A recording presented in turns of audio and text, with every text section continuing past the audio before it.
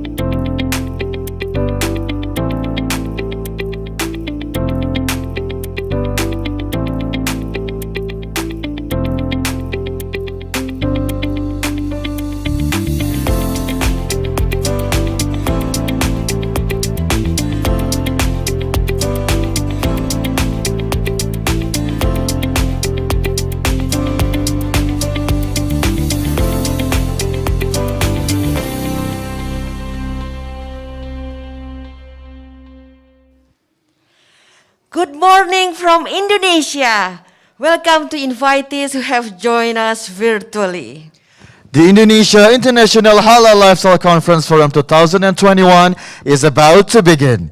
We will inform the procedures that we all need to follow during the event. Audiences are required to use the virtual background which has been prepared by the committee through the chat column. On laptop or mobile phone, keep your audio and also video camera on during the event. Kindly turn your audio off and ensure mute status. Kindly rename your account with format follows: name of institution, underscore, directorate of work unit, underscore, name of participants, or name of booking participants. Questions can be submitted through Q&A feature on your application. Please use the format name of participant, underscore questions addressed to whom, underscore your questions. Allow us to remind the COVID-19 prevention health protocols. To all of the crews on site, please keep a minimum distance of 1.5 meter to each other. Always wear a mask and strictly wash your hands. Always ready with hand sanitizer. Keep your body fitness and consume vitamin regularly. Please avoid sharing use of personal things. Remember the importance of health protocols so we can always be healthy and be productive. Distinguished guests, ladies and gentlemen, please ensure that you have the latest Zoom application installed, version 5.8.3. Upon entering Zoom, click the interpretation icon on the bottom of your screen. Choose English or Indonesian. Please click mute original audio if you just want to hear the interpretation. Bapak Ibu, pastikan Anda menggunakan versi terakhir Zoom, versi 5.8.3 setelah masuk ruangan Zoom. Klik tombol atau logo Interpretation yang terletak di bagian bawah layar Anda. Pilih English atau Indonesian untuk bahasa yang diinginkan. Mohon klik mute original audio jika Anda hanya ingin mendengarkan interpretasi.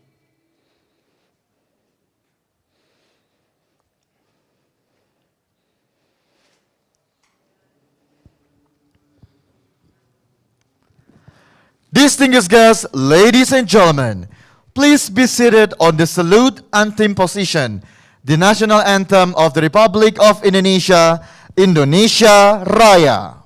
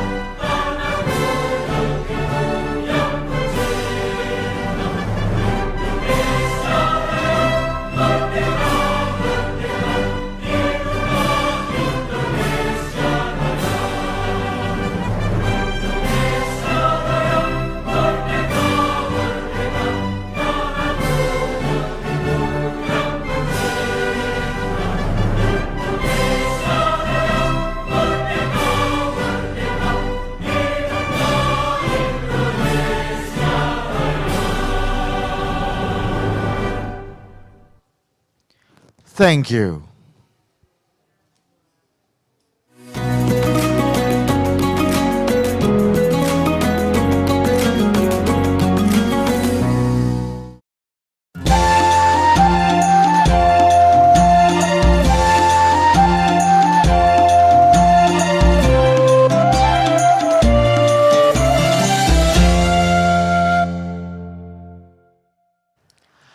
Assalamualaikum warahmatullahi wabarakatuh.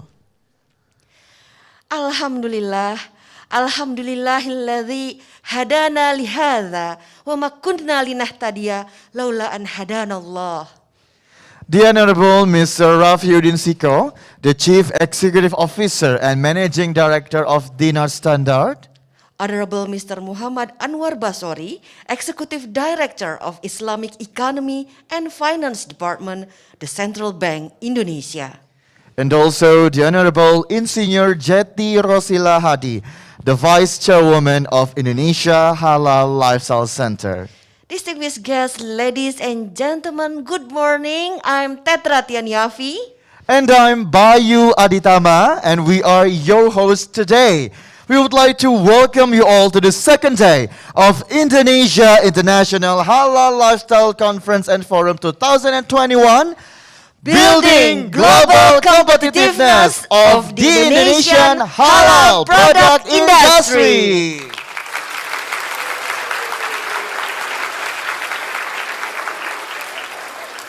Before we start, we shall hear the recitation of Holy Al-Quran and Dua by Ustadz Zikran Amar Muttalib LCMA, the Director of Al-Quran and Language Center Darul Quran Institute.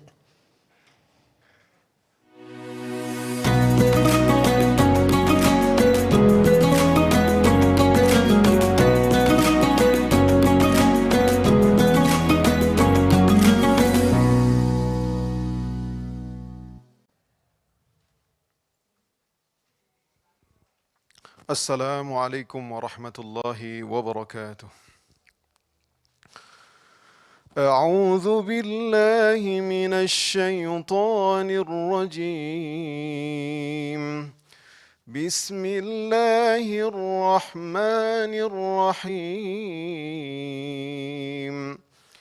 يا أيها الذين آمنوا كلوا من طيبات ما رزقناكم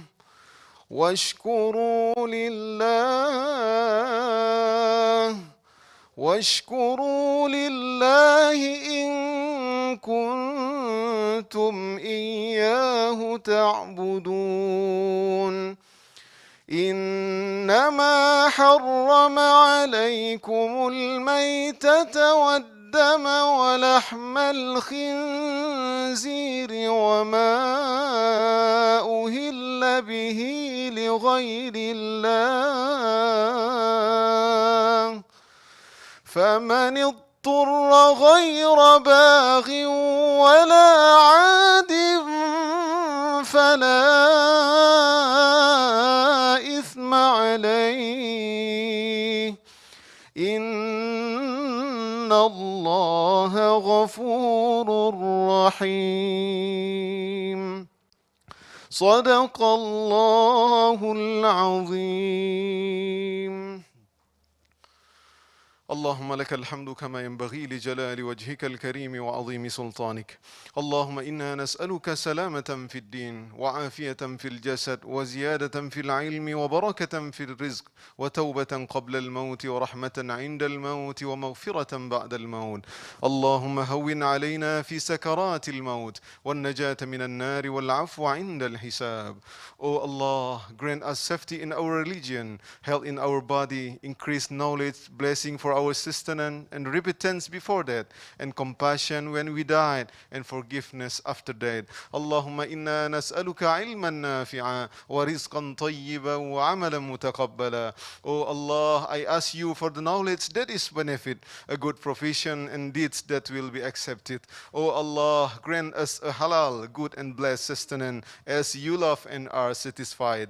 ربنا أوزعنا أن نشكر نعمتك التي أنعمت علينا وعلى والدينا وأن نعمل صالحا ترضى. رب اغفر وارحم وأنت خير الراحمين. Oh my Lord, forgive and have mercy. You are the best of those who show mercy. اللهم اكفنا بحلالك عن حرامك وأغننا بفضلك عمن سواك. Oh Allah, grant us enough of what you make lawful so that I may cast aside what you make unlawful, and bestow upon us your favor so that I may dispense with all but you.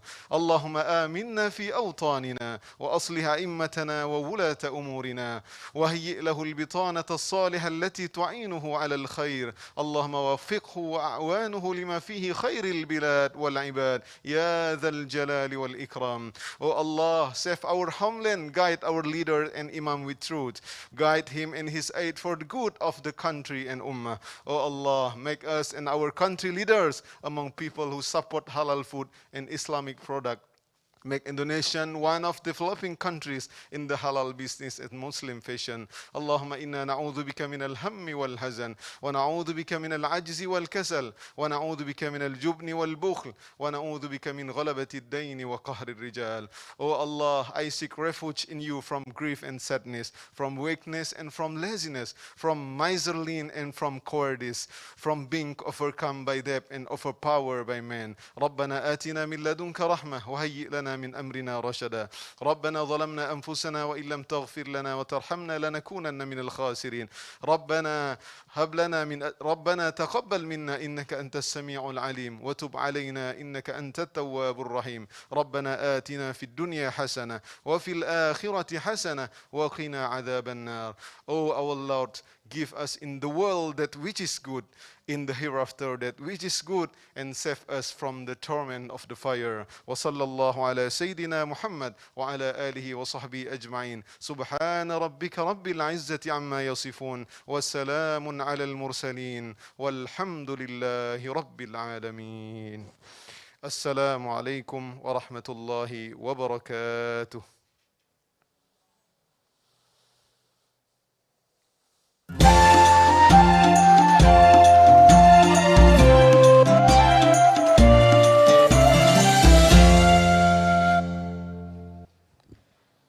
What a beautiful doa and recitation of Holy Al-Quran.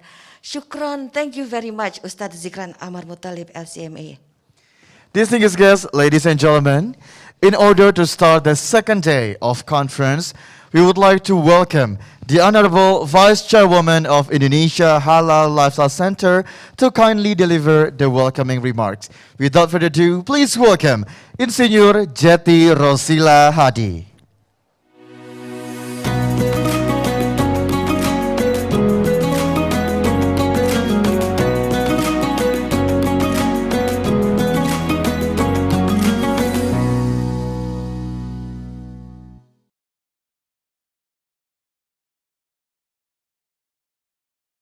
Bismillahirrahmanirrahim.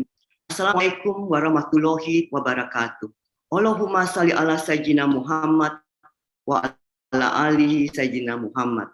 The Honorable Bapak Muhammad Anwar Basori, the Executive Director of Islamic Economy and Finance Department of the Central Bank of Indonesia, our Chairman of Indonesia Halal Lifestyle Center, Dr. Sabta Nirwandar, our partner, Brother Rafiuddin Sikoh, CEO and Managing Director of Dinar Standard, Honorable Government and Ministry Officials, distinguished speakers, Indonesian and international participants, friends from the media.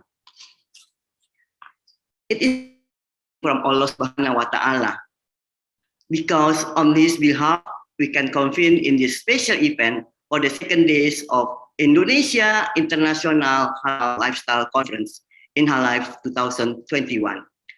Today's event, comparing to the first day of more into understanding the insight from the halal industrial players' point of view. Before I'm talking about our lineup speakers, let's take a moment to celebrate the launching of Indonesia Halal Market Report 2021-2022 yesterday. This report is launched by the Bank Indonesia in front of the Vice President of this Republic at this Excellency Presidential Place. Alhamdulillah Rabbil Alamin, we start seeing the light at the end of this COVID-19 tunnel. Instead of just looking forward for the economic rebound, Indonesia Halal Lifestyle Center, together with Dinar Standard,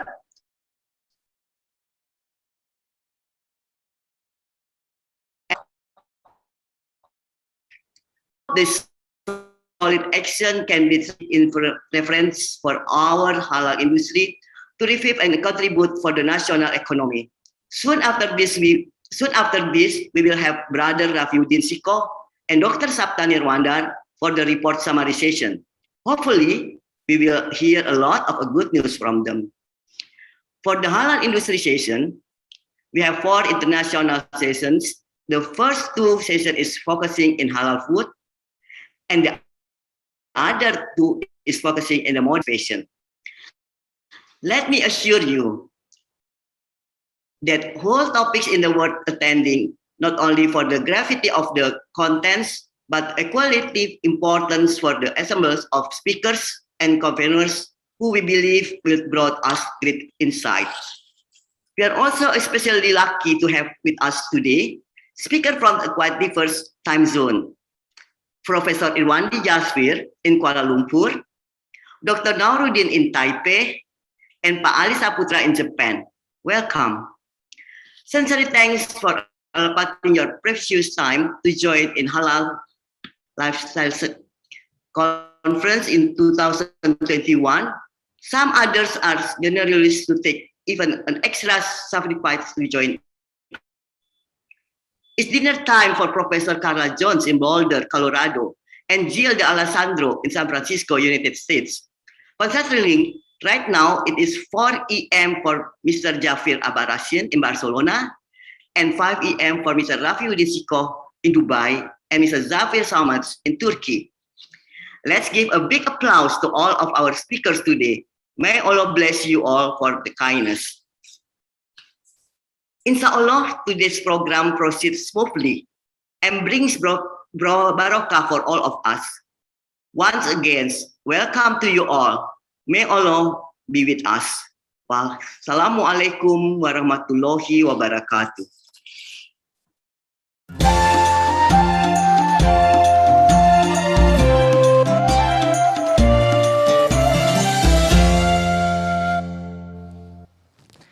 Thank you very much, Insinyur Jeti Rosila Hadi, for the welcome remarks. Distinguished guests, excellencies, participants, ladies and gentlemen, now we are going to listen to the keynote speech Mr. Muhammad Anwar Basori that will be delivered by Ms. Diana Yumanita, the Deputy Director Sharia Economy and Finance Bank of Indonesia. Without any further ado, Ms. Diana Yumanita, the screen is yours.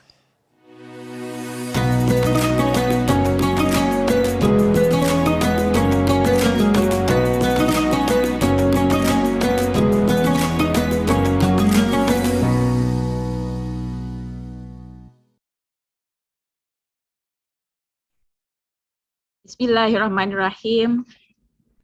Ladies and gentlemen, please let me to deliver Pak Anwar's speech for all participants. Honorable Chairman of Indonesia Halal Lifestyle Center, Dr. Sapta Nirwandar, Honorable Vice Chairwoman of Indonesia Halal Lifestyle Center and Indonesia Forum, Ibu Jeti Rosila Hadi, Honorable Chief Executive Officer and Managing Director of Dinar Sandar, Mr. Rafiuddin Sikoh, distinguished speakers, and all the conference participants, ladies and gentlemen, Assalamualaikum warahmatullahi wabarakatuh. Let me begin by praising Allah Subhanahu wa Ta'ala, God Almighty, for His blessings that we all could assemble here virtually at the Indonesia International Halal Lifestyle Conference 2021. Peace be upon our Prophet Muhammad Sallallahu Alaihi Wasallam, who had brought us from the darkness to the lightness, from the Jahiliyah era to the knowledge era. It is a great pleasure for me to deliver the keynote speech in this important conference. Today, we are going to talk about building the global competitiveness of the Indonesian halal product industry, halal value and supply chain on food, beverage, and modest fashion. The topic is indeed connected to our vision and strategy of establishing Indonesia as the hub of the world's Islamic economic and finance. Under current pandemic COVID-19, which has brought the world into a global economic slowdown, it is time to transform our thinking and develop a comprehensive strategy to transform the Islamic economy and finance as the new wave of economy and accelerate the economic recovery. Distinguished guests, ladies and gentlemen, the State Global Islamic Economy Report for 2019-20 and 2020-21 shows that Indonesia's position has experienced a rapid increase in the halal food sector.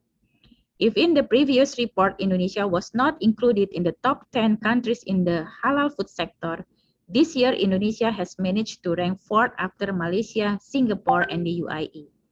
In terms of scores, Indonesia also experienced a significant increase from 47 to 71.5 in the 2020-2021 report. As the largest Muslim majority country, Indonesia has a great opportunities to become a major player in the halal industry. The prospect of this figure is reasonable enough as Indonesia has several endowment factors.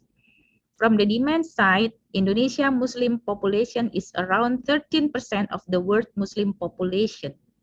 There are more than 28,000 Islamic boarding school or pesantren in Indonesia, which include more than 3 million Islamic students called santri.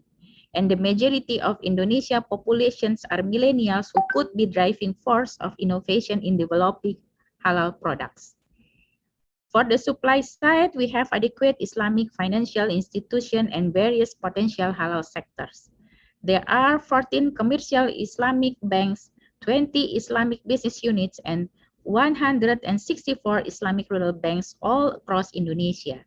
There are more than 4,500 Islamic microfinance institutions or Baitul Mal wa Tambil operating in Indonesia, which can be beneficial for halal sector as the source of financing. In addition to it, fashion industry in Bandung has a great demand from other countries such as Malaysia, and I'm very sure that many other regions would also have special advantages to be developed and become one of the source for economic recovery. This increase was mainly driven by an increase in exports of halal food and beverages from Indonesia to other OIC countries. Indonesia's achievement in the halal food sector have also boosted Indonesian position in general, from 5th to 4th in the world. The positioning of the national halal industry to the global shows Indonesia as a leader, especially in the halal food industry, whose share reached 13% of the world's total halal food consumption. So that, in our assessment, Indonesia halal food and beverage industry are robust. This led to the urgency of sufficient financing from the Islamic finance industry, emphasizing its role as the main sector of halal industry. This shows that opportunity for the halal industry in Indonesia has great potential. However, at this time, in general, Indonesia is still a market for these halal products. Indonesia still ranks first in the total consumptions of halal food and beverages, which is estimated to the world for 144 billion in US dollar in 2019. The largest food export to OIC countries are still dominated by non-Muslim majority countries such as Brazil, India, the United States, Russia, and Argentina. This phenomenon emphasizes that the great potential of OIC countries to increase the production and export of halal food and beverages to meet the needs of their fellow member countries. I would like to draw our attention on this matter. Indonesia as Muslim majorities countries should address that we can take the major part of each pie by the support of our own markets. Ladies and gentlemen, having said that, and after more than 1.5 years, the economy has been slowed down by the pandemic COVID-19, Indonesia and other countries should restart the economy. The national economy needs to move again by not only taking care of the business sectors that are heavily impacted, such as tourism and airlines, but also capitalizing new opportunities and trends. The development of Islamic economic and financial requires a comprehensive and integrative approach. In order to catalyze the development of the Islamic economy and finance as a new source of economic growth, National Islamic Economics and Finance Committee KNEKS, including Bank Indonesia, introduced the framework of Sharia economic and financial development as the guidance to develop Islamic economic and financial sector. The framework is actually the implications of the main pillars of the blueprint of Sharia economic and finance development. The pillar consists of 3 strategies. The first pillar is empowering Islamic economy through Islamic boarding school pesantren, Islamic MSMEs and corporates, manufacturing industry of food, fashion, cosmetic, tourism, and pharmacy, along with halal industry campaigns leading to the halal value chain ecosystem.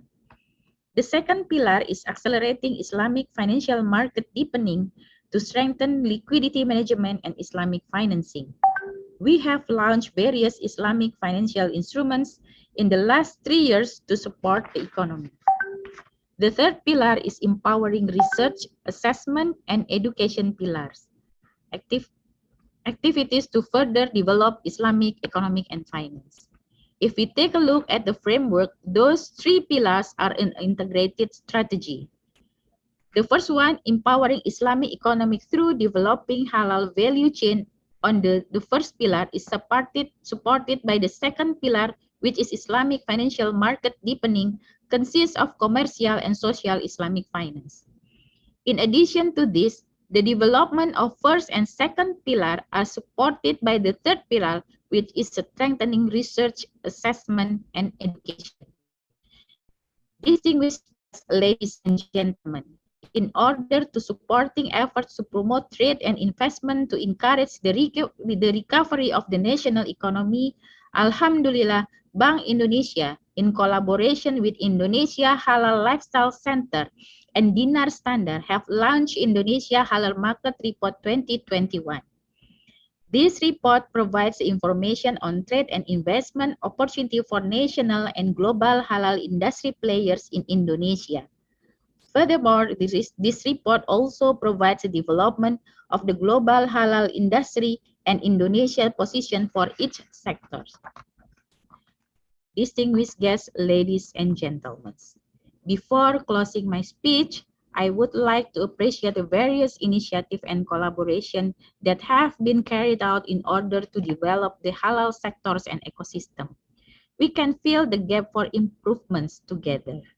We will strongly support various Islamic economic and financial development initiatives since it has become our commitment that had been outlined in the blueprint of Islamic economic and financial development towards Indonesia as a hub of the world Islamic economics and finance in 2024. Lastly, I would like to put some highlight regarding this event, Indonesia Syariah Economic Festival, or we call ISEF. ISEF 2021 is not just a ceremonial activity. It also consists of various activities, webinar, exhibition, business matching, and business coaching were held in order to build and develop an international halal value chain ecosystem. The attempt for recovery from this pandemic requires not only innovative strategies from the halal industry, but also creative support from the government. Bank Indonesia committed to increase the role and contribution of Islamic economy and finance globally and nationally, especially in the halal industry. The Indonesia Halal Market Report is not only a report about Indonesia's position, but also consists of reference to further galvanize Indonesia Islamic economic growth through trade and investment opportunity that have been provided. That's all from me. I hope that today's conference could be a catalyst in developing Islamic economic and finance, especially in halal food and Muslim modest fashion, which will benefit the welfare of the people and this country. I wish you all having a fruitful conference. May Allah subhanahu wa ta'ala bless up to keep initiating and implementing constructive ideas and policies in Islamic economy and finance for the sake of the ummah in the world and hereafter. Wabillahi taufiq wal hidayah. Wassalamualaikum warahmatullahi wabarakatuh.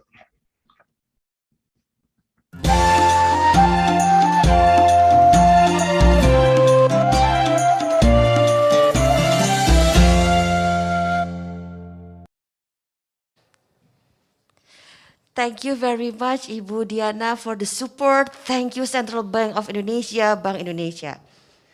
Distinguished guests, ladies and gentlemen, we are now continuing our conference to the next agenda. That is to hear the report summary of Indonesia Halal Market Report 2021-2022, which will be delivered by the Chairman of Indonesia Halal Lifestyle Center, the one and only, the Honorable Dr. Sapta Nirwanda, and also the Chief Executive Officer and Managing Director of Dinar Standard, Mr. Rafiuddin Siko.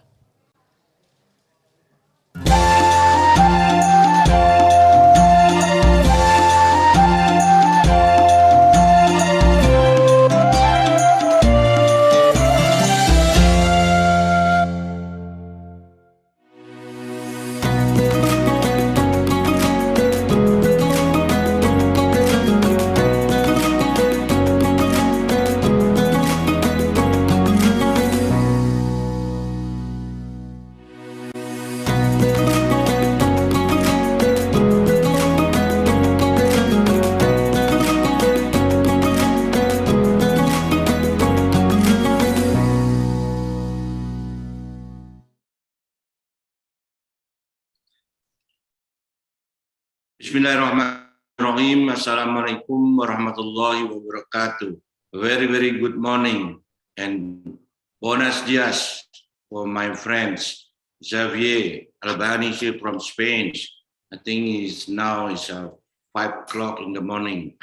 Thank you for supporting this program, Xavier.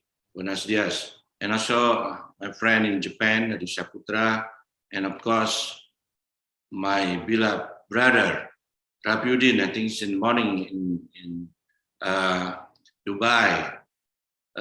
Yes, Brother Rabi, I start first for this report.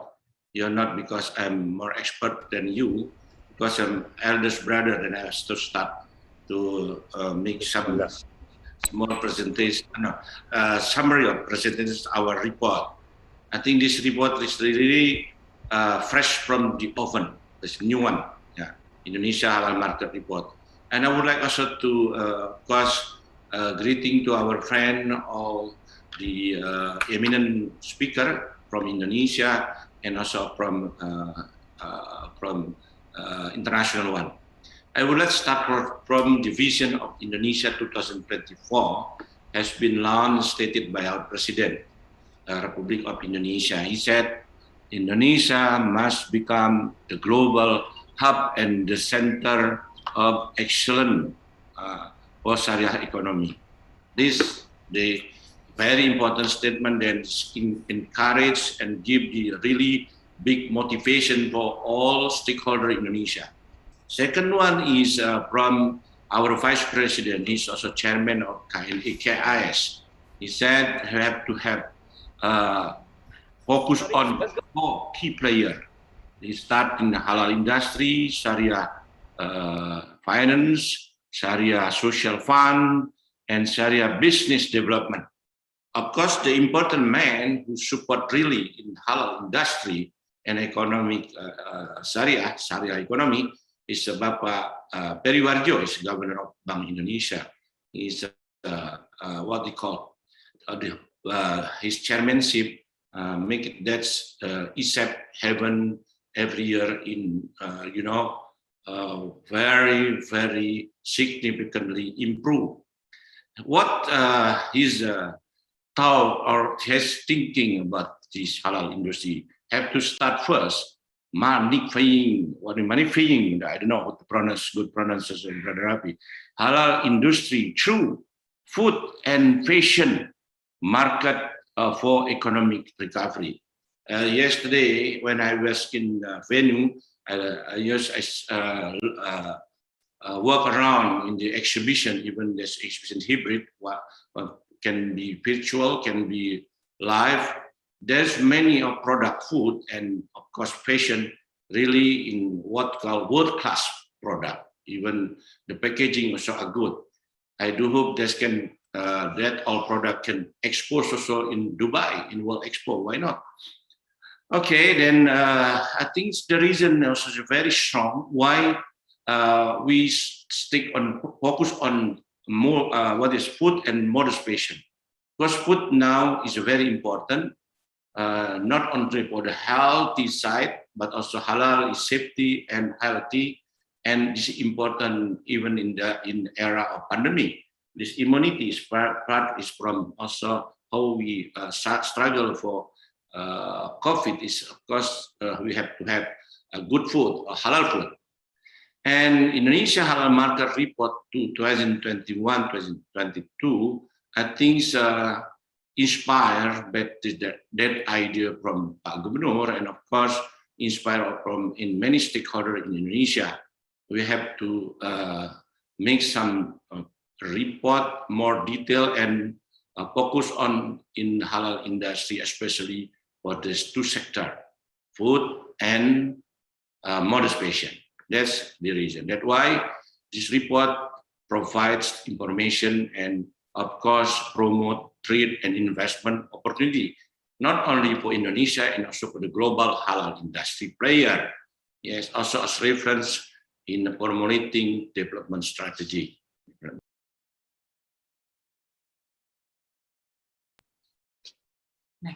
Next.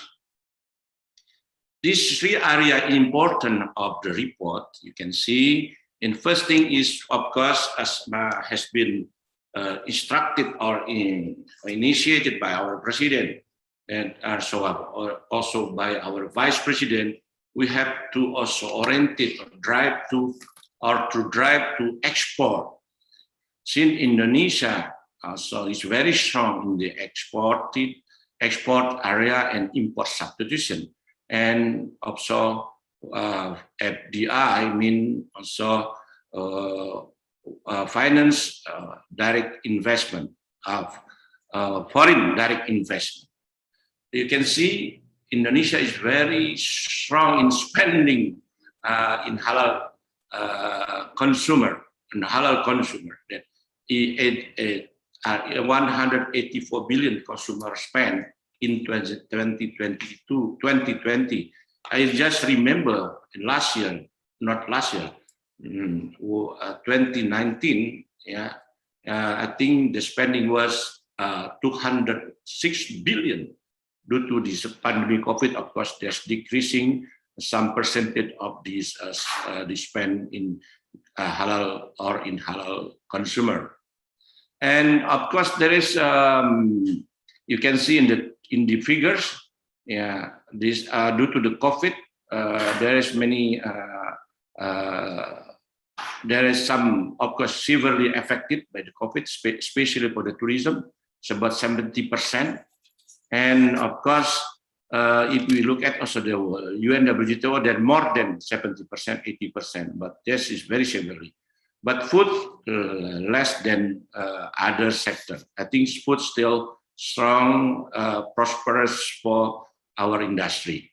That's why we try to stick on the food areas and of course in some modernization, of course also cosmetic one. Next step, yeah. Next, yeah. This is the our competencies. You can see largest halal consumer in Indonesia is about 11 or 12%, and we have also key player globally. We do hope more and more global player. You can see and the figures: Mayora, Kalbe for the pharmaceutical, of course Indofood, and the other thing. But the numbers, the rank, Indonesia is still number 9, and only just 3% contribute to the export, especially to the IC. I think we have to improve the condition, this especially for the ecosystem of halal foods, halal supply chain from farm to fork. I think we have to improve how to improve, and then the strategy that our brother Rafi will explain you later on. And then the last also important is limited Islamic finance convergence with other economic sector. Yes, you can see until now, as my knowledge, Bank Syariah just contribute to the compare with conventional bank at just about 7% and 7.5%. That means still many room to grow about how to mix, sector yield and financial convergence that together, and in order to increase incrementally export our product and services. I think that's our homework, and of course, all stakeholders must be synergized or berjamaah in order to really together to make an Indonesia as what our president and the vice president would like to have in 2024. Indonesia will become really the hub for the international economy and financial, and of course, including halal industry. Brother Rafi, now time for you to explain more detail and more precisely about this report. Yes, thank you so much. And then we miss you in Jakarta. Normally you're in Jakarta since the beginning of ISEP, you've been in Jakarta. And then this year only we miss you in in GCC. Yeah, maybe next time you will explain live in Jakarta again. Please, brother, your turn. Thank you. Thank you, Pasapta Nirwander. Assalamu alaikum wa rahmatullahi wa barakat, everyone. It is my pleasure and honor on behalf of the whole Dinar Standard team to once again contribute to Indonesia's Islamic or halal economy ecosystem development. And we are humbled to be partnering and collaborating with our dear colleagues at the Indonesia Halal Lifestyle Center. And we're also grateful for Bank Indonesia to have supported this work. Once again, thank you, Pasapta, for introducing this latest report that we have produced jointly. And I will now continue, ladies and gentlemen, on the presentation that Pasapta started about the report.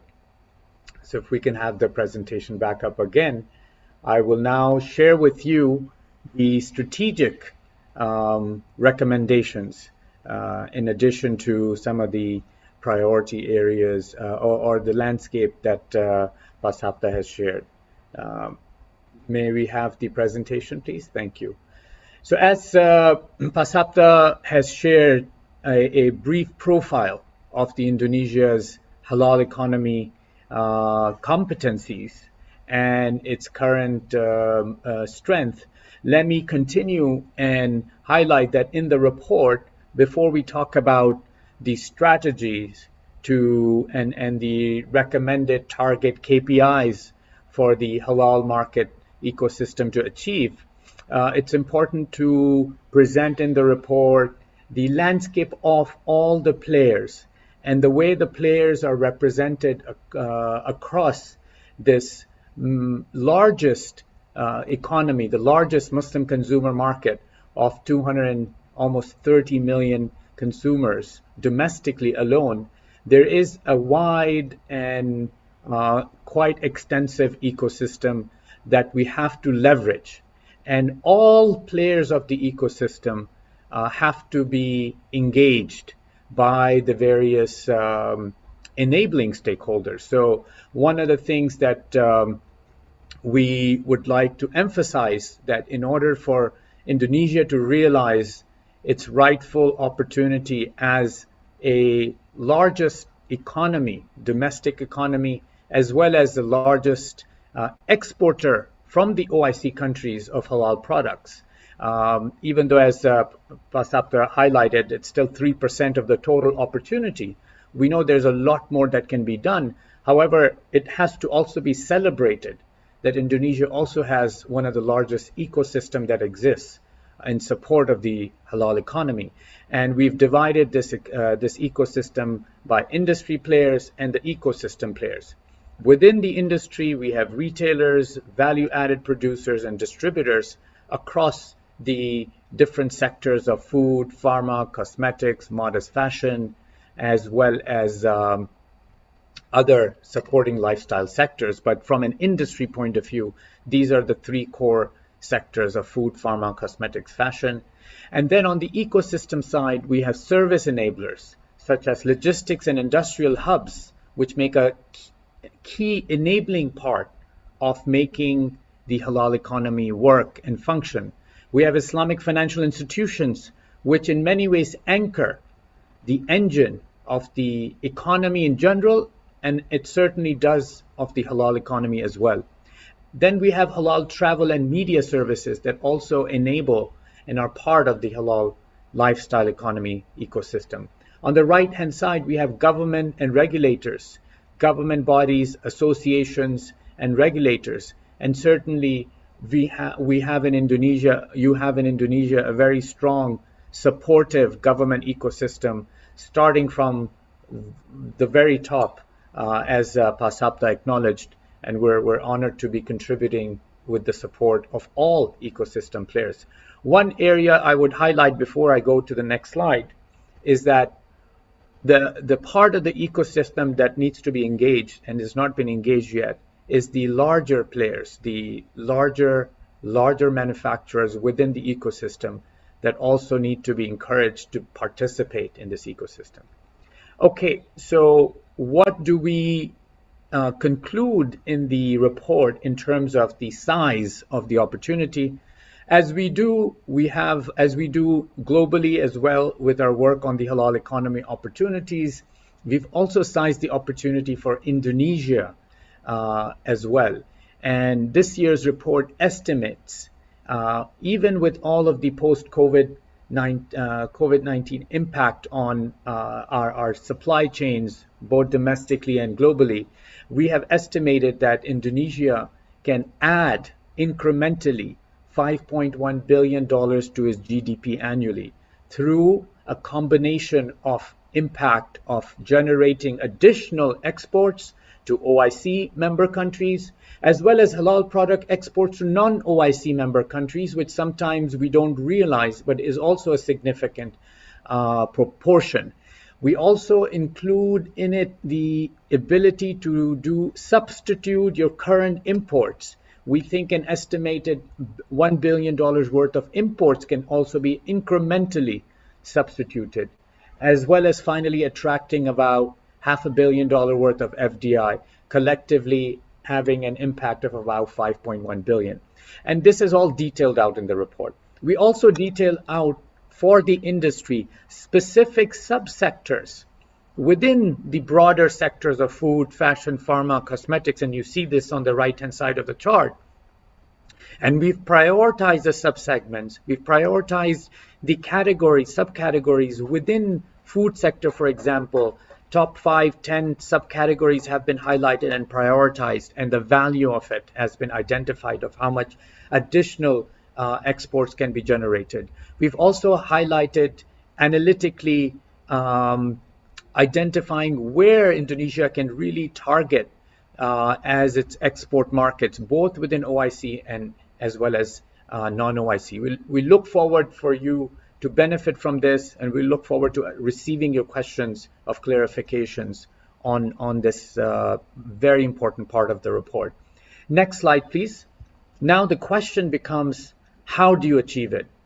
And how can all of the stakeholders work together or independently to enable achieving this growth? Obviously, there is a benefit and interest at a government, federal level, national level, but there's also benefit at the industry level.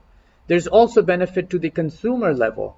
And I think in order to achieve all of that, the report presents a strategy assessment, first of all, looking at the strategic strengths that the Indonesian halal economy has, as well as areas of improvement and areas of challenges to address.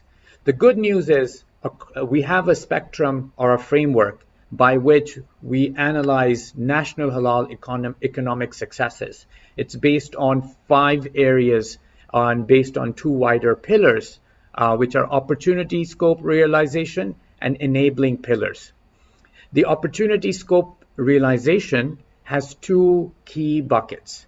So for Indonesia to succeed in the halal economy, it needs to first of all drive globally differentiated proposition in order to capture the exports, in order to drive the export KPI that we have identified. Secondly, it also needs to drive domestic proposition. So there is a domestic market that you can serve better when it comes to halal market opportunity vis-a-vis import substitution, enhancing the domestic capabilities, job creation, so forth, and attracting foreign investment. So these are the 2 ultimate pillars that Indonesia has to drive, supported by 3 pillars. One is government commitment, production capabilities, and operational support ecosystem. On the left-hand side, you see our assessment of how Indonesia is performing today on each of these 5 pillars, and there are additional sub-pillars within each, and I will not spend time on this right now. The report details out our assessment of how Indonesia is performing today, and perhaps these are areas for various industry stakeholders and government stakeholders to enhance. The good news is we already have good strength in this in these areas as Indonesia's ecosystem. Now, if we go to the next slide and perhaps the final slide, I'd like to now share with you, using this framework, what are the specific strategic recommendations of what specifically each of the stakeholder, which is, as you can see in this chart at the bottom, first of all, the stakeholders being government agencies, the stakeholders being the large and medium corporations, the stakeholders being industry associations, the stakeholders being investors. So what can each one of you do for your own benefit as stakeholders, which will impact the collective objective of realizing the goal one, which is boosting GDP by $5.1 billion through incremental exports, FDI and import substitution. And goal two, to developing enabling pillars that will help the full economic potential of the halal economy to materialize. So we see a wider vision that the halal economy for Indonesia can be the engine of Indonesia's macroeconomic growth, as well as a influencer globally, where Indonesia can champion and be the role model of a Sharia economic system that is enabling positive impact in its society, positive impact through equitable financing, positive impact through halal, tayyib, i.e. Fair and healthy and sustainable food and other sector economies. So this framework and this report, to conclude, presents 7 specific priority areas for each of the stakeholders to look at, to address, and I believe very strongly in the potential of Indonesia's domestic market that already exists, but I'm very excited about the energy across all stakeholders, the entrepreneurs, the investors, and most importantly, the government ecosystem that is championing this opportunity. I think this bodes tremendously well for the domestic Indonesians, the Indonesians worldwide, as well as the Ummah in general, where a leading nation of the Islamic economy is driving this opportunity. With this, I thank you, and I thank Pak Sapta, I thank Bank Indonesia, and all of the stakeholders. Jazakumullah khair. Rafi, I just would like to ask you, since I think in the report, or since the theme of the ESEP 2021 is related to the food and fashion market for economic recovery, there is a good signal for food, or the KPI of food Indonesia. I just read our report, then food now is very important, increasing the 2021 globally for Indonesian sector, food sector. What do you think? Well, there is a good signal for Indonesia, especially for the food sector. I think in the report we mentioned, yes, there is a very good numbers of the contribution from the food sector. Absolutely, thank Pak Sapta. As you highlighted in the beginning, the report mentions that both as the consumption market, it's halal food domestically is the largest portion of the consumption market within the $184 billion space, as well as the largest portion of your exports of halal products. So you already have a strong base of food producing champions. And I think if you see in our strategic framework, in that last framework slide that I shared with you, there are 2 ways you can drive the export of halal food as well as the industry in general from Indonesia. One is to identify and capture the trade opportunities. And today, because of the COVID-19 impact, there is tremendous disruption of supply chain. All of you who are involved in exports and trade and industry in any way, shape, or form know that there's tremendous disruption in the global logistics ecosystem. This is creating opportunities for Indonesia to go beyond and expand its current 3% share of the halal products trade.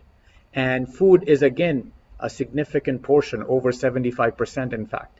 And so we completely agree, Pak Sapta, for that reason that you mentioned. But to be specific, you have a strong domestic production base. You have major champion companies that we have identified in the report.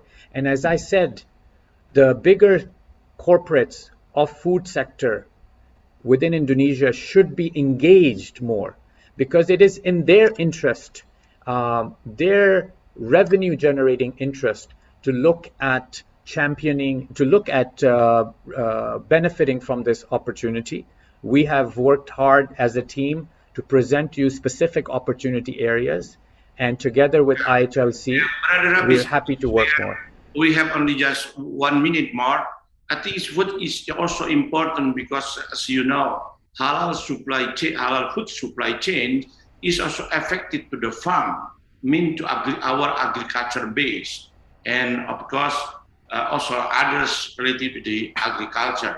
That means if this food can drive to export, then also the agriculture will also driving more in what improvement of this in the agriculture sector, because this is related farm to manufacture and of course to the export. Yeah, just your comment. Absolutely. The food ecosystem is huge. It's a huge job creator. It's a huge driver of FDI.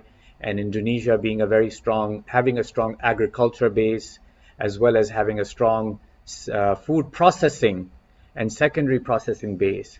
I think, again, we have looked at over 63 subsectors across food, pharma, and cosmetic space for Indonesia, and identified the very specific sectors where there is the biggest opportunity for halal exports.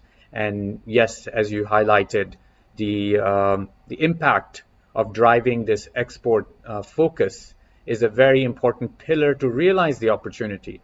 Again, to emphasize and to conclude from my side, we have a domestic which is based on the 230 million consumer market, but as highlighted, there's also a 200 plus trade opportunity, of which Indonesia only has 3% today.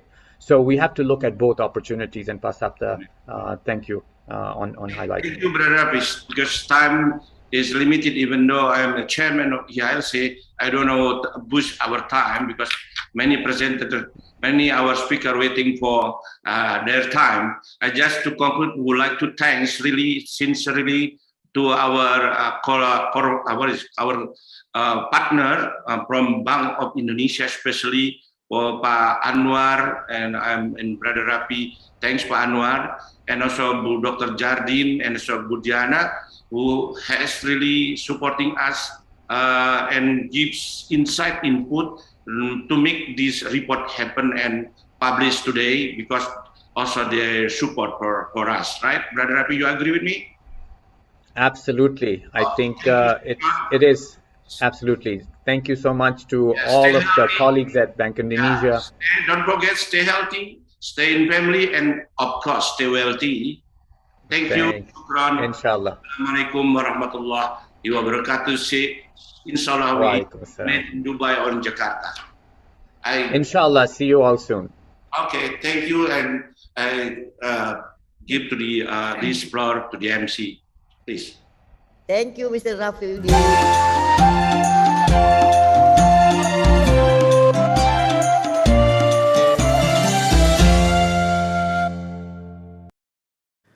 Distinguished guests, ladies and gentlemen, that was the report summary of the Indonesia Halal Market Report 2021-2022, delivered by the chairman of the Indonesia Halal Lifestyle Center and also the Chief Executive Officer and Managing Director of Dinar Standard, the Honorable Dr. Sapta Niwandar and Mr. Rafiuddin Siko. Thank you very much, sir. Excellencies, ladies and gentlemen, now we will hold the photo session. Kindly be invited the Honorable Insinyur Jeti Rosila Hadi, Honorable Miss Diana Yumanita, Honorable Dr. Saptani Dewandar, Honorable Mr. Rafiuddin Siko, and also to all of our honorable guests, kindly turn your camera on and let us give you the cue. I will count until 3. Are we ready? 1, 2, 3. All right, thank you very much, very much. Excellencies, Thank you. distinguished guests, participants, ladies and gentlemen. Distinguished guests, ladies and gentlemen, now we are in the main agenda that our conference on theme of first session on halal food. We are going to discuss regarding the map of the halal value chain ecosystem in the food and beverage sector in the post-pandemic. In order to lead this session, kindly be invited the Head of Division of Economic and Industrial Research of the Ministry of State-Owned Enterprises of the Republic of Indonesia. Distinguished guests, ladies and gentlemen, without further ado, please welcome Ms. Sita Rosdania, PhD.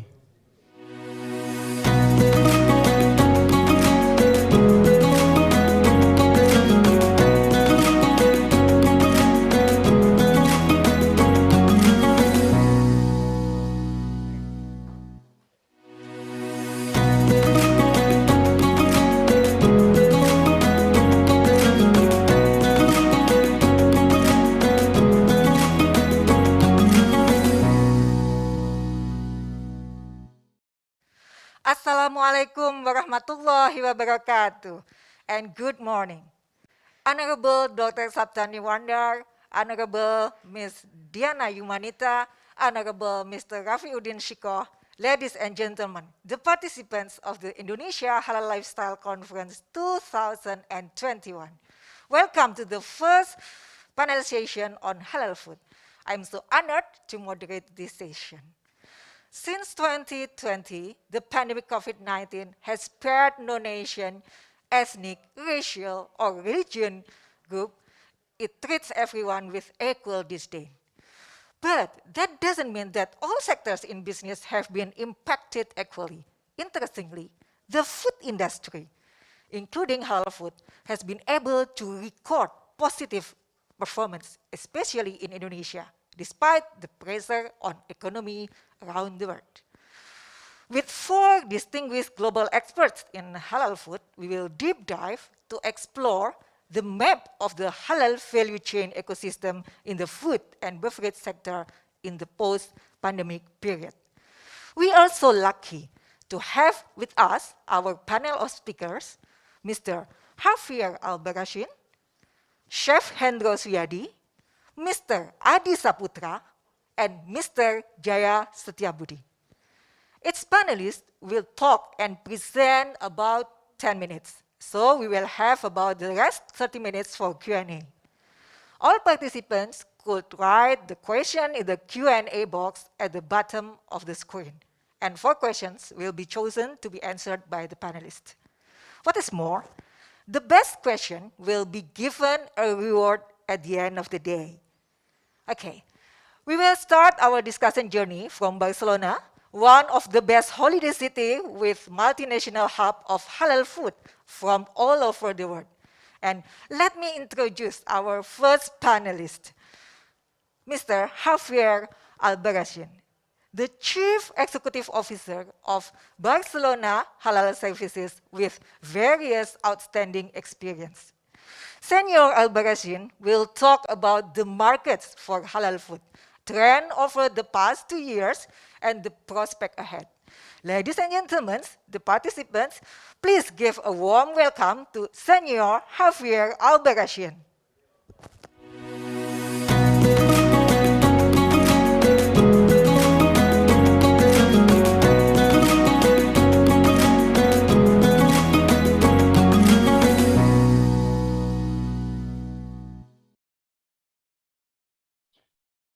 Good morning, everybody. Selamat pagi. It's a pleasure to be here participating in this in such an international event. Thank you very much to the Indonesian Halal Lifestyle Center, first of all, for allowing me to join and try to understand altogether what are the main challenges that we are facing in today's context, in today's uncertain context, especially for the food halal sector. I'm going to share my screen so we can have an idea of what are the main challenges that we are facing in today's context and what has happened recently in the last couple of years. Well, what we are seeing in the last years is that we are living in a context, in a world which is really facing different new accelerating factors. We are living in a context of immediacy. Everything has to be answered quickly.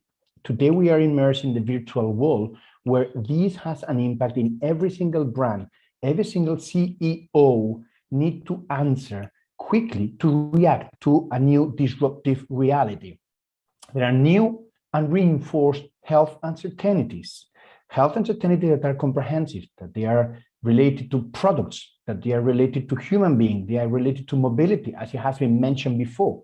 And this definitely has an impact on food insecurity. So what we are seeing is that there has been some events that have accelerated rather than disrupt the previous tendencies that we were already seeing, which is revaluing the security as a broad concept in today's general economy, but especially in the food sector.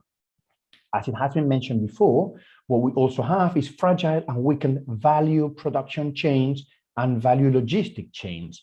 And this is redefining where do we produce, where do we sell. More and more relevant is where are the consumers, and less relevant is where are you producing. This has been mentioned before because it brings opportunities, and we will see later, for import substitutions, as Rafi Houdini has mentioned before, which open new venues of possibilities for the halal consumer market. We are overwhelmed by the digital impact. This is something that we cannot still digest. We're still working on it. See how we can define and also digest, use in a proper way all the overwhelming digital tools that we are having around, from blockchain to apps, from webinars to e-commerce or B2B platforms. We are also in a world that, unfortunately, we are seeing opportunistic business people enter into segments, and the halal one might be one in which they are not familiar with that context, but they see that there are business opportunities, so they jump into that sector, and that might bring sort of fake business, sort of fake products. So again, going back to the security and the broad concept of the products halal, certification is a must. But it's a beginning, and we will see it later. Certification, halal certification, is the beginning of today's demand.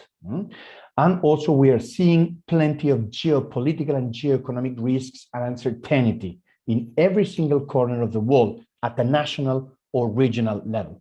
So here what we are seeing is that trust is re-emerging. It has always been a key factor, but trust is re-emerging as a key value attached to people and products, definitely.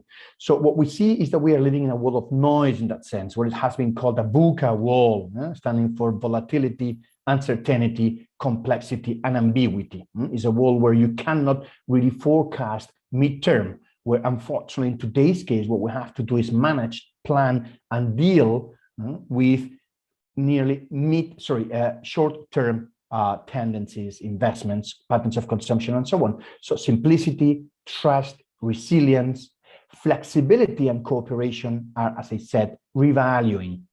Trust, especially, flexibility and resilience are key. And the Muslim population itself is evolving. It's evolving in the last years. It's becoming more global and diverse. It has been mentioned slightly before, but there is a growing potential of the consumer, but at the same time of the producers of the Muslim people, which is in non-Muslim majority societies. And in fact, are those brands in non-Muslim majority societies who are also really becoming global brands in the Muslim-friendly consumption. So it's a much more global and diverse. Muslim population is getting younger. In the average population from Muslim background, Muslim belief is younger. that makes it inevitable digitally connected. And these two factors that the COVID has made it much more digital, but at the same time that these patterns of consumption, these patterns of production, these patterns of relating yourself to the world having less than 30 years old makes you digital native. So that digitality is a key reinforced accelerated factor that we have to take into account when talking about halal brands. This population is more urban, more middle class with more purchase capacity. And I might be talking about Jakarta, might be talking about Singapore, Dubai, Istanbul, but London, but Barcelona, but Paris, but Chicago, but New York, okay? And much more connected to global values, environment, sustainability, which is a broad concept that goes from kilometer zero consumption, that I said again, is a new revalued tendency that brings possibilities in the Indonesian market for Indonesian products, not only because of the disruption of global chains, but also because there is a global reinforcement of the feeling of belonging, of consuming nearby products. Health issues, so there is this global concern that is also embedded in today's Muslim consumers and Islamic values.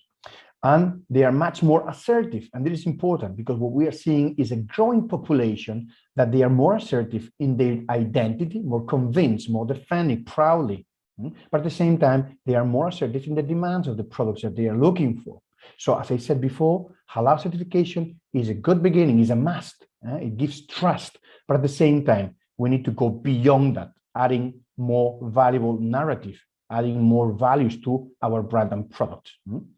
So what we will be seeing is that this global consumption of halal products will grow inevitably. We'll have to grow in terms of the total quantity of population looking for that, but I say again, in a way, a qualitative increase of that demand. This is important, and as I said before, has been mentioned, it's not the same addressing and building trust to Muslim consumers who are based in Muslim majority countries, case of Indonesia, case of Turkey, case of the Emirates, case of Malaysia, than addressing consumers that are being religious minorities in other places. Because for them, this halal certification has different implications. It really is another type of product. You cannot give for granted that the product that you're having in front of you is halal certified.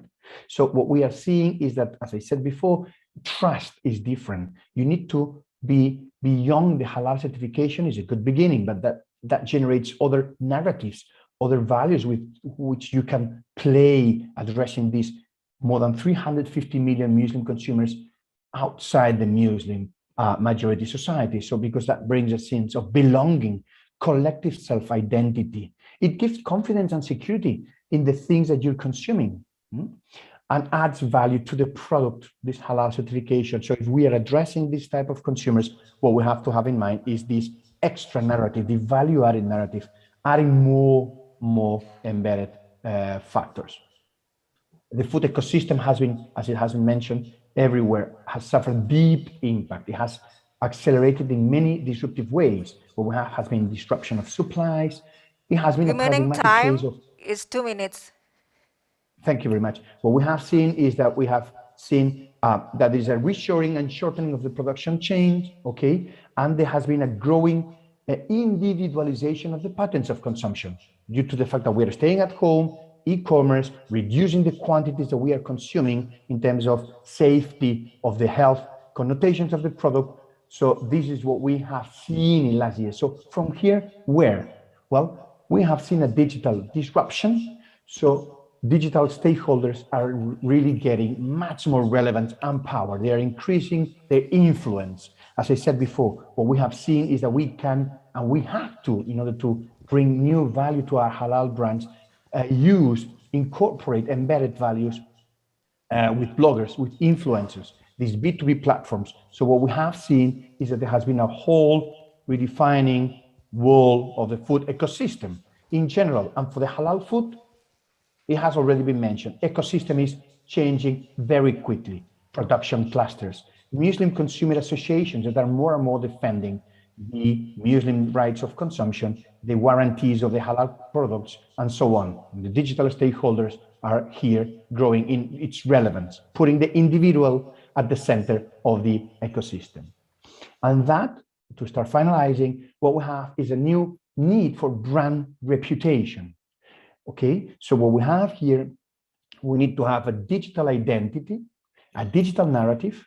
We have to go online, but adding this fluent connection, fluent interaction between the brand and the consumer. This is going to be a must because there's a growing demand. They will ask, consumers will keep on asking, what is this halal certification? What are the values behind that, social, economic, environmental? So they have to be local brands, meaning going global in terms of brand, but getting more local in terms of influence, in terms of adapting to the global diversity, to a huge diversity of the Muslim consumer. So local brands are the new trend. More public exposure of these brands. So they will have to bring this narrative, being quick in answering, and also in today's context, I would definitely argue that in those campaigns, in those products, in those addressing to the Muslim consumers, especially the young ones, as I said before, a touch of sense of humor, it's always welcome. Constructive and safe sense of humor in today's context is always welcome. Here, just a couple of pictures in which we see that there's a growing diversity and complexity of the halal concept. Not only the certification itself, it's the beginning of the new values, of the new trends. And to reinforce trends in halal consumption, this is my last slide. What we have is a globalization of consumption, but at the same time, a localization of the demand, of the values, of the visibility, the narrative of the brands. Regionalization of the production that brings new possibilities. It's not anymore globalized, it's getting more regional production change. Sophistication of the demand. Brands from non-Muslim countries are increasingly key players, and they are very valuable in terms of their marketing and their access to new channels. Digitalization is a whole process, and security as a total factor. Thank you very much. Terima kasih. Muchas gracias from Barcelona.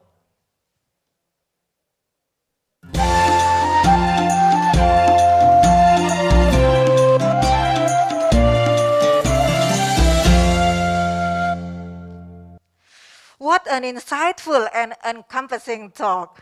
Gracias, Senor Albarracin. Indeed, the talk is winning the hearts of the Muslim consumers. And from Barcelona, we go to Indonesia. Let me invite Chef Hendro Suyadi to talk about halal food and beverages, global trend and innovation. Chef Hendro has more than 25 years progressive experience in culinary business, and he is the Chief Culinary Officer of PT Kokikit Indonesia Technology. Ladies and gentlemen, participants, please give a warm welcome to Chef Hendro Suyadi.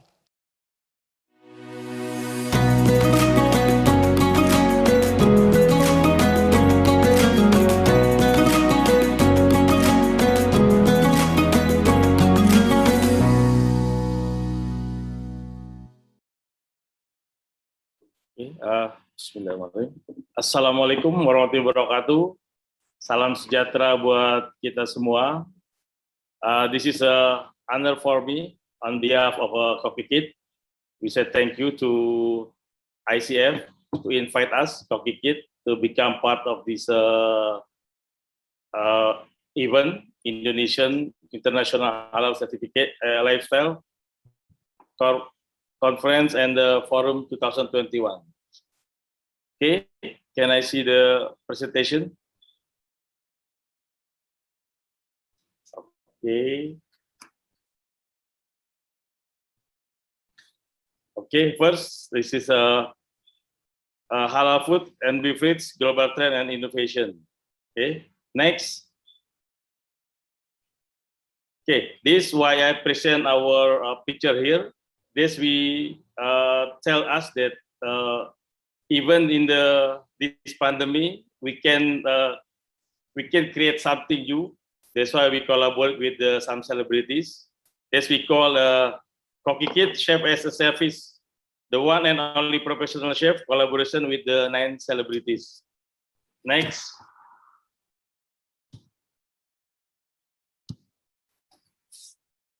Okay. Next. Okay, this is my experience before I joined the Kokikit. some experience as a national international chains, and then some in the cruise ship. Next. This is the award recognition that I get. Of course, I will improve that the product. Next.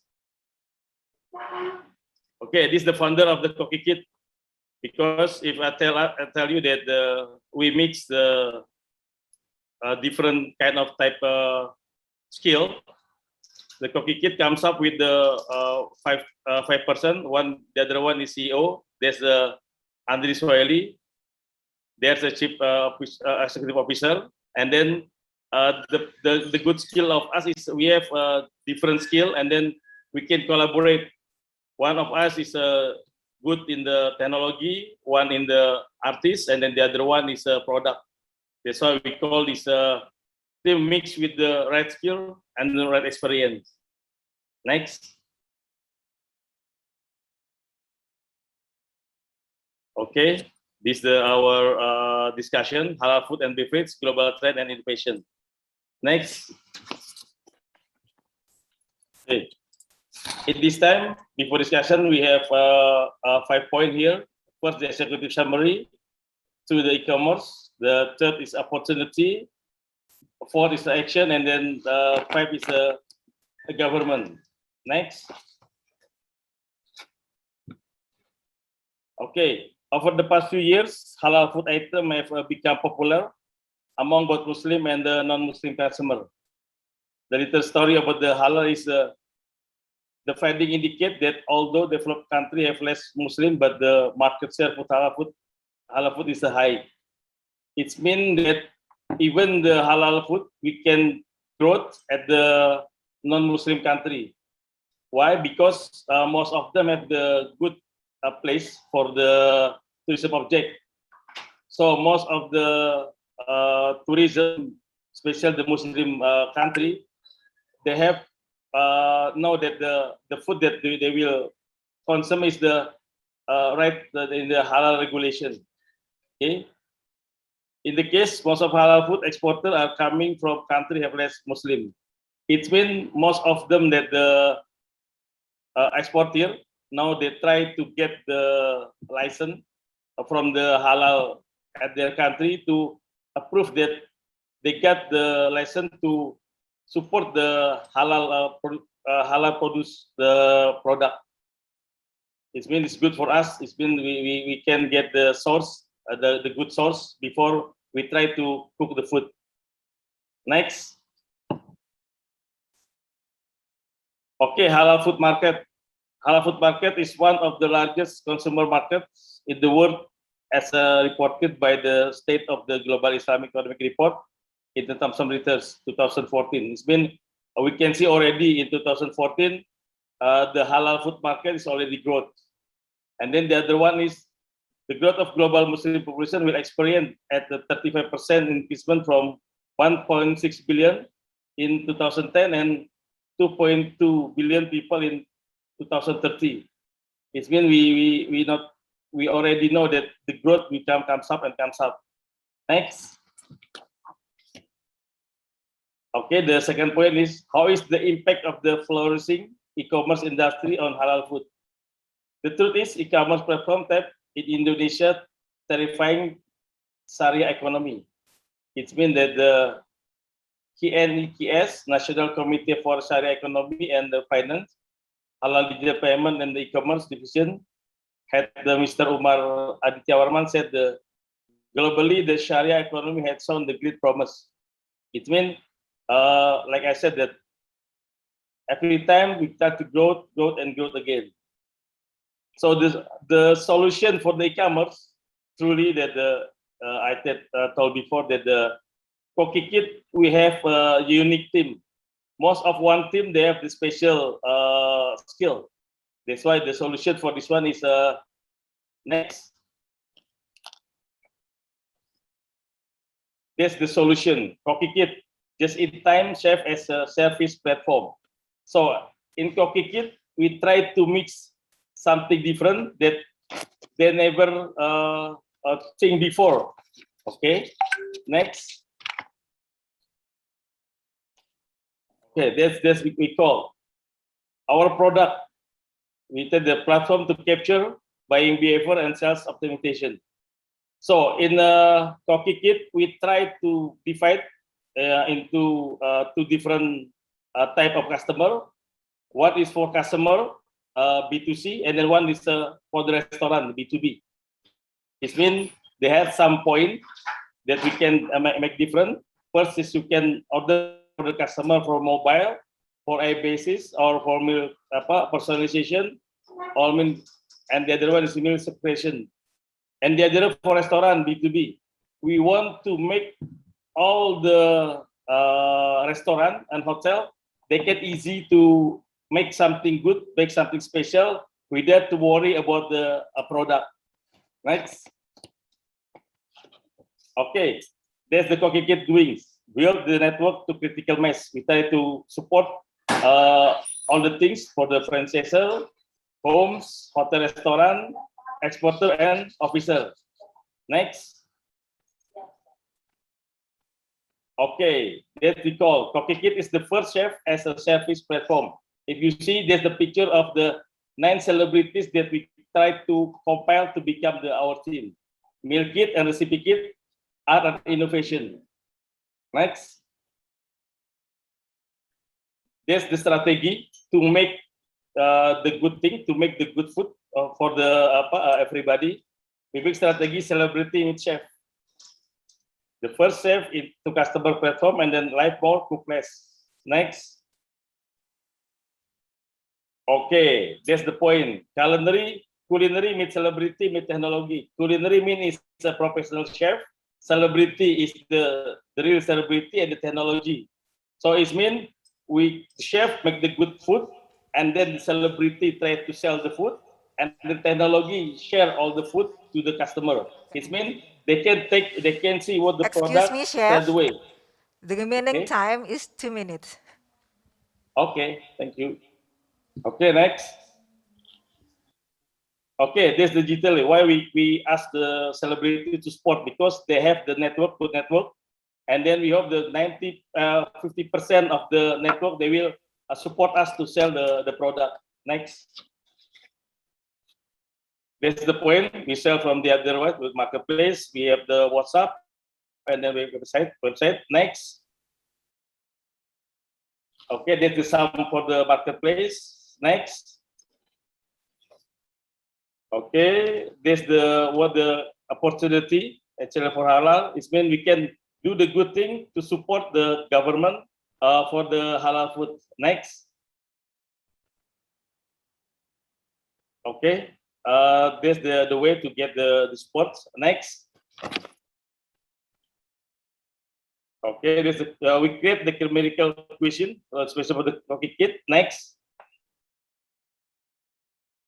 Okay, this is the kitchen that we have to support our product, especially the central kitchen. Next. Okay, this is the thing that we do. We have the good ingredients, supplier, cooking method, and delivery method. Next. Okay, that's the thing that we share. The celebrity endorse for the restaurant and the customer, the celebrity meal. We have some product. Most of them is support by the celebrity. Next. This is the product we serve regarding the condition of the pandemic. They can eat, and then straight away they can reheat the product. So we ready for the meal kit, ready to eat. Next. Okay, the other one. Next. And then the government support. Next. So this is the good thing from the government, because we got the news, the program for BPJPH. This the program is sehati, sertifikat dan halal gratis untuk 50.000 pendaftar. It means the government totally support us, the UMKM, to get the easy way to get the certificate halal from the government. And then the other one we can check from the web is si halal. So it's means easy for us to get the certificate from the government. That's all. That's our presentation about the FNB, and we hope the Indonesian can support the UMKM, especially for the growth the halal product. Thank you very much for this time. Hope we can work together. See you soon. Wassalamualaikum warahmatullahi wabarakatuh.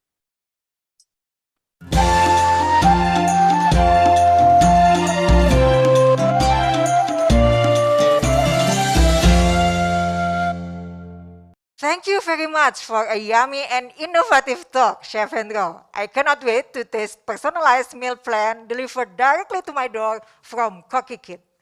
And for all participants, if you have any question, do not hesitate to type your question in the Q&A box. Ladies and gentlemen, participants, let's meet our third panelist, Mr. Adi Saputra. He is a PhD candidate in hydrogen energy system in Kyushu University, who also is the founder and the chief operation officers of Den Bagus, which runs the first halal vending machine in Japan. So, Mr. Saputra will discuss about halal product trends in non-Muslim country. Adi Saputra-sang, the screen is yours.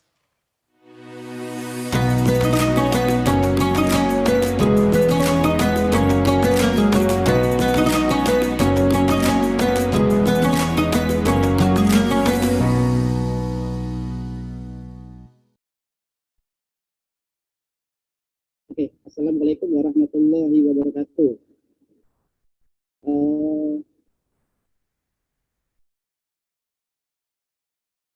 What is the PowerPoint, please?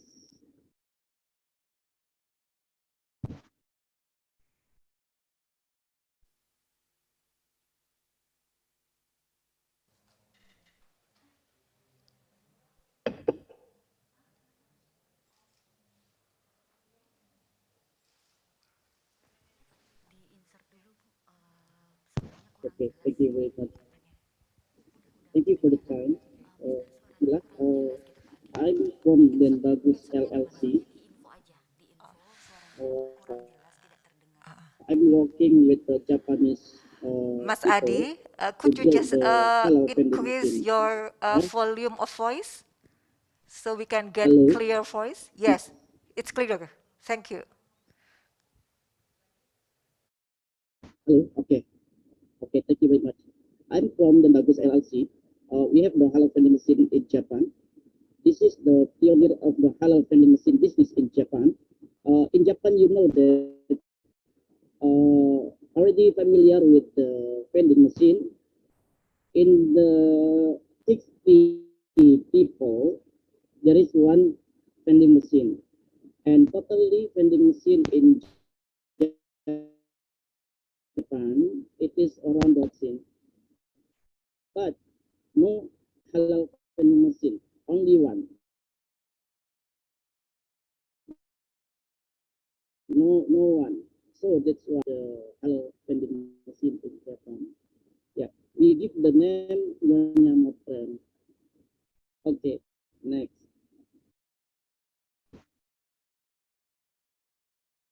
What I want to talk today, there are 4 points. The first point is about the condition of the halal food market in Japan. And the second one is the growth of halal food market in Japan. And then trend of halal product in the post-pandemic. And then the last one is what is the opportunity and the challenge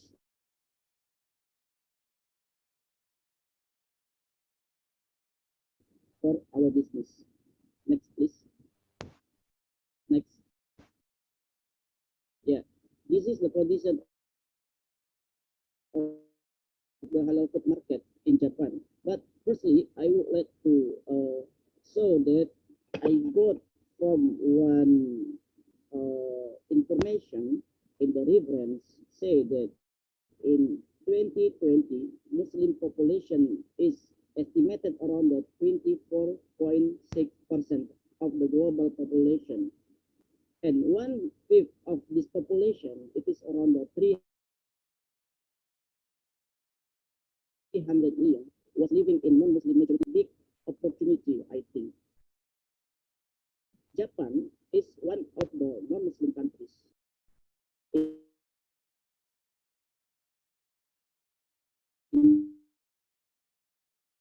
In Japan, the Muslim maybe, and right now the Japan's Muslim population number it is about 200,000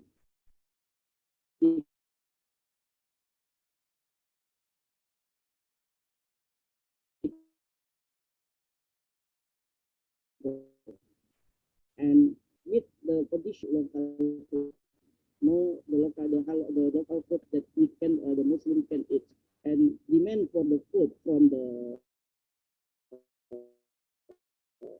their country of origin, something like the resident in Japan that live from Indonesia to Malaysia, Bangladesh, they miss with their food from their country.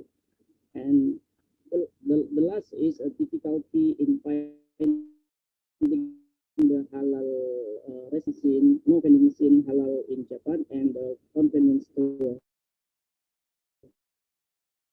It is the condition of the halal food market in Japan. Okay, and then next.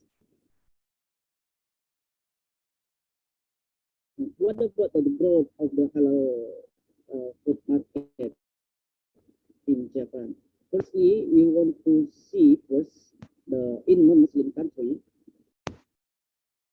the global Muslim population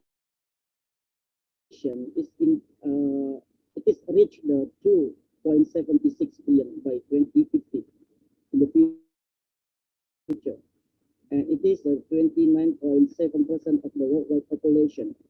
And Asia, it is project to host the majority of the world of the country in Asia. Increase in Muslim visitors, Muslim residents, or foreigners from the overseas, from the outside of Japan. They have maybe a lot of diversity of cultural backgrounds, and we expect it to be increased.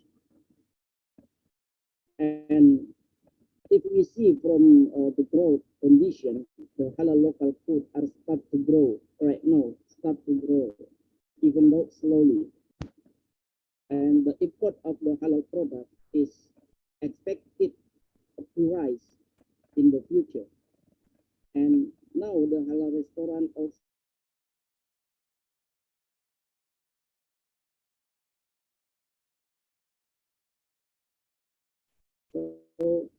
it is the first halal vending machine in Japan. Maybe can make the Muslim friends here or Muslim people for the everyday life and also for the snack, drinks, and something like that. Okay, next. And what is the trends of the halal product after pandemic? Our analysis said that there are 4 points after pandemic. The first one is the halal healthy food snacks.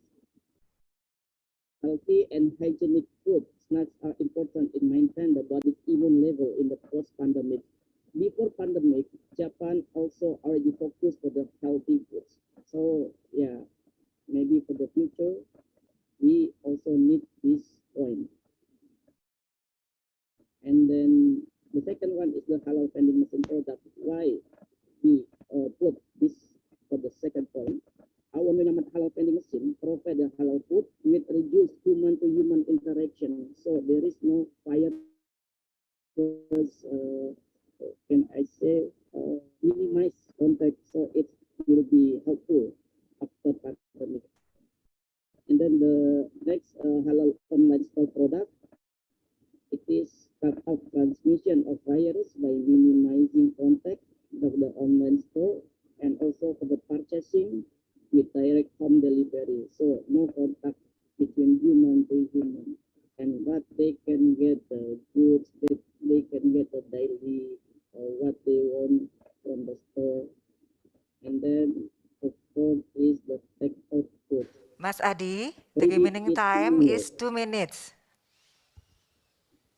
Right. Okay. Ready eat meal. And then next, it is our opportunity. Next, please.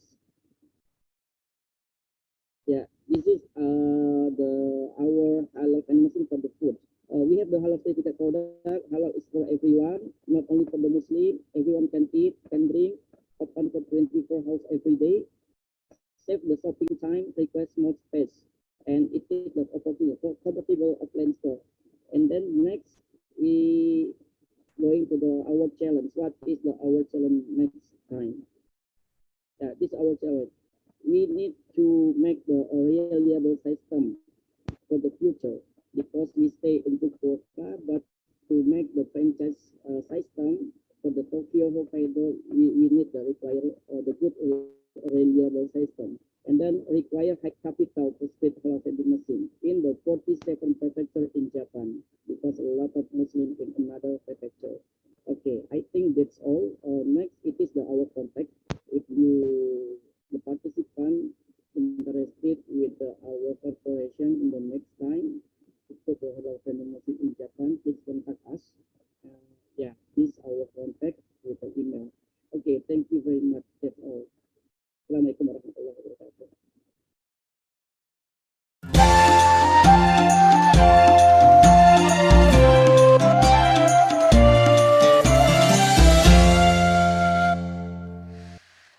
Domo arigatou gozaimasu, Saputra-san. Hopefully, all the 47 prefectures in Japan can be supplied by halal vending machine.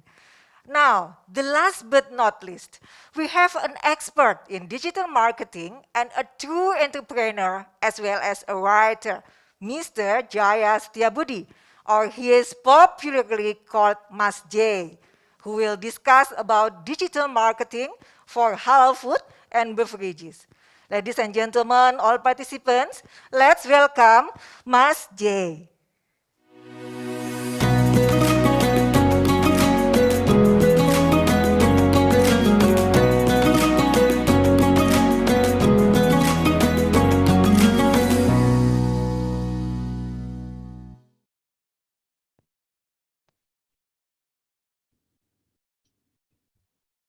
Bismillahirrahmanirrahim. Assalamualaikum warahmatullahi wabarakatuh. Alhamdulillahirrahmanirrahim. Wassalatu wassalamu ala sayyidina Muhammadin wa ala alihi wa sahbihi ajma'in. Amma ba'du. I share screen first. Okay.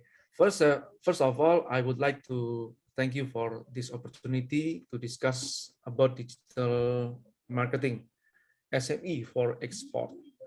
In Indonesia, food is one of our biggest sectors. Yes, with rich herbs and spices growing at our country, we can say Indonesia is spicing the world.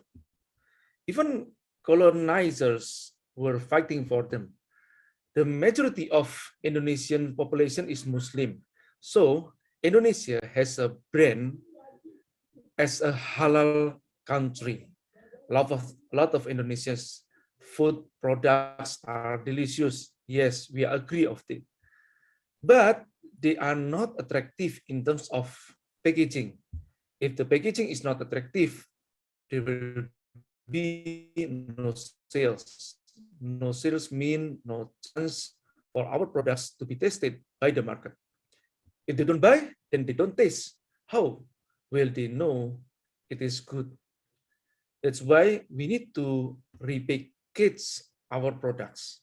The formula we use is very simple: rename, repackage, and reposition. Rename means that we have to of it if mark. And number two is repackage, change into an attractive packaging with visual identity design that unique. And number three is reposition or repositioning. How we are going to position the product on our customers' mind.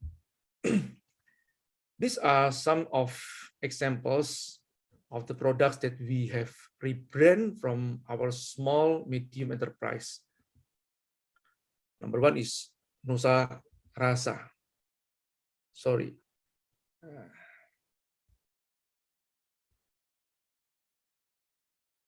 Okay, this Nusa Rasa. Nusa Rasa is a brand of bumbu santap. initially is Bumbu Santap. Bumbu Santap is original brand. They make instant condiments originated from Indonesia's regional specialties such as ayam ungkep from Sumatra, rica-rica from Manado, and etc. Bumbu Santap literally means condiment in Indonesia. That's why we cannot register the mark or the trademark. I drew conclusion that their products are varieties of condiments from Indonesia's archipelago. So we took Nusa from Nusantara, or meanings archipelago, and Rasa from Rasa, meaning of taste. Now it calls Nusa Rasa, the new brand, with the tagline Wisata Kuliner Nusantara or Indonesian Culinary Tour. And number 2 is sambal tok. Nah, sambal tok. It is not infamous anymore that Indonesia is known for the sambal. Even tourists buy pack of sambal to bring back home. And we, Indonesia, we cannot live without sambal, maybe. We always bring sambal wherever we go travel abroad. It's with green chili sambal, used to be called sambal tok. The meaning is sambal, tok is only, and has not been registered trademark. Even if we can register them, it will be hard to win the market. Sambal is the product category, tok is not a good brand name. And the tagline is Rasakno Dewe, meaning taste it yourself. Then we found out that a lot of customers said that this sambal is ngelauhi. Ngelauhi means what in Indonesia, ngelauki, meaning that this product is so tasty when you eat them with rice as a side dish, make you want to add more rice and more again. So we went with the conclusion of the name Lauki. We changed the name Lauki, and the tagline is please add more rice. And then the last one is coffee.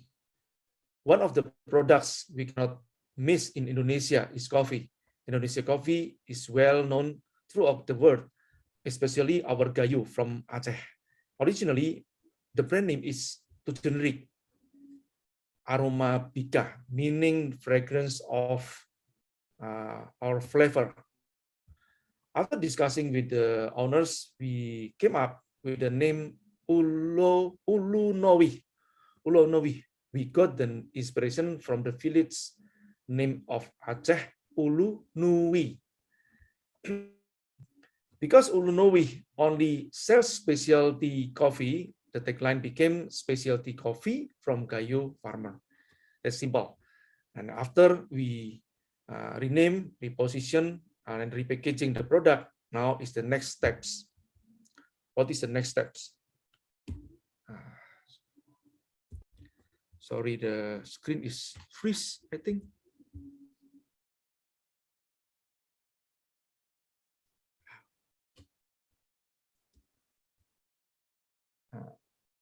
Can you please, the moderator, to cancel my presentation? The screen is freeze.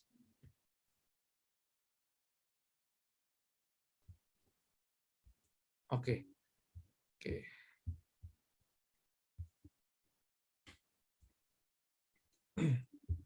Share the screen again.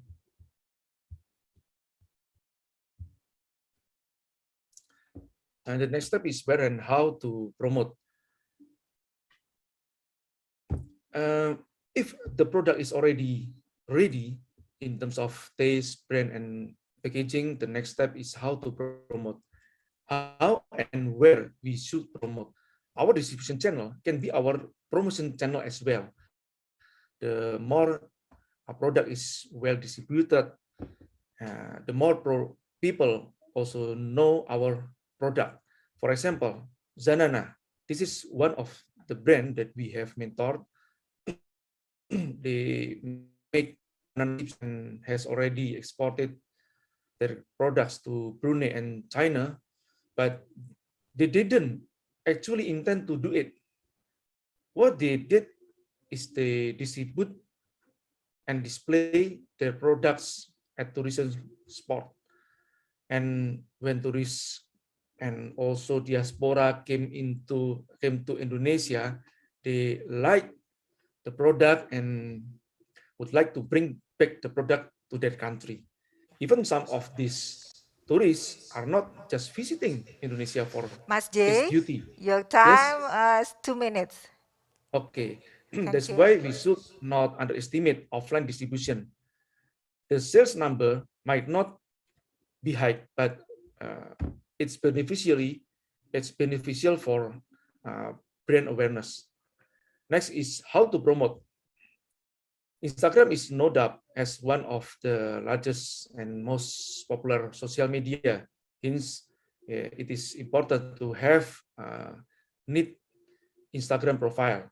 It is, if possible, with dual language, but with Google Translate, dual language is not necessary anymore. Overseas expo, like our government is very supportive in terms of providing free overseas exhibition for small businesses. For example, there is a food and beverage Indonesian trade show at Vancouver recently. Our friends who attended this exhibition and they was welcomed with good service and went home with some inquiries. In conclusion, we should maximize all of our distribution and promotion channels with the proper design, because we never know when and where someone will contact us. Many products are good, but not well communicated enough. Thank you.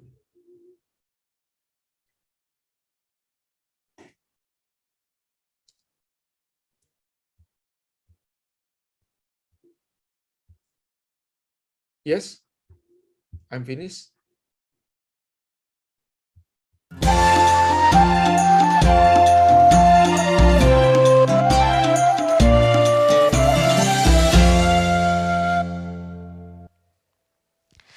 Thank you, Mas J. It's very interesting, and I'm spontaneously attracted to the products after your touch up and remake, and let's communicate the good product. And right now, we are got so many questions from the participants, and the first question for Senior Javier Albarracin, it's from Irma Muhayani from Sumatra Island, Rokan Hilir. And the question is, what is the guarantee for the people if they want to go abroad that the food is halal, so they feel safety? And what is the strategy to make them believe to come again? And Senor Albarracin, your time is about 4 minutes to answer. Thank you.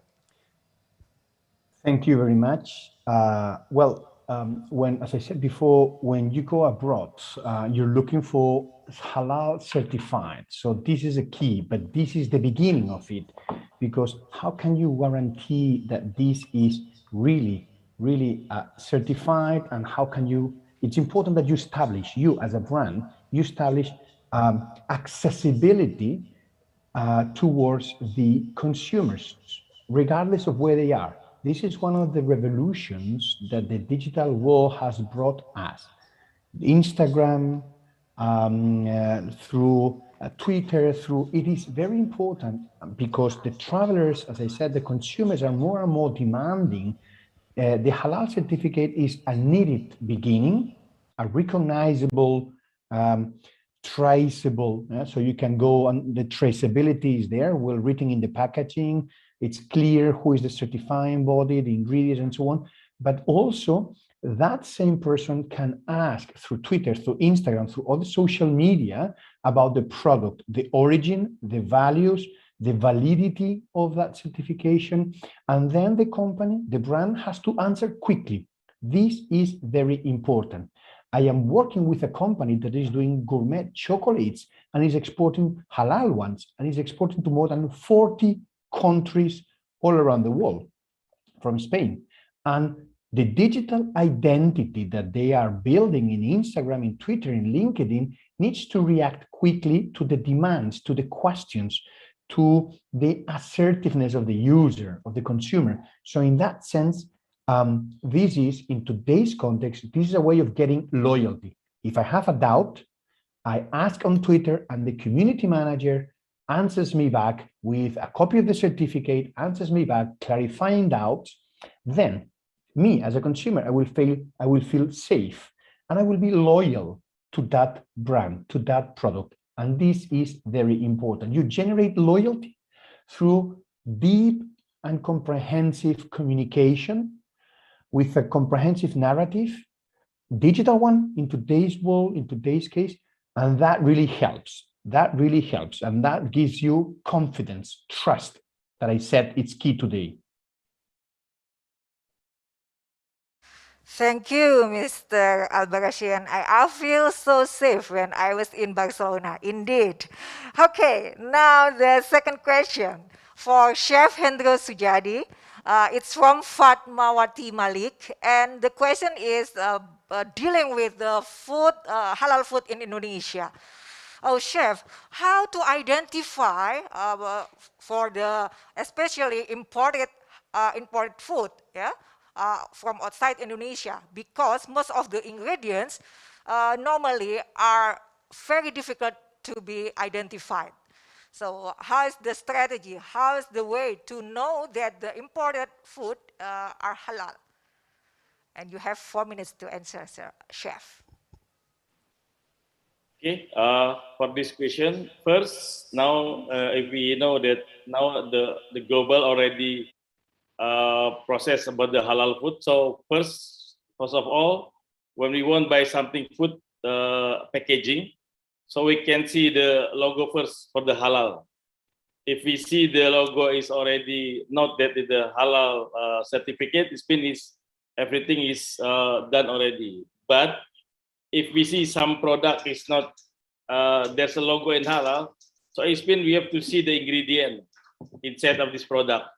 Why? Because we have to know which one the item or the ingredient can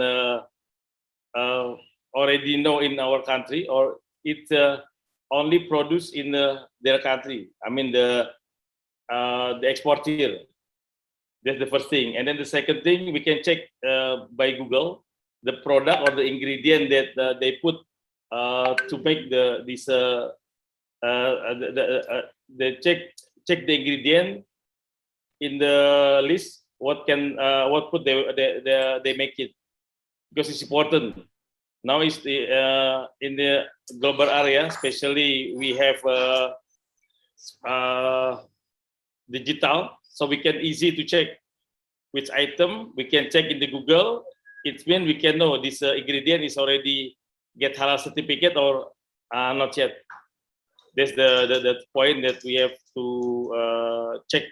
First thing, first is logo for the certificate halal food, and then the other one we check the ingredient for this food. If some ingredient we don't know yet, the what it look like and then where it come from, so we straight away check the Google. It's easy way, because when you check in the Google, usually if the food is already get the certification, they straight away will comes up with the number of the certification from the halal government. That's it. Have and digitalization, I think, make us easily find more and more information about halal food. So let's make the most of the benefit of digitalization. And third question now is obviously for Mas J. It's from Sharifa. And Sharifa is asking about the promotion when promoting product using influencer. There's a term called using a lot of micro-influencer, sometimes more effective than using one macro-influencer. What do you think about it? And which strategy do you think better for small, micro, medium enterprises in terms of promoting product through social media? Mas J, I Yes. think that you can answer this question very well.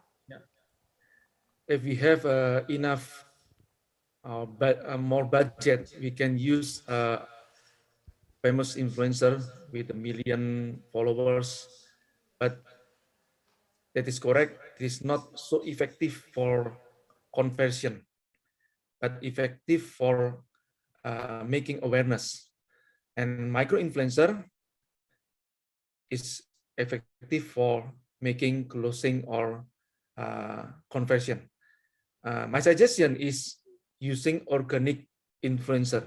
Organic influencer is the numbers of our customers that they repeat the order and became our evangelists.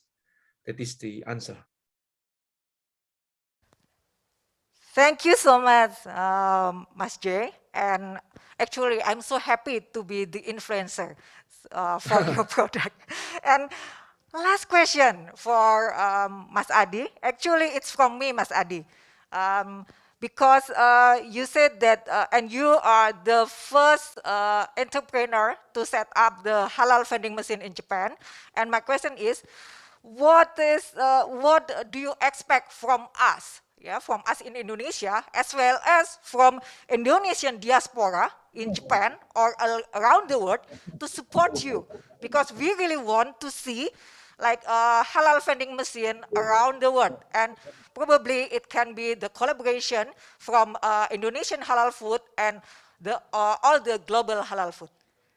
Please, Mr. Adi. Thank you. Okay, thank you very much. So maybe there are 2 points maybe I want to add in this question. The first one is the franchise member. If the Indonesian people want to franchise our system, our vending machine system in Japan, it could be. So it is the one.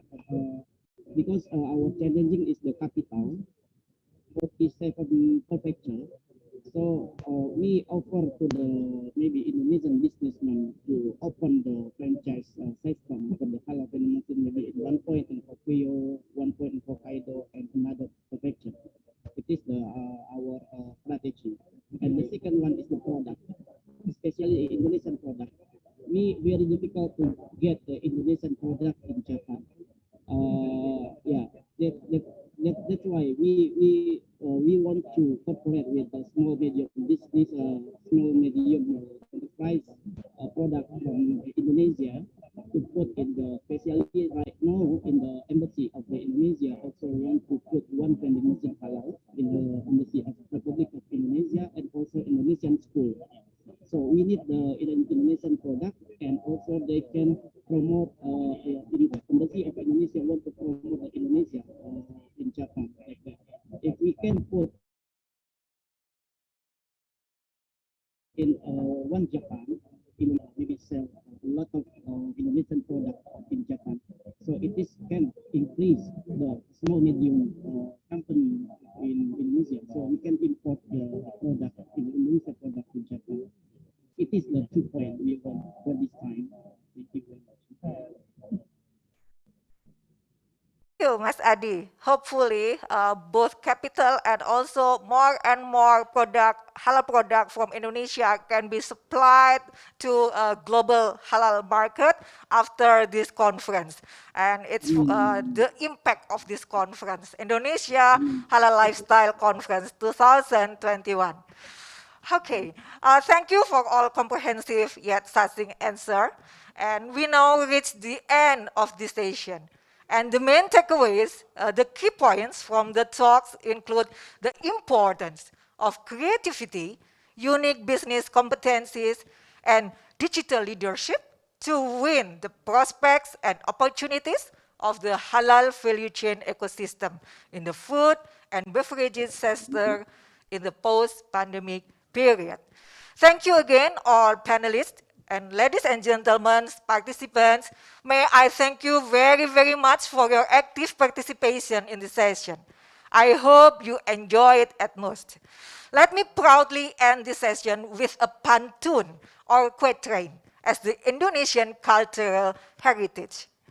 Rowing along the river of Nile with a boat from coast for fishing. With the spirit of halal lifestyle, we get the joy and most blessing. Okay, wassalamualaikum warahmatullahi wabarakatuh. I give back the screen to the MC. Thank you.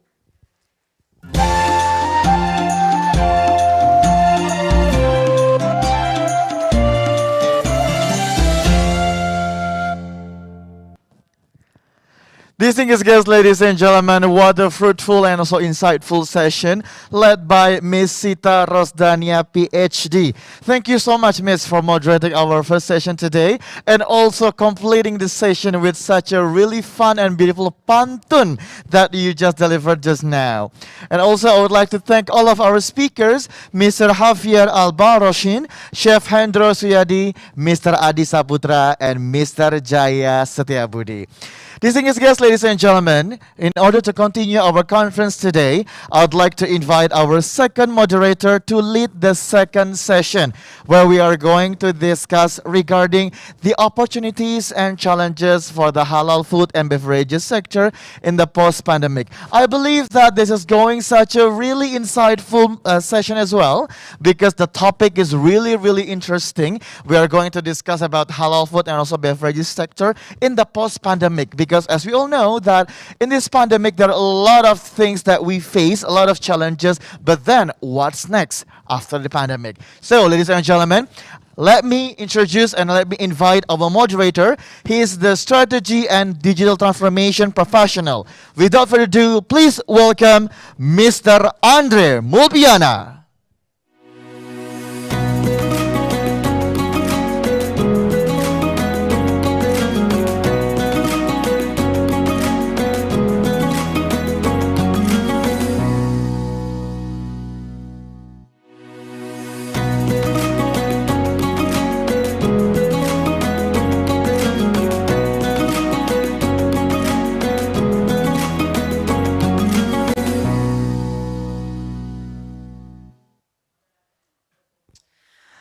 Assalamualaikum warahmatullahi wabarakatuh.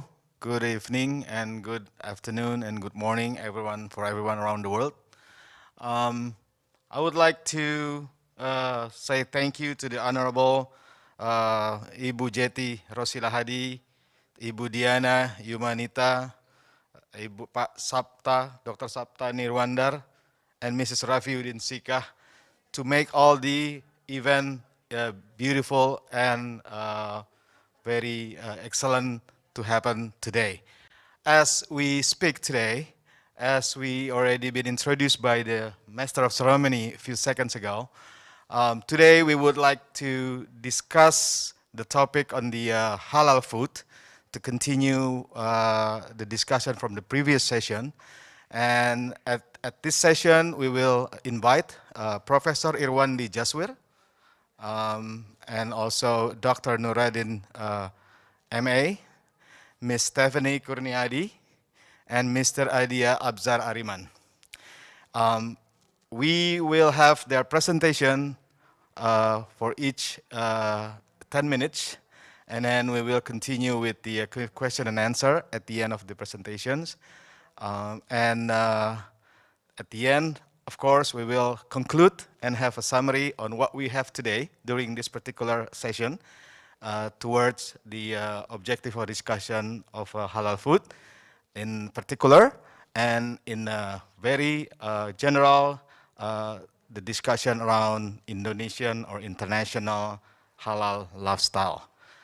Ladies and gentlemen, let's have our first speaker to present his presentation today, Professor Irwandi Jaswir.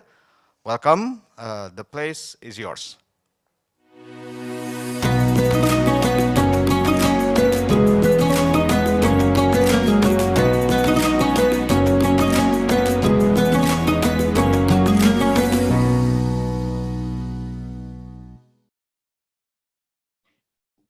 Bismillahirrahmanirrahim. Assalamualaikum warahmatullahi wabarakatuh.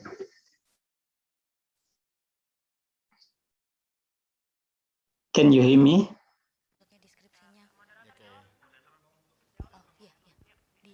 Hello. Hey, yes, Pak. Prof. Irwandi Jaswir, the time and place is yours, Pak. Welcome. We can hear you. Okay. Can you hear us? Okay, thank you. Yeah, thank you. Okay. First of all, I thank you, Mr. Andre, for your introduction. And first of all, I'd like to thank the organizing committee, especially Bapak Sapta, for kindly inviting me to this event, such a great event today. I would like to share a little bit on the halal food issues to the committee. Could you show me the slide, please? Yeah, I put a title, System Overview of Halal Food Industry, the Global Local Connection. Next, please. Quite quick here because we have only 10 minutes. Next, please. Yeah, so this is the importance of halal to Muslim. Yeah, that's something that we need to bear in mind is that halal is such an obligation for Muslim. This is the basis, yeah. On top of all, this is an obligation to God and religion. So please do not talk a lot on our business first before we really understand the obligatory obligation from the religious perspective. The potential of halal, of course, that comes next year, the halal global with 3.1 trillion, for example. And then it's also halal will give a chance for the people welfare. And the increasing domestic demand, this is the halal industry perspective. And in the end, is economic welfare. So all these three, the importance of halal to the Muslim. There are 2 billion Muslim here worldwide, and this is a huge market for us to grab. Next, please. Yeah, halal is not seen by Muslim only at the moment. Yeah, it is a kind of lifestyle. Yeah, kind of lifestyle. And if we see the shift from the traditional halal industry, which include food and beverages, organic ingredients, and also logistic, in the past. But the emerging emerging sectors in halal industry include cosmetic, personal care, and also the healthcare products, and then tourism, and also the modest fashion. Next, please. So halal, if we can produce products and services of quality one, so the product and the services can not only be consumed, enjoyed by Muslim, but also it can be consumed or enjoyed by everyone, because halal is for everyone.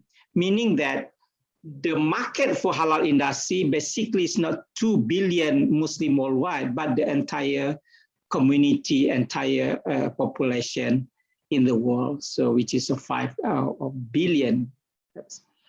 So the industry, I give you 2 examples or the statistics here. 65% of halal meat produced by New Zealand are exported to non-Muslim countries, meaning that there is an element of quality there.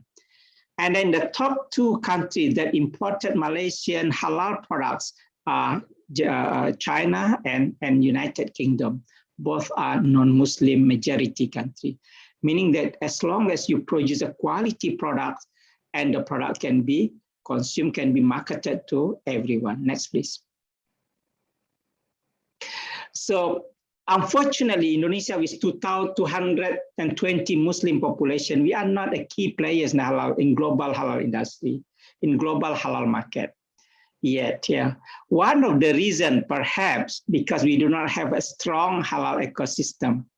Yeah, if we compare to Malaysia, whereby almost more, I think 25 government agencies have a halal unit or division in the office.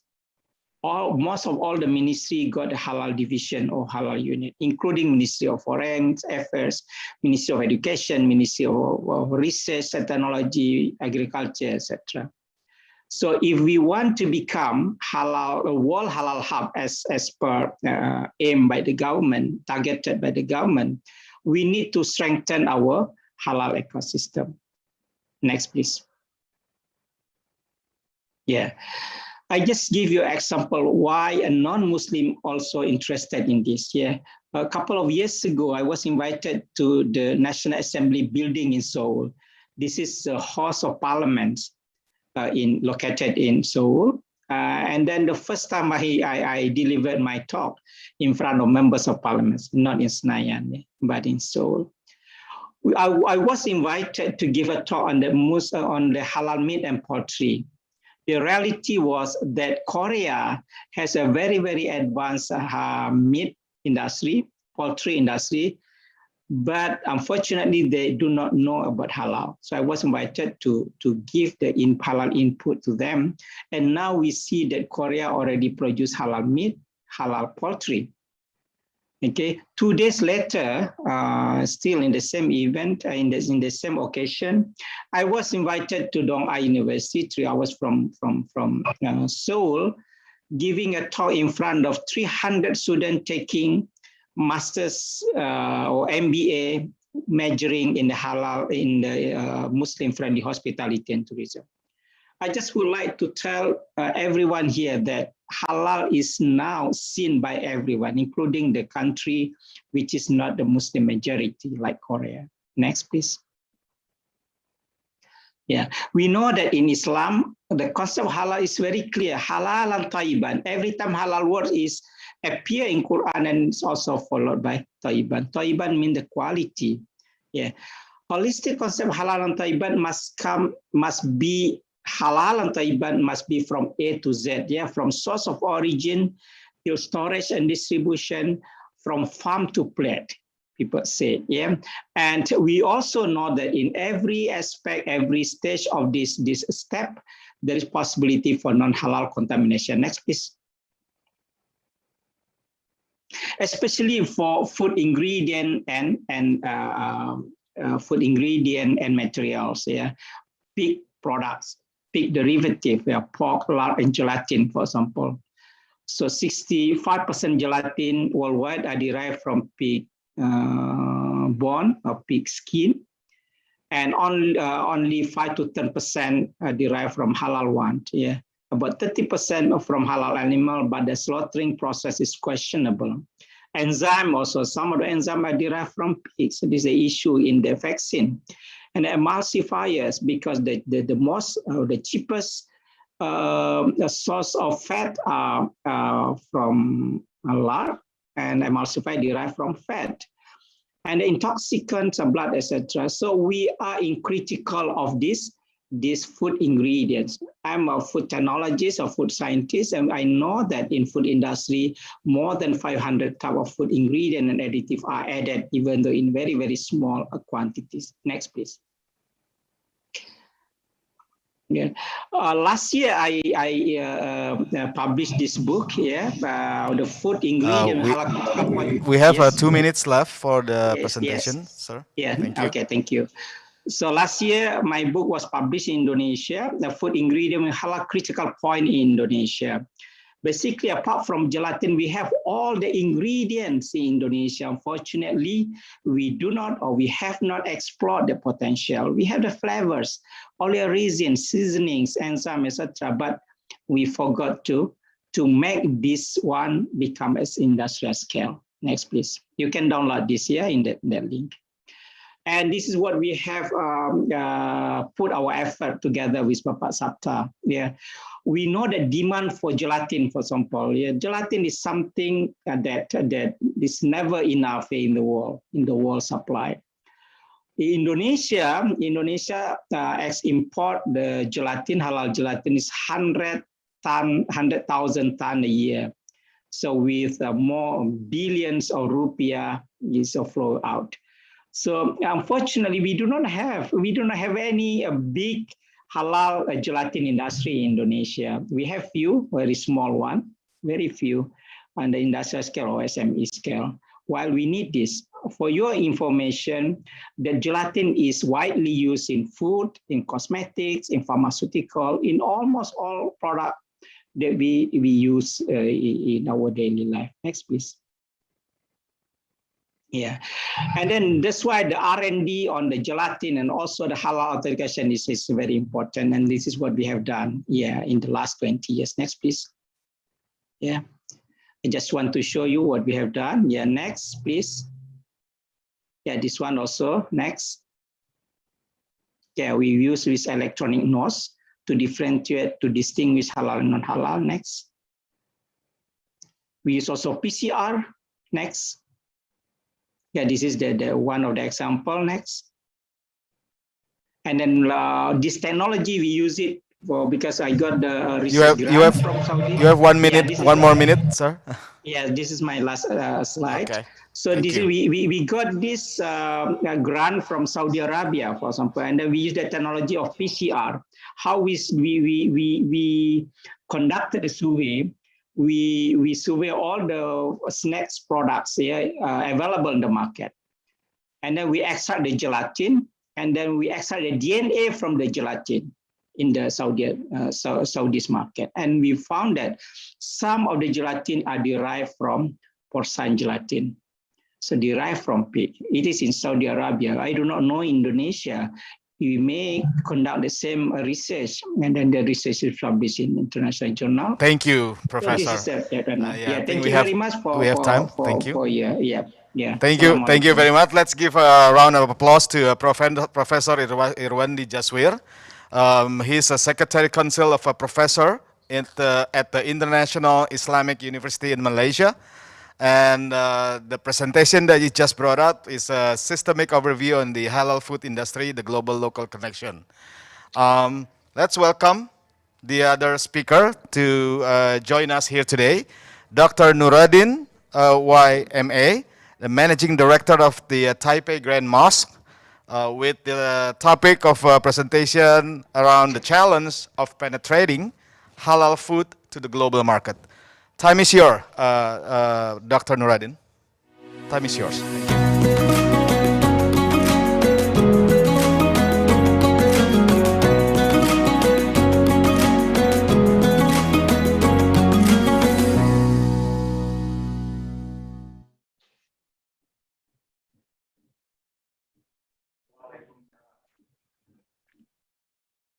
Okay, Assalamualaikum. Can you hear me all right now? Waalaikumsalam warahmatullahi wabarakatuh. Yeah, we can hear you all right, okay. Sir. Yeah, please. Thank you. Okay, good.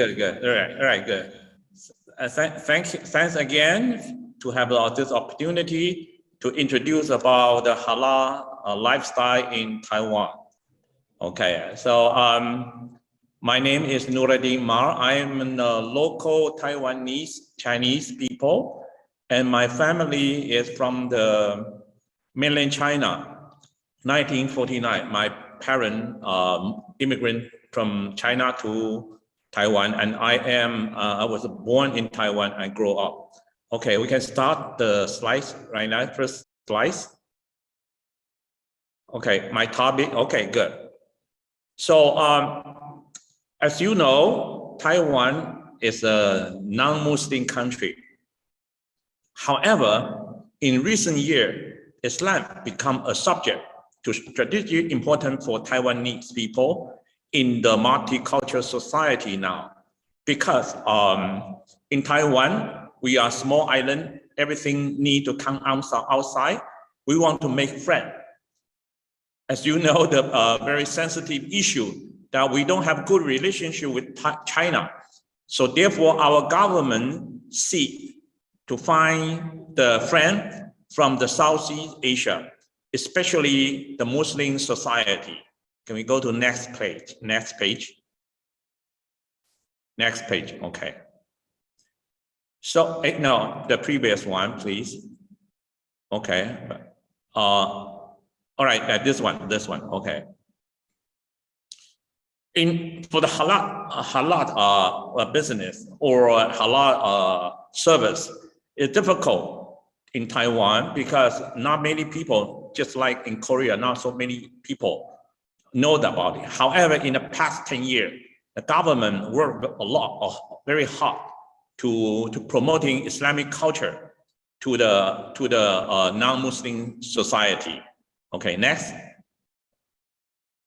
please. So therefore, the Christian rating, they have the global Muslim. This is okay. In that, Taiwan has ranked second place in the non-Muslim, between the non-OIC country, non-Muslim country, because we don't, the index is very fair. We don't compare with the Muslim country. We are non-Muslim country. We're comparing with a non-Muslim country. We are number 2 right now. Originally, we are number 10, and then 7, 5.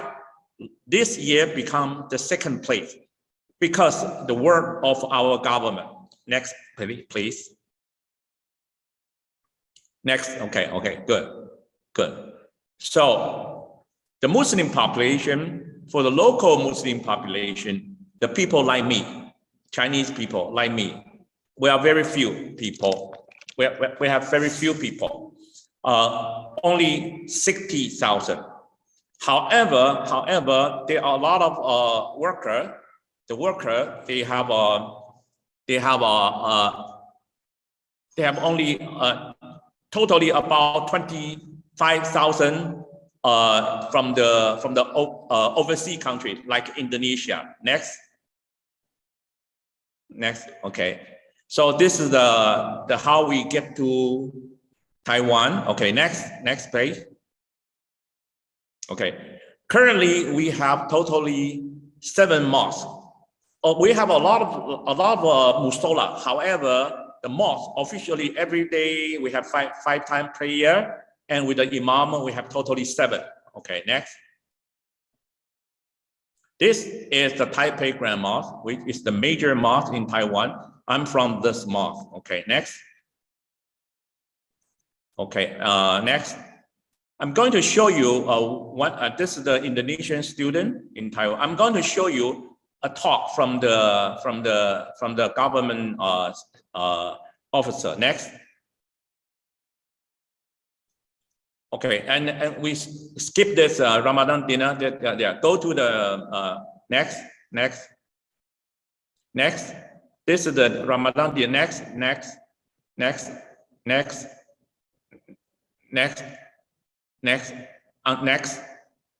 Until we'll hear the video, short video from the government officer. Next, please. Next, please. Okay, we have a government halal center, and then please listen what the officer said. Okay, can you play the next one, the movie? An advantage Taiwan has is that we are a democratic country. We have never placed restrictions on religion, and people here respect all religious beliefs. So this is a place well suited to developing a Muslim-friendly environment.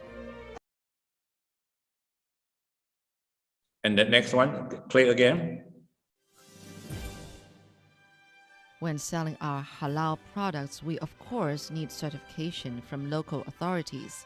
So we set up the Taiwan Halal Center to help businesses understand the regulations and how to get certified.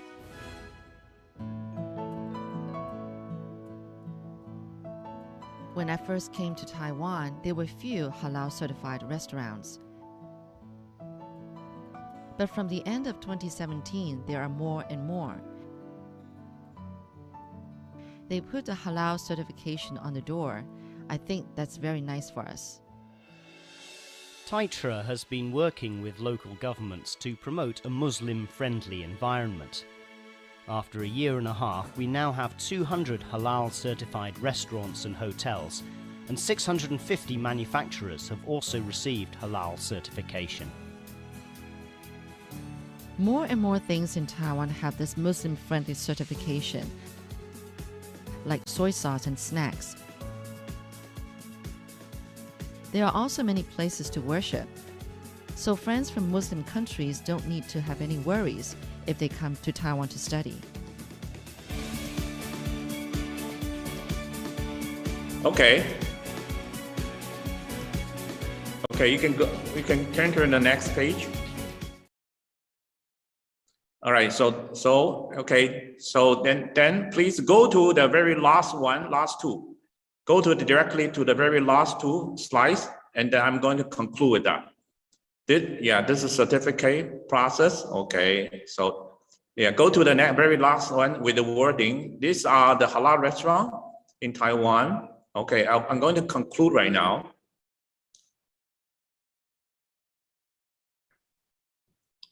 Okay, here.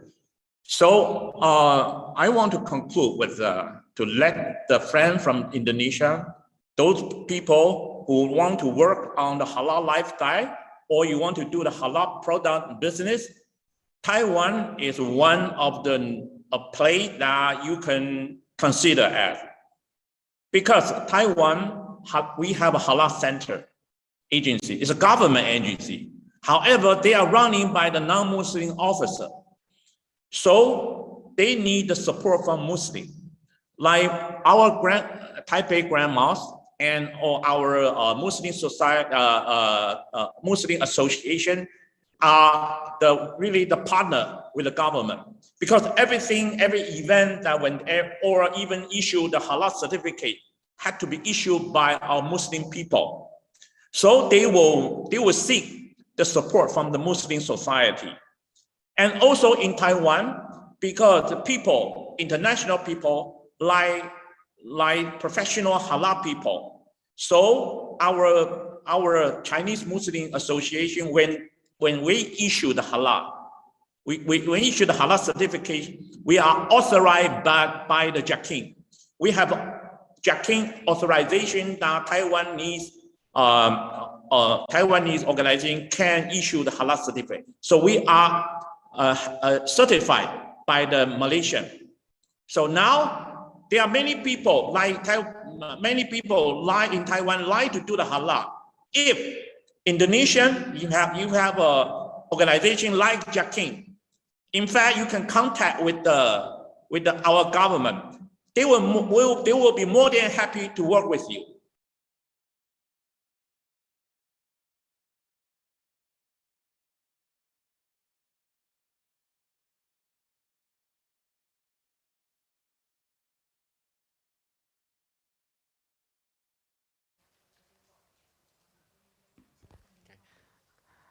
Seems like Dr. Nuruddin got disconnected. There's a bit of a technical issues probably on his side, the connection. We're still waiting. We allow for another 2 minutes to wait for him to coming back up.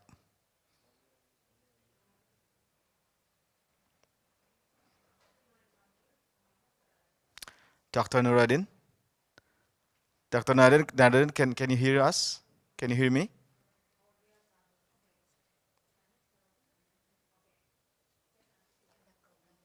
Okay.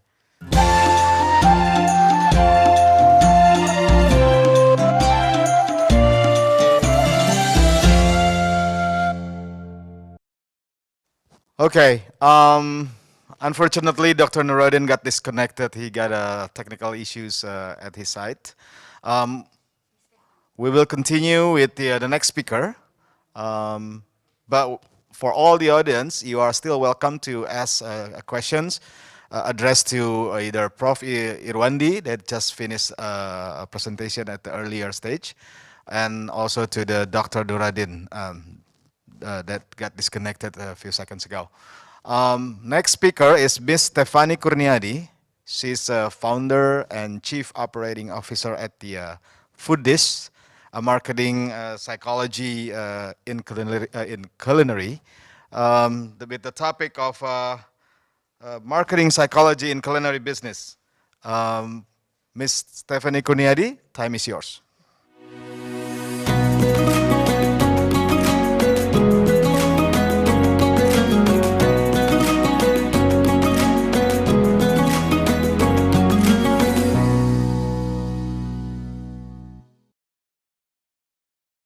Okay, hello everyone. Thank you, Mas Andre, for introducing. I'm very happy and proud for sharing the session with Prof. Irwandi, Dr. Nuradin, and Mas Adi as well. And I will start to share screen for this session of topics. Okay, I hope the screen is already showing well. Yeah, okay. Hello, everyone. I'm Stephanie Kurniadi, founder of Foodies, the first F&B education technology in Indonesia. Before actively as founder and chief in Foodies, I'm actively taking part as an F&B entrepreneur. Still in love and excited with this industry, even the pandemic hits us hard. But I think F&B industry shows its strength. Like we can see, people are still strongly consuming product and services from this industry.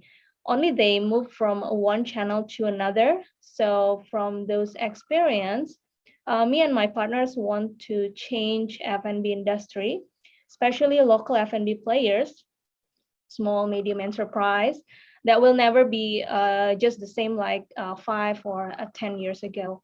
Means they can have fairness of knowledge access, because we know that skill, knowledge, and competence to scale up an F&B business is already right there, but mostly only certain of people or communities or entrepreneurs with national or multinational business-wise exposure and what networks can utilize it. So through Foodies, we would like to spread those knowledge and networks to all over Indonesia and other countries as well. So now I'm actively leading this company.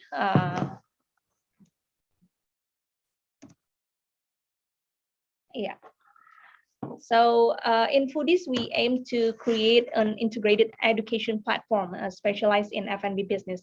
So people can learn structured 360-degree knowledge of F&B business, from the business plan, business model, financial plan, product ideas, to the technical knowledge like how to run the operation of an F&B business, how to use social media to acquire your first customer and create a sustainable marketing program, to increase number of repeat buyings and other supporting knowledge that takes huge part of success in scaling up an F&B business, such as legal, regulation, tax, human capital, and organization development that sometimes SMEs or local business players don't have those kind of knowledge and skills as well.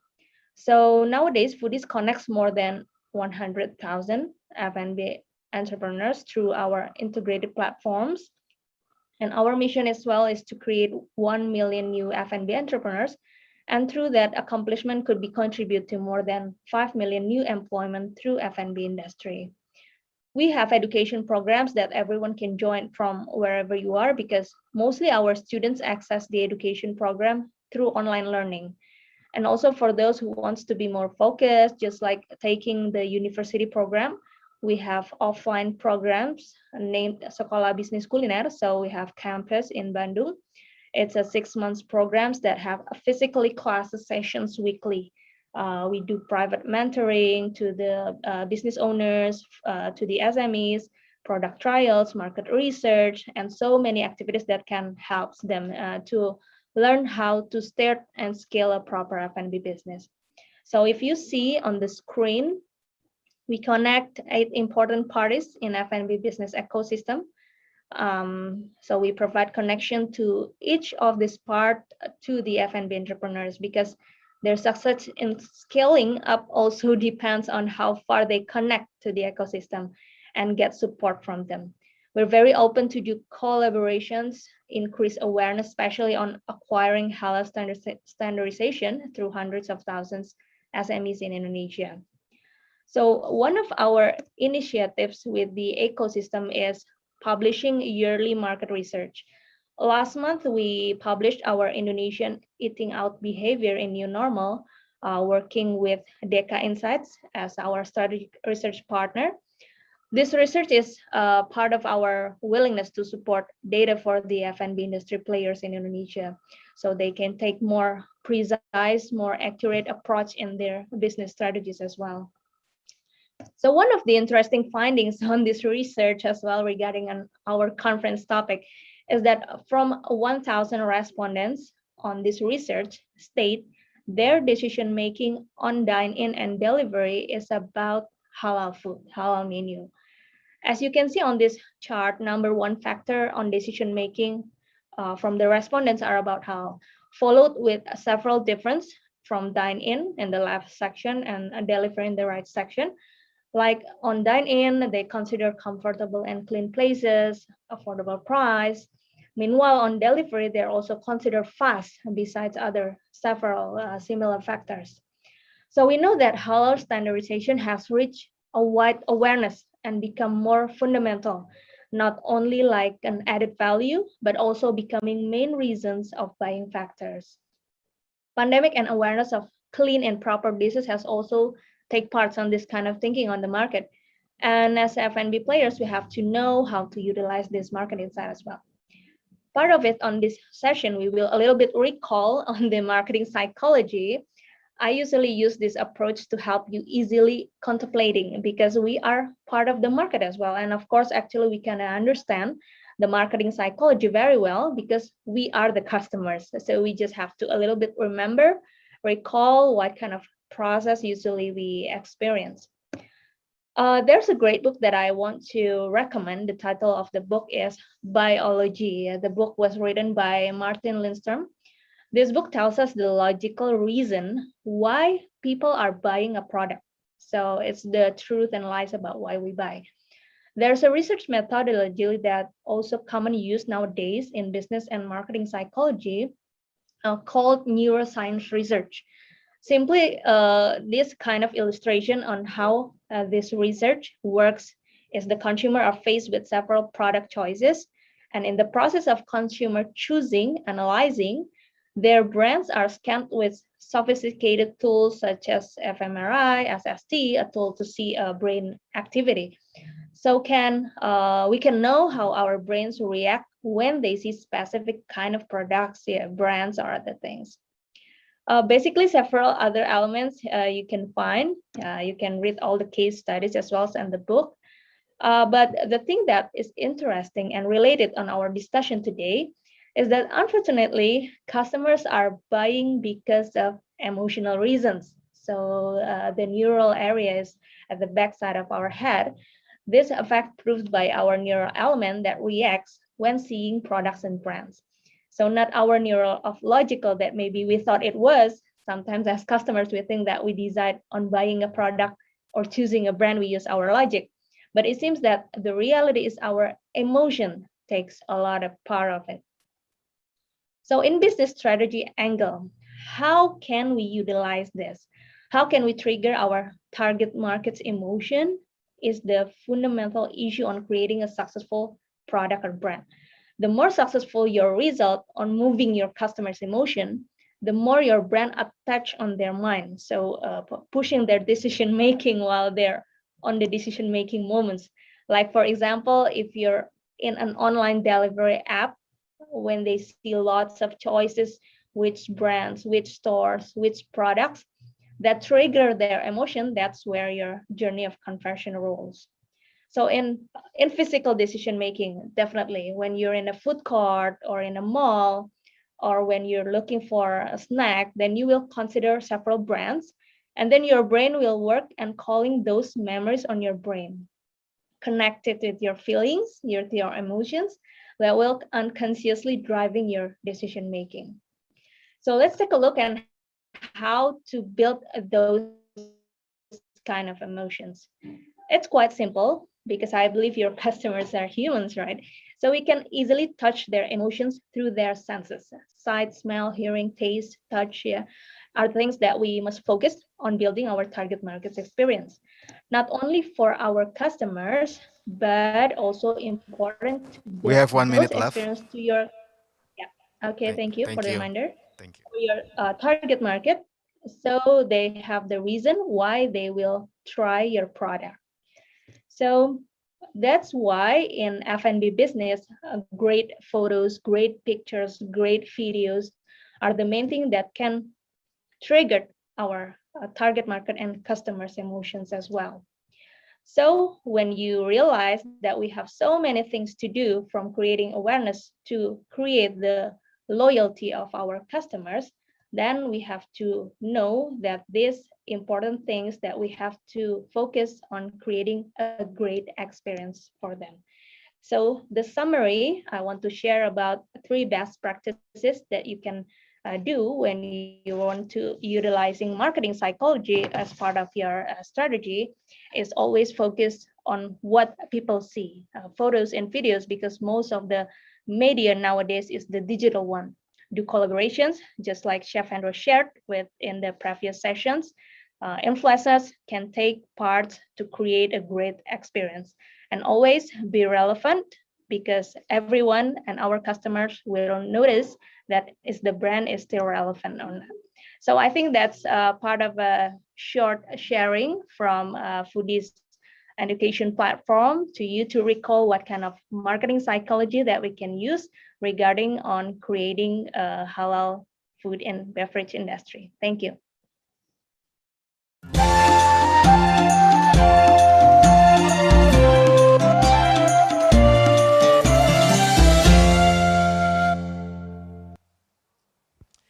Thank you very much, Ms. Stephanie Kurniadi. It was a very excellent presentation.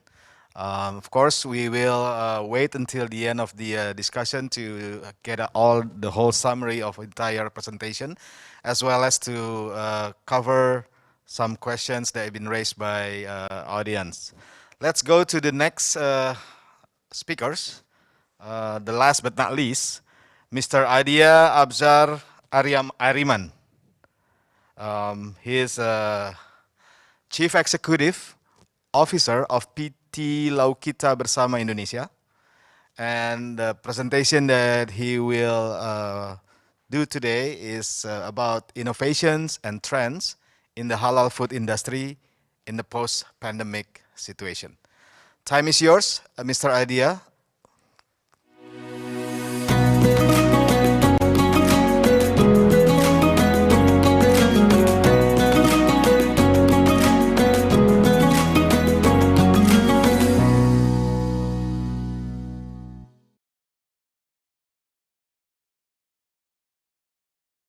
Thank you. Good morning. Assalamualaikum warahmatullahi wabarakatuh. Walaikum. Thank you to the committee, especially Mr. Sapta Nirwandar and also Mrs. Yeti Rosila Hadi for inviting me to this very beneficial event to the halal global market. I will share today about innovation and trends in the halal food industry in the post-pandemic.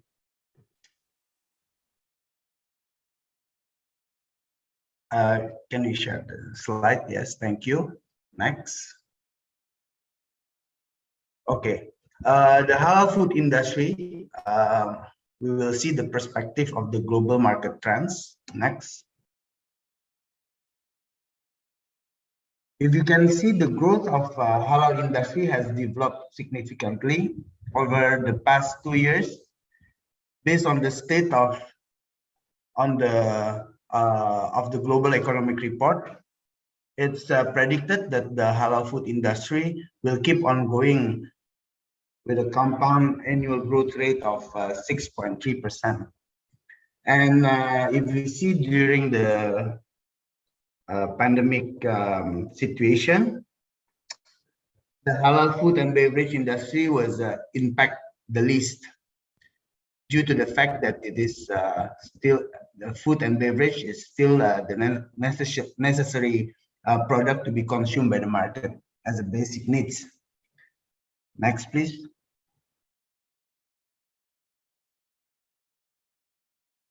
And on the perspective of the halal food market, based on the Islamic Finance News in 2019, the halal market globally has a total spending of $2 trillion US dollars led by the food and beverage industries. This indicates the potential of the market of the food and beverage industries alone is still massive. And if you can see on the right, Muslim population covers around 24% of the global population with 1.9 billion people around the world, while the majority of Muslim population are located in Asia, Middle East, and North Africa, with Indonesia being the country with the most populated by the Muslim population in the country. Next, please. But if we see for the food industries, the 5 top exporters of halal products are not coming from Muslim countries. First, the number 1 is from Brazil, second India, United States, Russia, and Argentina. So the 5 top exporters for halal food are from those countries, non-Muslim countries. So on the next slide, we will see how we can do for the Muslim countries to export their products. But if you see on the perspective of Indonesian market, next, the majority of Indonesian population are Muslims with 88.6%, and the growth of the global Muslim population will be around 2.2 billion by 2030. With the initiation of Sharia Economic Master Plan Indonesia, which will enforce global trade for halal food products globally from Indonesia. In terms of food products, the importance of halal certification in Indonesia has the same value as the BPOM, the Indonesian Food and Drugs Authority. The purpose of it is to protect the consumer from any form of loss, both in terms of product quality and safety. Based on the Indonesian law number 33 2014, is that the country is obliged to give protection and to guarantee every believer of religion to worship and carry out the teaching of his religion. Next, please. So with 86.6% of Muslim population in Indonesia, shows that the halal industry has potential domestically, with the halal food industry playing a significant role in Indonesia's Sharia economy. While already having halal certification through MUI, the Indonesian Council of Ulama, the certification needs to be recognized by the global market. By doing this, so this will accelerate progress in the food industry hospitality. Indonesian halal food producers have high opportunity to penetrate market which has concerns for halal lifestyle, Muslim friendly. Next, please. If you see the opportunities with the increase in the world Muslim population, and also food as a basic need, people eat at least twice a day, and in the future people will need a more practical food. However, those food must remain safe and nutritious, and also Indonesia has a biggest potential populated Muslim country, has actually the potential to lead the halal market, being the country with the most Muslim population and being a top 4 in the Sharia economy. Indonesia also at this moment are more perspective than before in terms of halal food, and also the support of government bodies to make Indonesia as the leader of Sharia economy. But the challenge is the access of market player, especially the small medium enterprise, into the global market is still small. Countries with the majority of population that are non-Muslim are penetrating the halal food, and our own halal certification is not yet being recognized on a global scale. Next, please. So what we can do together We can establish a collaboration between Muslim majority countries of the world, not only as a market consumer, but to be a major halal food industry players globally. Government to government relations, in order to accelerate the halal market globally, government between countries need to discuss for opening opportunities globally and closing the barrier for halal food foreign trade. Focusing on halal food products by focusing on the research and development, technology of process, packaging, global certification and distribution are the factors in creating a healthy industry ecosystem. Next. So Laukita is now a halal ready meals of Indonesia. The first in Asia used the skin pack microwavable, halal by MOE, and very practical. You just need to heat it in 3 minutes. Next, please. And in the future, the term halal should be more than just a label. It's a process and a certification that has an outlook and a lifestyle to be universal. Halal certification has the opportunity to become a universal label for both the Muslim population and non-Muslim population. And the halal perspective should be more recognized, not only based on a Sharia perspective, but also from a food safety and nutritional perspective. And to achieve that recognition, Indonesia has to develop halal facilities in terms of their technology, packaging, and process. Indonesia now has Laukita, a product that has been developed by prioritizing consumer practicality. We have 1 more minute left. Yes. Mr. Adia. Laukita use real ingredients without preservative. We freeze our food at the peak of its freshness, sealed with vacuum skin pack, so the air does not enter, which keep the food fresh like it was freshly cooked. With the help of our technology, Laukita was able to extend the shelf life of its product. Laukita is ready to be recognized as a halal product made in Indonesia. We are prepared to bring Indonesia halal food product to the next level based on the aspect of Sharia, food safety, and nutrients. Next, please. So we need to communicate to the global community that halal food is for the benefit of the world, halal quality of life for everyone, like Professor Irwandi said before. Thank you.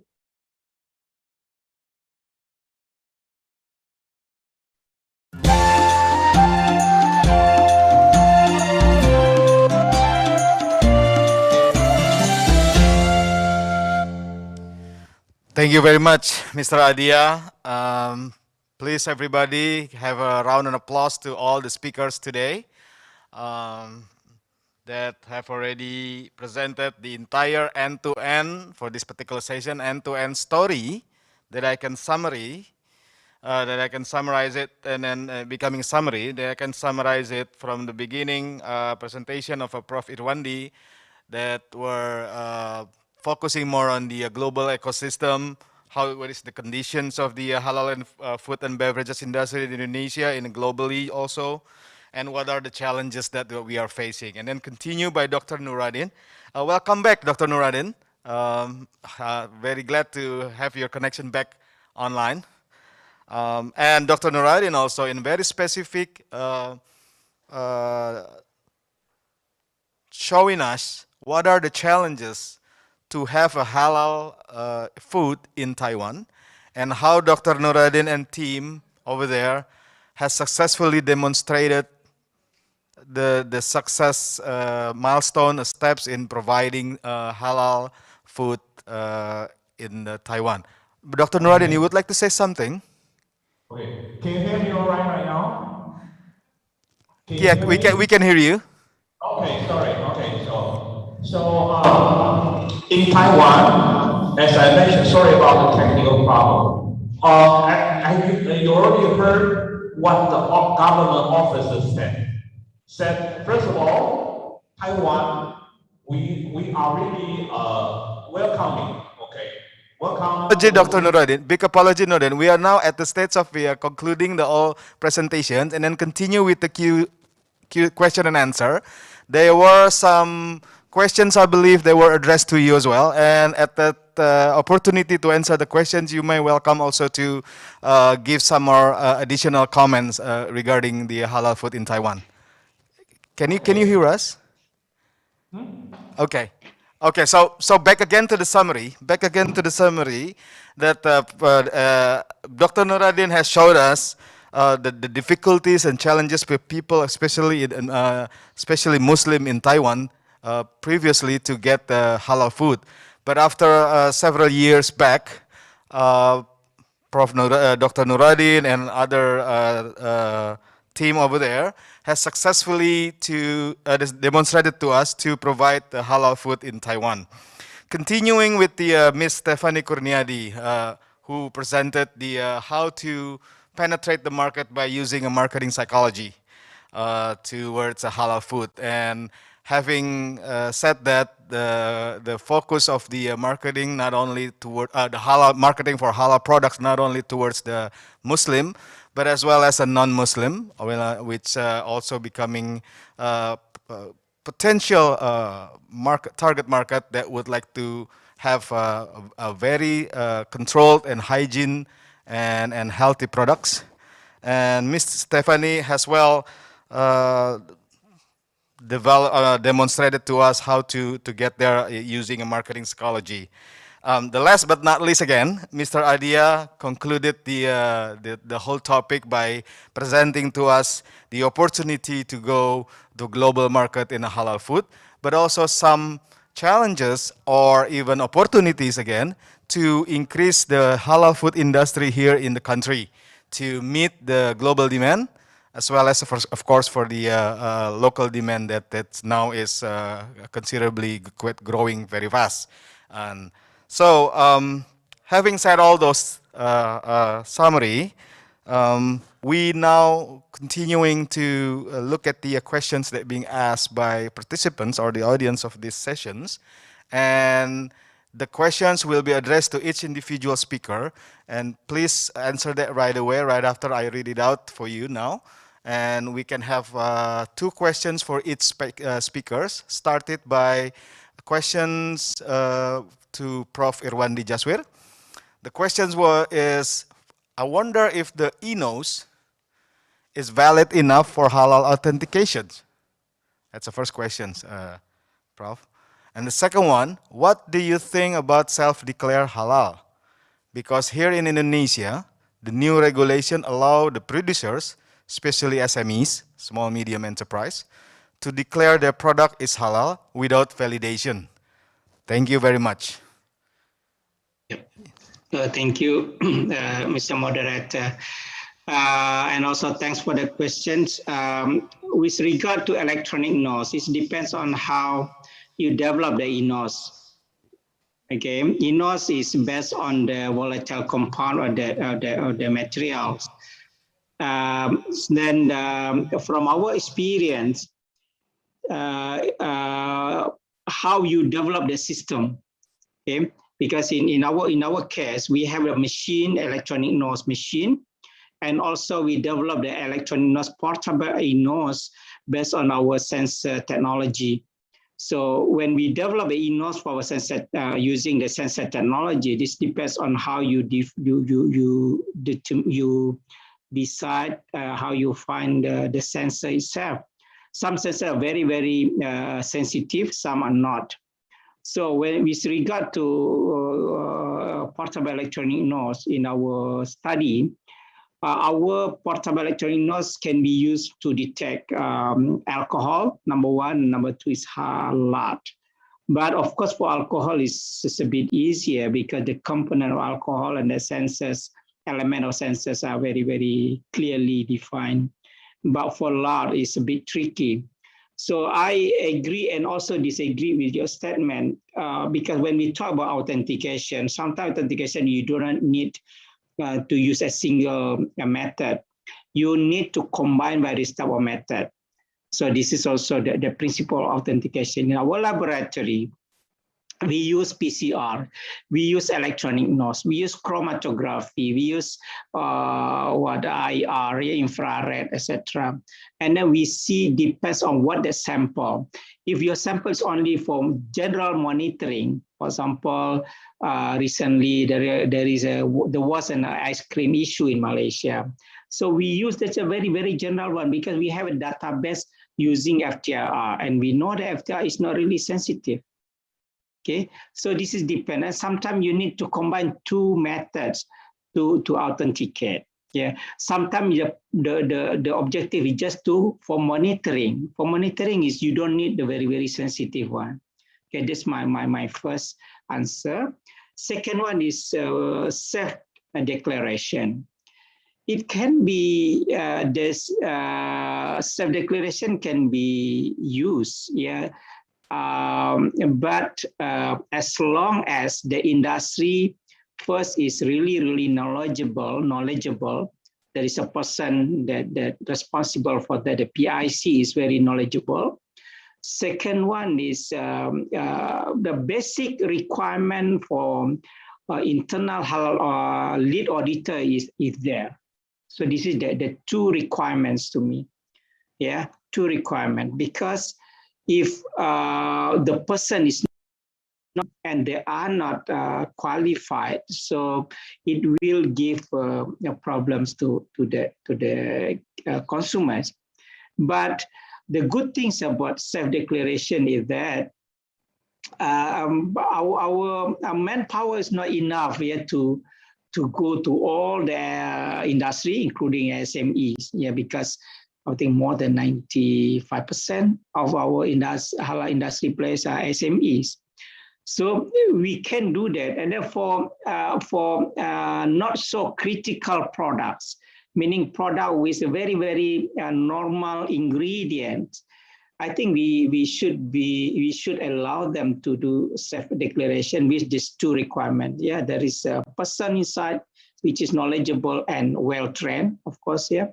Well-trained, and then the product that they produce is not so complicated, with very routine one. And then as long as they are responsible, I mean, anytime we can do a spot check, for example, and as long as they're responsible, they can do that. But if we can find something hanky-panky whatsoever in their practice, then we take back the license. So this is my point of that self-declaration. Thank you. Thank you very much, Prof. Irwandi. And I think we have already covered the questions for Prof. Irwandi. We go to the second questions for Mr. Nuradin from Hafiz, Universitas Lampung. Before it was, can you scroll back up the prompter? The question was raised by Ibu Nur Laili Ma'rufah from Universitas Gajah Mada. Hopefully it can answer your questions, Ibu Nur. Let's go to the second question. Can you go down to Mr. Nuradin? To Mr. Nuradin from Hafiz, Universitas Lampung. The question is like this, Mr. Nuradin, Dr. Nuradin. What do you think Indonesian halal industrial players, government, or SMEs do here? What do they do here, industrial players, government or SMEs do here, to cater the Muslim market in Taiwan? I mean, do there in Taiwan. What do you think Indonesian halal industrial players, government, and SME do here and there to cater the Muslim market in Taiwan? Is there any shortage in terms of a halal food supply there, or do you have sufficient supply over there to cover the demand of a halal food in Taiwan? Yes, this is very Go ahead. important. This is a very important question because in Taiwan, halal, anything promote with the halal business is very difficult. And then because we don't have authority from the whole Muslim world, when we say Taiwan, people don't think it's a Muslim country. So one of the issues in Taiwan is that in the Muslim Taiwan organization, when we issue a halal certificate, people not 100% come. Therefore, in Taiwan, we need the backup from the like just now I say like Jackson. So if the government sector or the any halal participant in Indonesia want to work with the Taiwanese organization, we are more than welcome. Even I will use this word, beg. We will beg you to come to Taiwan to support her. And especially for the small business people, you can also have the big organization can support her. And the small business people, you can have a opportunity to business. Whenever halal from the Indonesia, people will trust.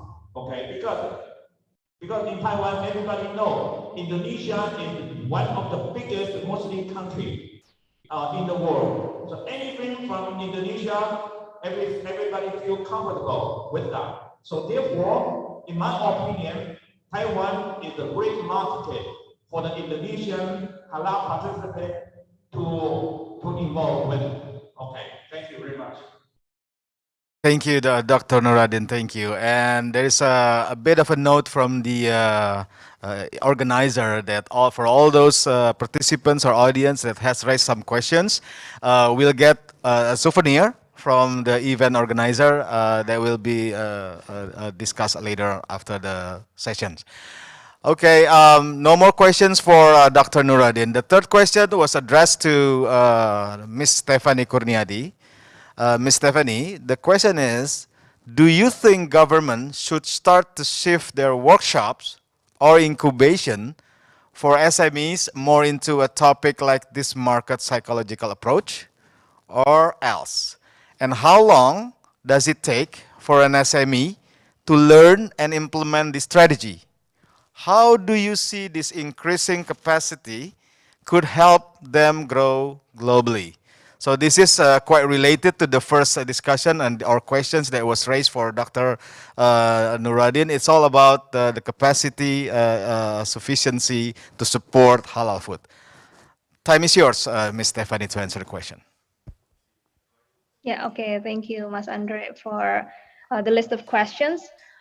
First of all, about the marketing psychology, besides of the government support, I think the F&B business owners or those who are willing to enter the industry as well must know the integrated of the knowledge itself, because if we are entering the industry with the well-known knowledge, 360 degree of skills and knowledge, I think the risk is more smaller compared to if we don't have any thing that we become fundamental when we're doing our business. So marketing psychology is a part of the fundamental knowledge when we are entering any kind of business. So I think it's very important that part of the awareness of this kind of approach, not only doing by the local education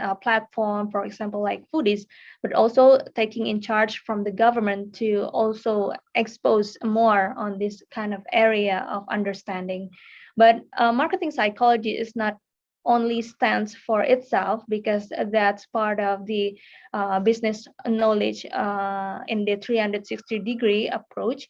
Because when you know about the marketing psychology, but you don't have any skill to execute what's important, that's become other issue. And sometimes that's the most challenge that the SM is facing right now. So I think the programs and the exposure itself is must a balance between the understanding of the knowledge, but also the support to create skills to execute great marketing and promotion skills, so they can execute those kind of great and interesting and very effective communication regarding on creating story of how our F&B business commit with the halal standardization as well.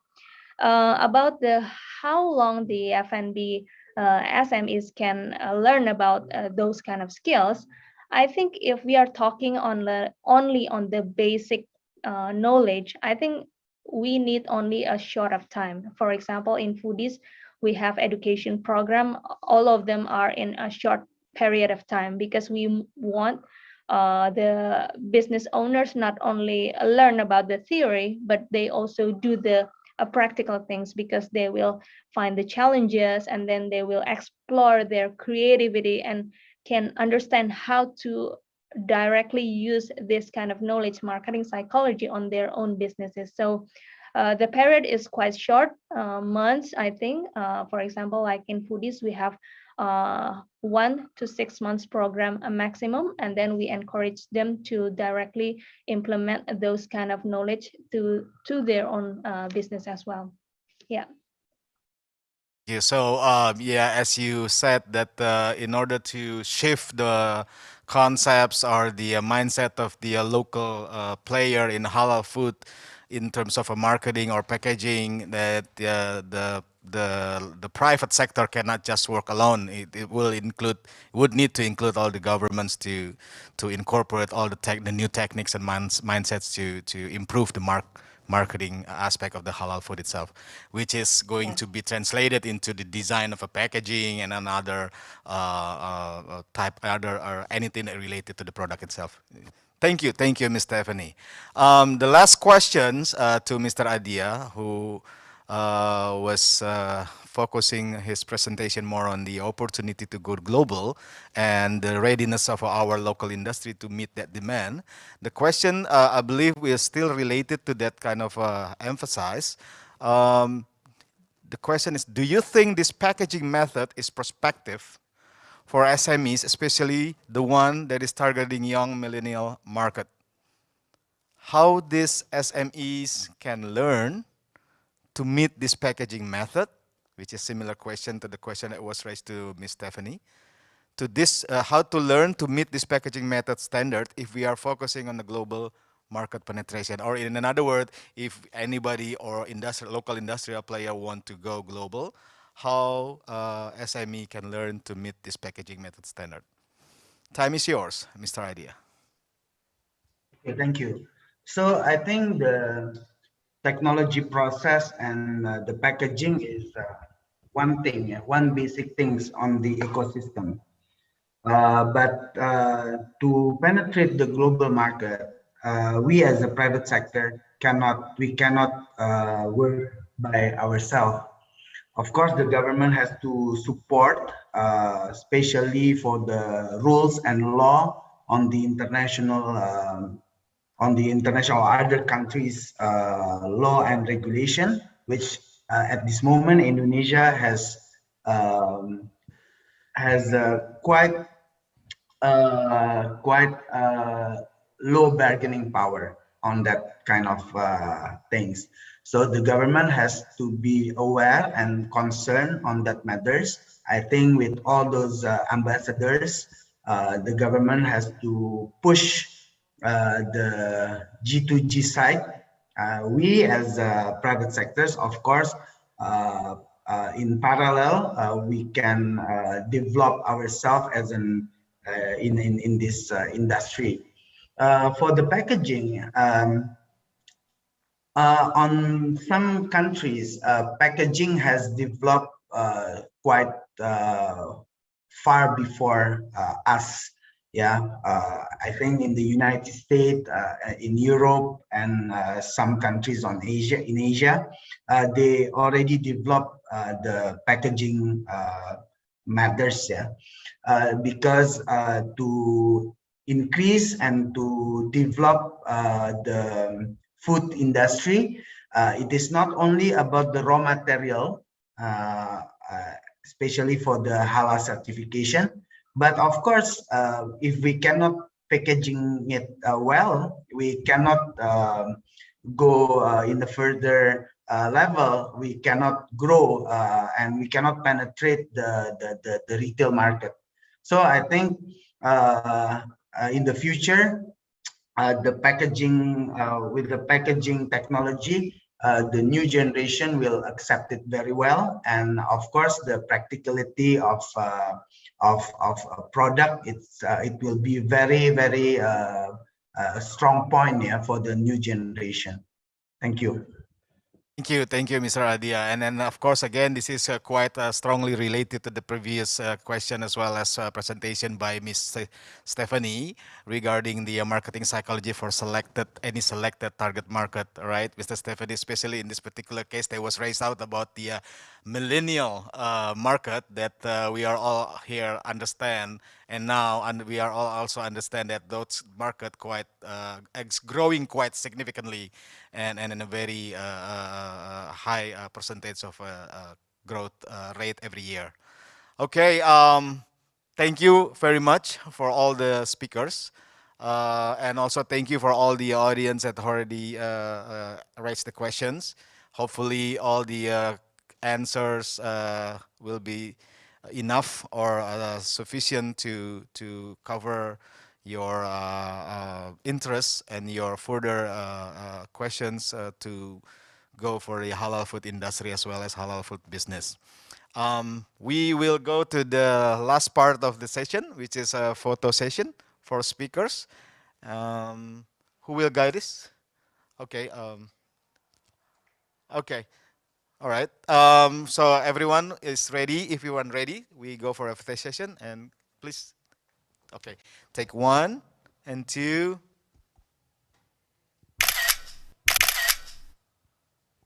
Thank you very much. Thank you very much. So now we conclude our sessions. And wassalamualaikum warahmatullahi wabarakatuh. Good evening and good afternoon for everyone.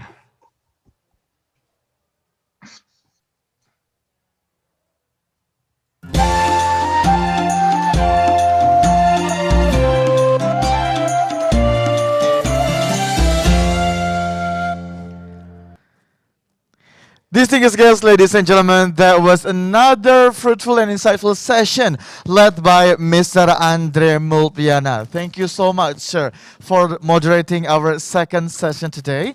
And I would also like to thank all of our speakers, Professor Iwandi Jaswir, Dr. Nuradin Yema, Ms. Stephanie Kurniadi, and also Mr.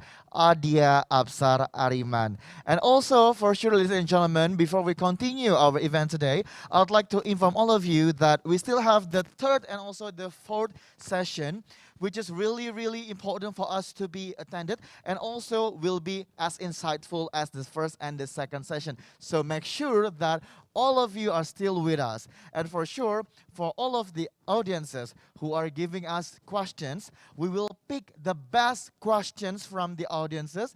And for the best question, we'll get a very special souvenirs from the committee. So make sure that you are participating wholeheartedly throughout the event up until the end of the day. And for sure, ladies and gentlemen, because this is such a really special day, but I believe that it is better for us to take a break for a while so that we can relax a little bit more to prepare ourselves to welcome and to join the third and the fourth session. But we demand you to please come back after half an hour in order to join the third and the fourth session. And to make all of us a lot more relaxed while we are having a break, please welcome a very special performance singing Peace Be Upon You, says the grand finalist of Asia's Got Talent. Ladies and gentlemen, please welcome Sania.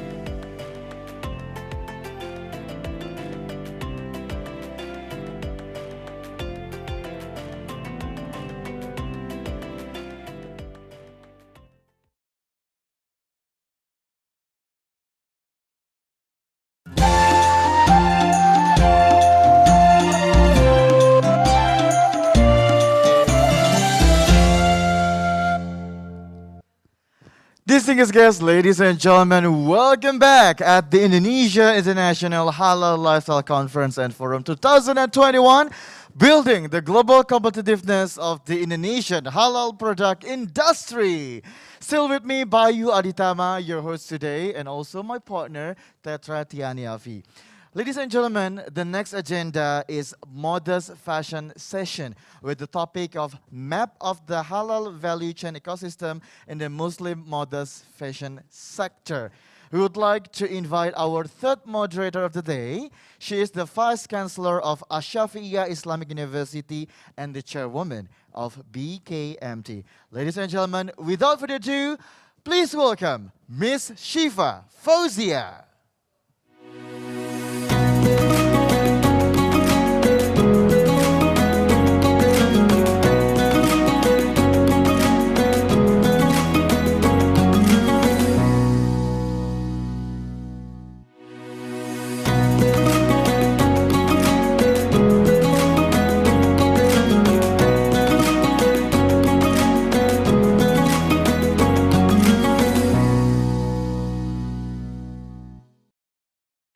Thank you, Bayu. Assalamualaikum warahmatullahi wabarakatuh.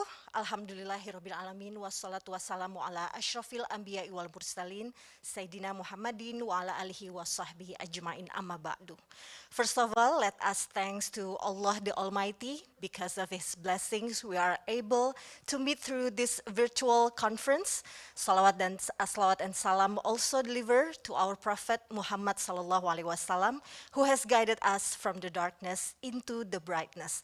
Alhamdulillah, thank you for joining me at Indonesia International Halal Lifestyle Conference and Forum 2021. Let me introduce myself again. My name is Shifa Fauzia, and I will be conducting this session as your host and moderator. In this session, we will discuss a very, very interesting topic, which is map of the halal value chain ecosystem in the Muslim modest fashion sector. And let's begin by reciting Basmalah, Bismillahirrahmanirrahim. Okay, shall we start this discussion? And here with me today, I've already have 4 speakers that will be joining us throughout this session. Let us greet all of them. Assalamualaikum, Miss Arini Widyastuti, Coordinator for Standard Enforcement System and Conformity Assessment, National Standardization Agency of Indonesia or BSN. Assalamualaikum, Miss Arini. Waalaikumsalam warahmatullahi wabarakatuh. Thank you you very much for for joining us inviting today. us. Yes. Yes, we are happy to have you here. And the one and only fashion Muslim designer and CEO of Dian Pelangi, my dear friend Dian Pelangi. Assalamualaikum Dian, how are you? Waalaikumsalam, I'm great, Alhamdulillah. How are you, Mbak Sifa? Oh my God, it's so nice to see you. Alhamdulillah. It's been quite a long time, yeah, throughout Yes, this long pandemic. time ago. Yeah, Okay, Alhamdulillah. thank you very much, Dian, for having you with us. And also My next, pleasure. we will have Miss Jill De Alessandro, curator in charge of Costume and Textile Arts, Department of Textile Arts, Fine Arts Museum of San Francisco. Hello, Jill. How are you? Wonderful, wonderful to be here. Thank you so much. Thank you for joining us today in this session. And last but not least, Mr. Roy Nicholas Mande, Chairman of Indonesian Retail Entrepreneurs Association or APRINDO. Mr. Roy? Hello. How are Yes. you? Yes. Assalamualaikum warahmatullahi Waalaikumsalam. wabarakatuh. Okay, thank you very much. Greetings for all of us. Yeah. Yes, thank you very much for joining us today, and to all the speakers. Later on, we will ask you to give your remarks for 10 minutes each, and then should we have a time for questions and answers, we will have that later on.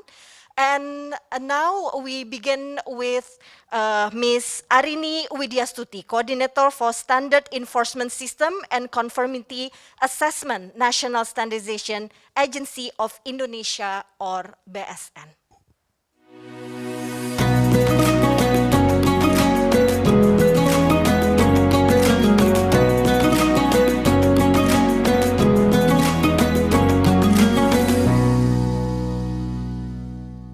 Assalamualaikum warahmatullahi wabarakatuh. Good afternoon, everyone, and good morning, perhaps for some of the participants that joined from the other part of this world. And for this opportunity, we would like to thank for the invitation, so we are able to join in this very important event on the within the Muslim countries.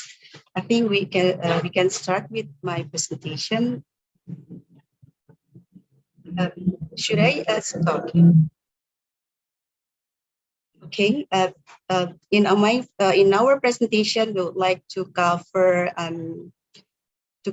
the presentation on the who is the National Standardization Agency of Indonesia in brief, and then what is the Indonesia position in terms of the words modest fashion, and also the activity for the standardization itself and the conformity assessment, and why do we need the standard, and what is the SNI itself, and how this standard implement in the top and two.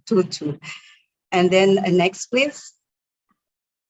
And perhaps some of these participants need to know who is BSN is. And BSN is government institution, which is non-ministry government institution who are responsible for the standardization and conformity assessment under the law number 20 of 2014 regarding the standardization and conformity assessment, and also government regulation number 34 of 2018, which is national system of standardization and conformity assessment. The task of the BSN develop the standard include the planning, formulating, determining and implementing, enforcing, maintaining and supervising the SNE, Indonesian National Standard, as well as the conformity assessment activities. To be able to develop this standard, BSN need to have the cooperation with other organization which is internationally that include the ISO, International Standardization Agency of organization, and then IC in terms of the electrical part, and then the BIPM here is with regard to the metrology, and SMIC, this is very important for us, this standard metrology under the OIC countries. BSN also one of the notification body and inquiry point in terms of the TPT WCO agreement, and also in terms of the accreditation and conformity assessment, we are under the signatory or under the cooperation for mutual acceptance within the world under the Asia Pacific Accreditation Committee, and also the International Accreditation Forum, and also International Laboratory Accreditation Committee. And next, please. And here for the introduction, I think all the participants also here aware that the Muslim society in the world, the number of Muslim population reached to 19 billion, and 13% of it is Indonesian, and so it's really big market for Muslim trade within in terms of the fashion, Muslim fashion, and also including food as well. And we can see here the trend of spend of Muslim fashion, I think, will be increased. Hopefully, this is also become a very important opportunity for us to take part in this trend. Next, please. And here, as we can see, the figure of the market, and also for the exporter itself, and the top 5 fashion market in accordance to the state of global Islamic report. The first one is Iran, and then number 2 is Turkey, number 3 is Saudi Arabia, number 4 Pakistan, and then Indonesia. And how about the exporter? I think the exporter for some country would be same, like Turkey is number 2nd, and then China in the first number. But however, Indonesia is not yet become a part of this top 5 exporter. But hopefully, we can also take this opportunity to become a top exporter to OIC country as well. And next, please. And where the standard and quality take part in this, the opportunity of the market of fashion. As we can see here in the pie chart in the purple color, the government support and initiative especially in the ethical production of standard and regulation, because the standard and quality, it's really close. How to measure the quality and support the modest fashion industry could lead to increase also export, job creation, and overall sector growth. And the opportunity itself, the government should create a quality standard for all exported clothing product, as well as standard as well for the labor and how to treat the waste as well, and also increase the consumer trust. So it will reach the sustainability environment in terms of the fashion market. And then next, please. And for those quality, we do need a standard, because a standard is a formula that describes the best way of doing something. And it could be about making a product, also managing a process, how to deliver a service, and supplying the material. And also standard cover a huge range of activities in this case. And quality is could be to prove how the requirements is fulfilled, and then conformity to market or consumer need, and also the characteristic of a product or a service that depend on its ability to satisfy or state or implied in the customer needs. Therefore, the role of standard is really important in this subject, such as to facilitate business interaction and enable organization to comply with relevant laws and also regulation, and accelerate the introduction of innovative products to the market, as well as provide the interoperability between new and existing products, services, and also processes. And the next slide, please. And this is the figure of the Standard Nasional Indonesia. The Standard Nasional Indonesia that's issued by BSN, and it's applied to Indonesian market and Indonesian territory. We do have now 13,760 standard, which is comprised to all the sector. The biggest percentage is still in agriculture and food technology, and the other one is the material technology. The textile include in the second biggest number of standard that produced by BSN. And next, please. And this is the number of the standard of National Indonesia that set by BSN. We have 309 SNE related to the textile, which is write down or set on the products, and then sales method, terminology, and also measurement. And we have 32 as well SNI related to clothing. And for the management system issue and quality, we have a standard ISO 9001. This is adopted from the ISO and identical adoption. And SNE ISO 9004, SNE ISO 14000, and also for the eco-friend standard, we also have the SNE eco label. And then next, please. And at the moment, the IHLC has proposed the 24 drafts of standard to be proposed as a national program for the standard in the future, that related on hijab, inner hijab, niqab, t-shirt, shirt, blues, tunic, and I think this is the topic of the standard that being proposed, and we will develop in the future for this standard. And then next, please. In terms of the implementation of standard, how we can implement of standard. The first one, we do have a standard, but how we can implement standard and how we can prove that the standards is implemented effectively. So we call it in this case as a conformity assessment procedures.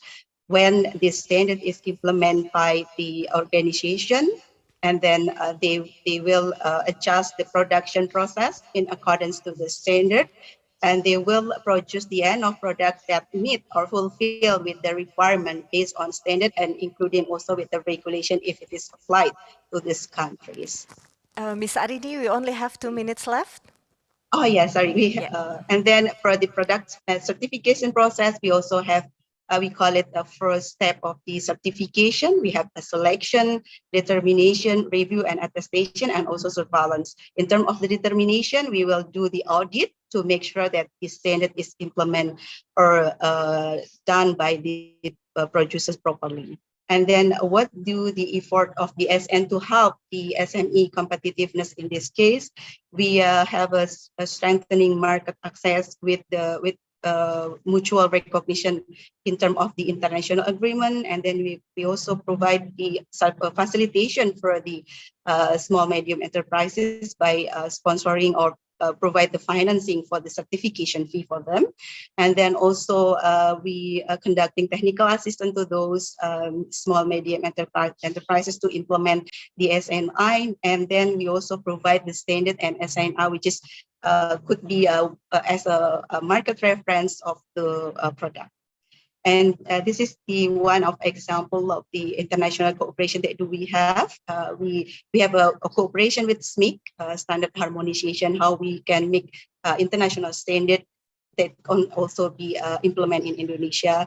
We also have the mutual acceptance of testing report with Indonesia, Saudi Arabia to make sure that the conformity assessment is can be applied in both countries. And then also mutual acceptance. Here we have a cooperation as well with UAE for halal certificate. Yeah. And just in this last presentation, we have 19 WTO countries in the world that notify the technical regulation and textile. So for those the producer that are would like to export their product to the other country, they also make sure that this regulation also being considered in this production. I think that's all from our side. Thank you very much, and we would be really happy if there is a question for PSN. Thank you.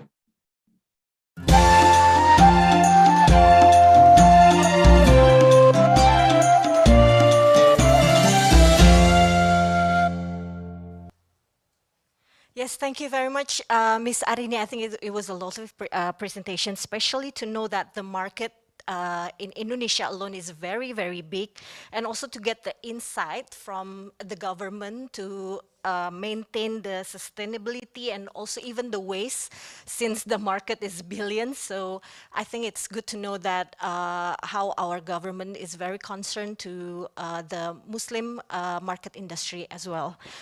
Okay, next we will have our dearest Dian Pelangi. Dian has been around in modest fashion industry for quite some time, and me and Dian Pelangi, we've known each other since Hijabers community and become friends, and we are so proud of the of your achievement, Dian. And this past year, I think she has been occupied for being a mom. So Assalamualaikum, Dian. How's motherhood going?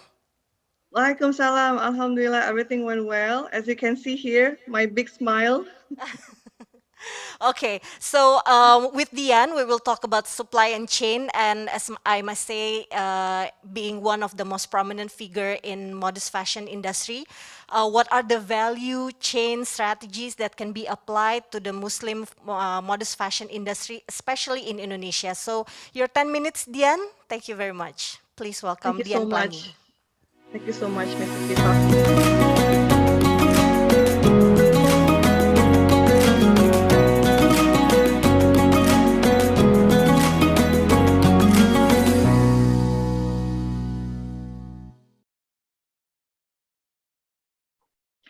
Okay, Assalamualaikum warahmatullahi wabarakatuh. Peace be upon us all.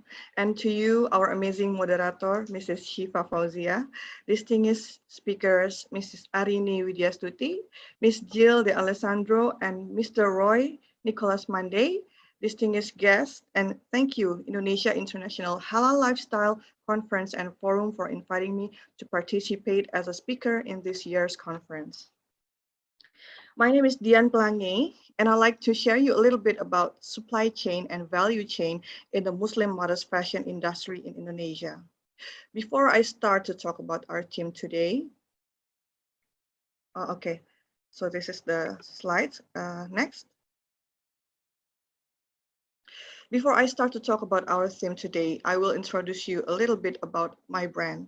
Our company, Dian Pelangi, was established in 1991, and the business were handled by my parents back then, and it was mainly focused on Muslim fashion, where we mainly promote traditional materials from Indonesia and using traditional techniques such as batik, songket, and tie-dye.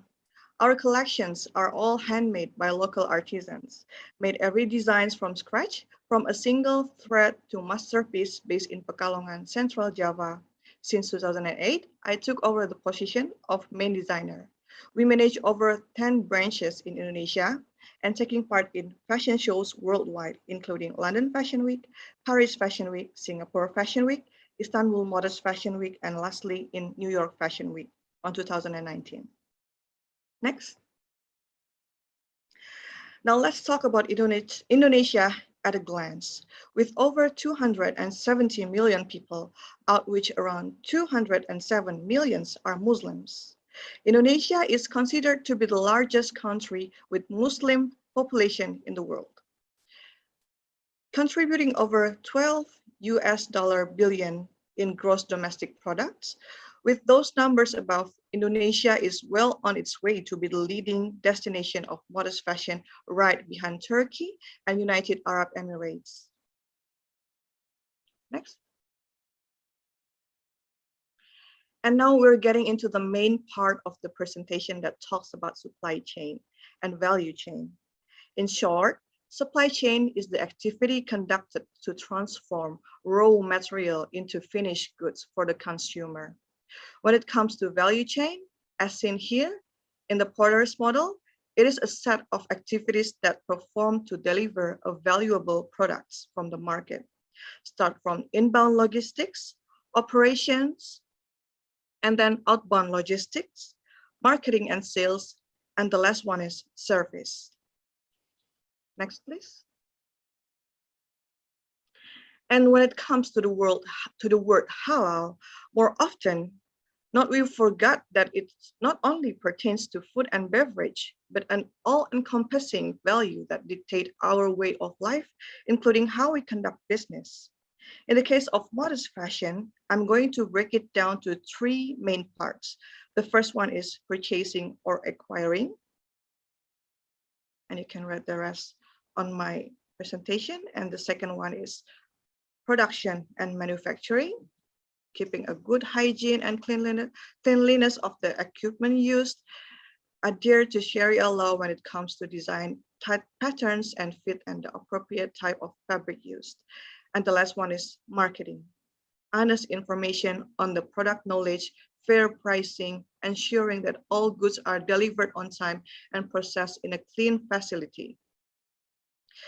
These are some of the things that needs to be considered and applied in a strategy, particularly in modest fashion. Next. Also, people oftentimes think I had it easy, that the business is already well established, and I just inherited it. I beg to differ. I would argue that it is even more difficult to keep the business afloat and make it relevant for decades after its inception.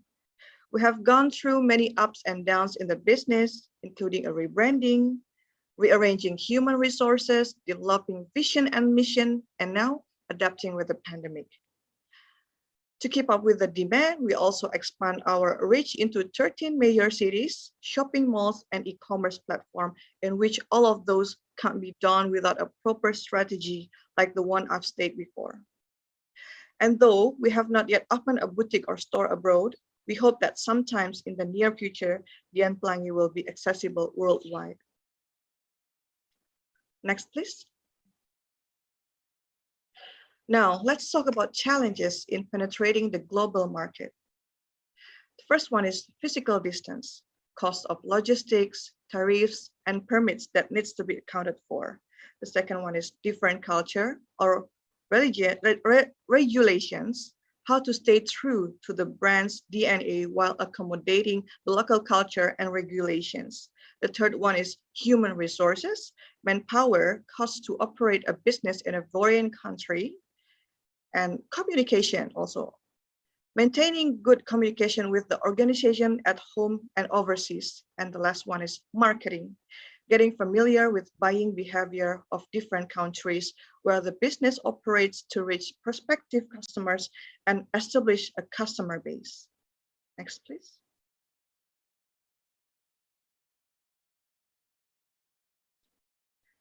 Okay, let me close this session with a quote from Charles Darwin. It is not the strongest that survives, nor the most intelligent. It is the one that is most adaptable to change.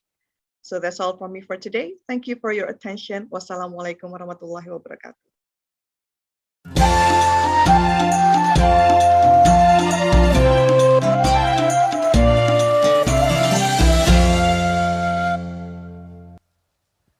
Thank you very much, Dian. I think it's very informative on how we know about the supply chain, and as Dian Pelangi brand is already established for quite some time, I think it's still facing challenges, and also how to adapt with the challenge itself, especially during these pandemics. And when I saw the presentation, I think there are a lot of phase or stages that we have to do as a brand to maintain the supply and chain. So thank you very much for your presentation, Dian Pelangi, and I hope we will see as the pandemic vanish. I hope we will see each other again, and we will see your next project in Indonesia or in internationally. So good luck for everything, Dian Pelangi. Okay, next we will move on to our next speaker, whom I'm gladly to speak to her today, Miss Jill De Alessandro. Jill is a curator in charge of Costume and Textile Arts, Department of Textile Arts, Fine Arts Museums of San Francisco. And I would also like to ask about the exhibitions, because I think Jill has an exhibitions about Muslim fashion. So please tell us a bit about that. So without further ado, we will have Miss Jill De Alessandro. Please welcome.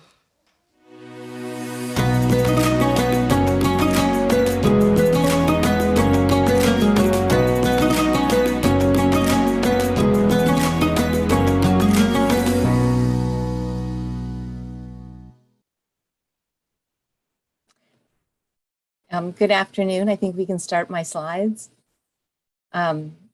Yes, it's my pleasure to present today the research on my past exhibition, Contemporary Muslim Fashions, which of course had a large component of Indonesian designers, including Dian Pelangi represented. So it's my pleasure to share the stage with her today. Next slide. Contemporary Muslim Fashions was the first major museum exhibition to explore the complex and diverse nature of Muslim modest fashion, or stylish dress, with varying degrees of body cover. The exhibition was organized by myself and my colleague, Laura Camerlengo. Raina Lewis, Professor of Cultural Studies at the London College of Fashion, was the consulting curator. The exhibition and its accompanying catalog examined how Muslim women have become arbiters of style, and how their relationships to fashion, modesty, global trends, and local cultures evolved between the years 2015 and 2018. Both projects focused on areas of the globe where thriving industries were producing fashionable modest garments. It featured high-end fashions made for ever-increasing number of international modest fashion weeks, designs from modest fashion centers in the Middle East and Southeast Asia, as well as the United States and Europe, streetwear and sportswear, and commissioned haute couture garments. The exhibition originated at the De Young Museum in San Francisco and was presented at the Museum of Applied Art in Frankfurt, Germany, and the Cooper Hewitt Smithsonian Design Museum in New York City. The exhibition received the 2020 Richard Martin Award for Excellence in Costume Exhibitions, given by the Costume Society of America. Next slide. In the past decade, modest fashion has become one of the most pervasive international fashion stories. The Western world's awakening to the size of Muslim spending power has triggered the interest of major retailers such as Macy's, Uniqlo, and Nike, next slide, which have begun offering collections that adhere to modest Muslim dress codes within the modest fashion sector. Within the modest fashion sector, there's also been the rise of emerging Muslim designers whose work, along with established designers, is gaining global recognition. Next slide. Before the COVID-19 pandemic, modest fashion weeks were taking place in cities around the world, from Istanbul to Jakarta, creating a platform for Muslim designers from both Muslim majority and Muslim minority countries. Next slide. Such designers are also presenting in mainstream Western fashion schedules in growing numbers. Next slide. This burst of activity has drawn the critical eye of fashion and lifestyle reporters who have suggested several theories as to why the fashion world is experiencing a modest moment. While the rise of interest in modest fashion is often attributed to the Muslim millennial woman, it is widely acknowledged that this aesthetic speaks to a far broader demographic. Trend forecaster Isa Dezan explains, quote, "At a glance, modest dressing appears to refer to a trend seen predominantly among young Muslims. Though on closer inspection, the movement includes women of many different faiths and sometimes has nothing to do with religion at all. Trend analysis have dubbed what they interpret a new wave of feminism, the pluri-empowerment factor. We're seeing the opening up of what empowerment means, allowing women to create their own definitions," close quote. For Raina Lewis, quote, "This movement is really driven by an empowered new demographic who are expressing their presence in the modern world and attempting to assert their place in it," close quote. This was evident in our exhibition, where 75% of the designers, artists, and influencers in the exhibition were women under 40. Next slide. The rise of modest fashion reveals an overall shift in the sartorial expressions of women around the world. Saudi Arabia designer Mashal Al-Rahi, whose cutting-edge deconstructed looks are drawing the attention of the fashion press, offers her perspective. Quote, "Right now, if we're looking for a more globalized view on fashion, fashion should be socially conscious. We have the ability to influence mindsets. It's a form of expression and freedom," close quotes. Next slide. A more inclusive approach of combining mainstream and modest fashions has appeared on the runways. When Ian Griffins, creator-director of Max Mara, cast Somali-American Muslim model Halima Eddin for the Fall-Winter 2017-2018 collection, he offered a refreshingly straightforward explanation. Quote, "If you walk down a top-end shopping street in any major city, you won't be surprised to see a Max Mara coat worn with a hijab. So why shouldn't our runway reflect that too?" Close quote. However, this past year, Aideen stepped back from modeling for mainstream fashion houses as she felt they did not share her values, to become the brand ambassador at Mode Nisa. Next slide. The universality of modest dress is of no surprise to Saudi fashion designer Marimba Mahfouz, whose label Hall Inc. focuses on the abaya. In her Jeddah showroom, she displays a refined selection of abaya in a limited palette with a focus on tailoring. Then Mahfouz explains, quote, "Modesty is a global theme throughout all religions, all time. It is human nature to want to conceal and to cover up and to drape something on your body. To what extent is dependent on the environment, the culture," close quote. Next slide. These sentiments are echoed by Alia Khan, chairwoman and founder of the Islamic Fashion and Design Council. As she explains, quote, "Modest dressing has gone on since the beginning of time, and it will go on to the end of time. For the women who choose to dress this way, it is not a fad. You can win them. If you can win them over, you have a loyal audience, a loyal consumer." Close quote. Khan, a Pakistani American, founded the IDFC in 2012 as a platform to promote Islamic fashion and dress within the global marketplace. Their activities include organizing runway shows. In June 2017, for example, they partnered with the Torino Fashion Week in Torino, Italy. There, Los Angeles-based designer Carmen Mohammed received one of the top 3 designer awards. A member of the Nation of of Islam, Muhammad founded her clothing line, Al Nisa Design, in the mid-1990s. Out of 125 participants, only 5 were invited from the United States, and Muhammad was the only Black modest designer to present. For Muhammad, this opportunity was much bigger than just Al Nisa Designs. Quote, "There's so many stereotypes about Islam and Muslim women as being oppressed. By exhibiting at a mainstream fashion event, the world saw a free woman who freely expressed herself, who freely dressed herself, who freely created her designs," close quote. In the wake of the COVID-19 pandemic, there have been many changes in the modest fashion sector. Broad news interest dwindled, but has returned in recent months as the fashion industry reopens. The sector is still growing, fostered by online sales. At present, the global Islamic clothing market is expected to reach 361 billion by 2023, up from 243 in 2016-2017. Several of our original exhibition and catalog participants were impacted by the pandemic. As one example, Carmen Mohammed reflected, quote, "The impact of the coronavirus on the fashion industry has been brutal.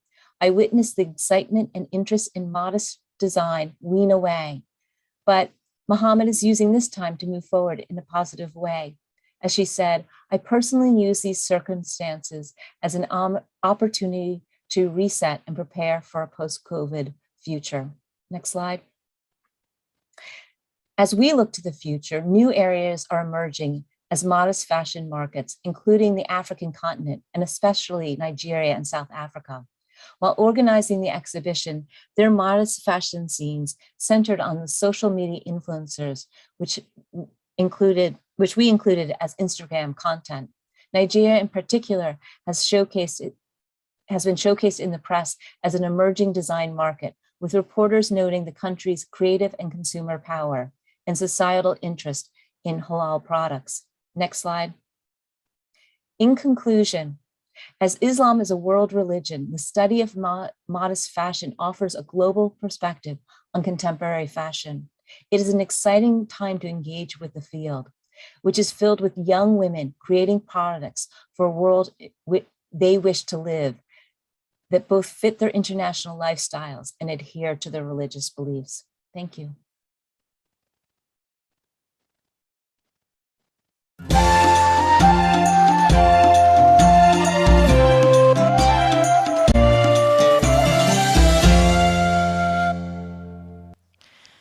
Thank you very much, Jill. I think throughout your presentation, we can see how this not only modest fashion, but also Muslim fashion is become more familiar throughout the world, and even the high-end brands is also taking place on the market as well. And hopefully it will grow bigger, or we will see lots and lots of international brands, expensive brands, high-end brands to have their lines on modest fashion or even Muslim fashion, since the market is very big. And thank you very much for your exhibitions. I think it's pretty much advertised the modest fashion or Muslim fashion to the world. So thank you very much, Jill, for your presentations. Okay, and next we move on to Mr. Roy Nicholas Mande. He's the chairman of Indonesian Retail Entrepreneurs Association, or APRINDO. Mr. Roy, thank you for being with us today. And with you, we will talk about younger generations, or millennials, and the future of modest fashion retail. So please, Mr. Roy, your 10 minutes. Please welcome Mr. Roy Nicholas Mande.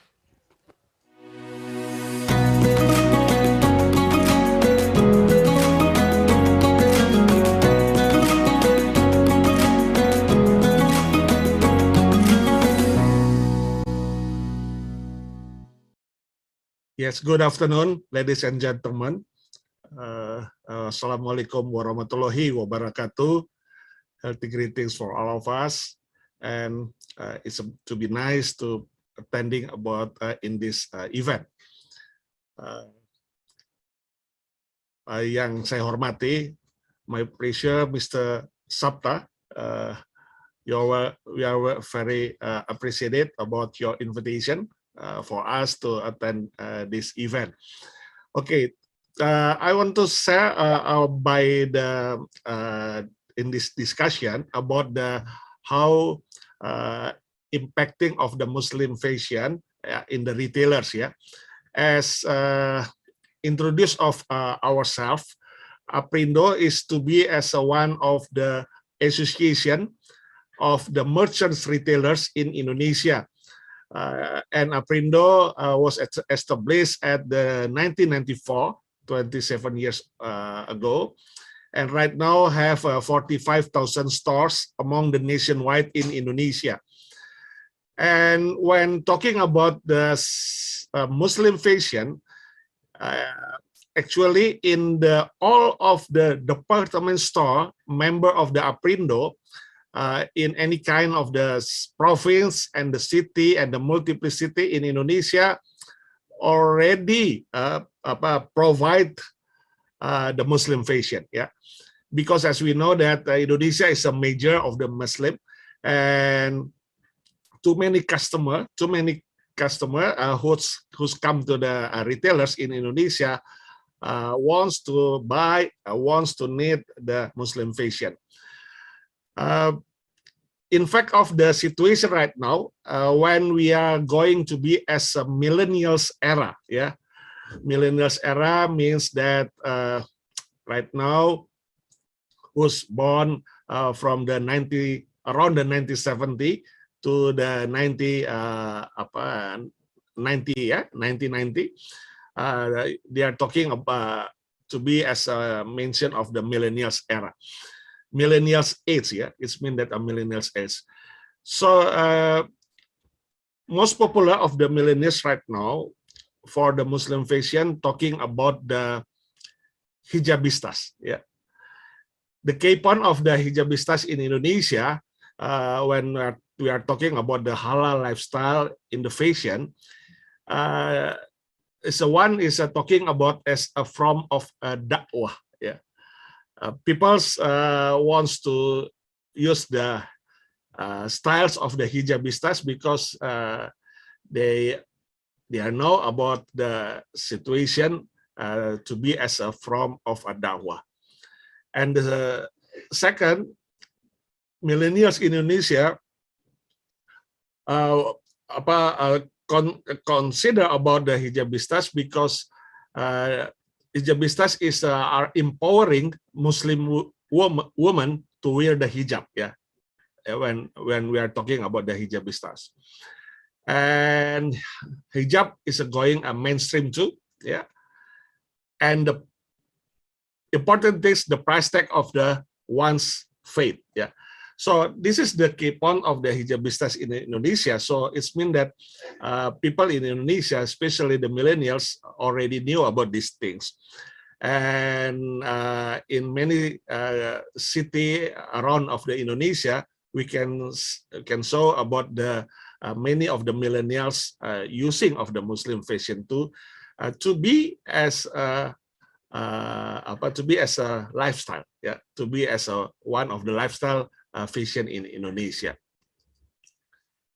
Fact of the Muslim fashion, according of the halal lifestyle in retail, especially in all department store in Indonesia, there are around almost the 2,200 stores, department store in Indonesia, remote retailers and the local retailers already was provided the Muslim fashion, yeah, because as we know that this is the needs from the publics. And about the new products and style, all kind of the new style in the Muslim fashion already sell in the retailers. So many of the retailers right now does not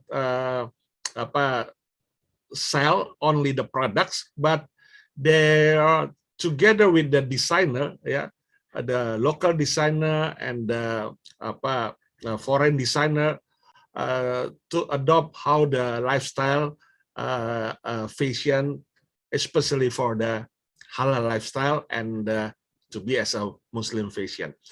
So such as in the one retailers, as we know that there is a division who's going to any city, not only the domestic, but going to the abroad to search and to observe about the lifestyle and to knowing about the Muslim fashion styles and how to produce back in Indonesia. So right now in all kind of the retailers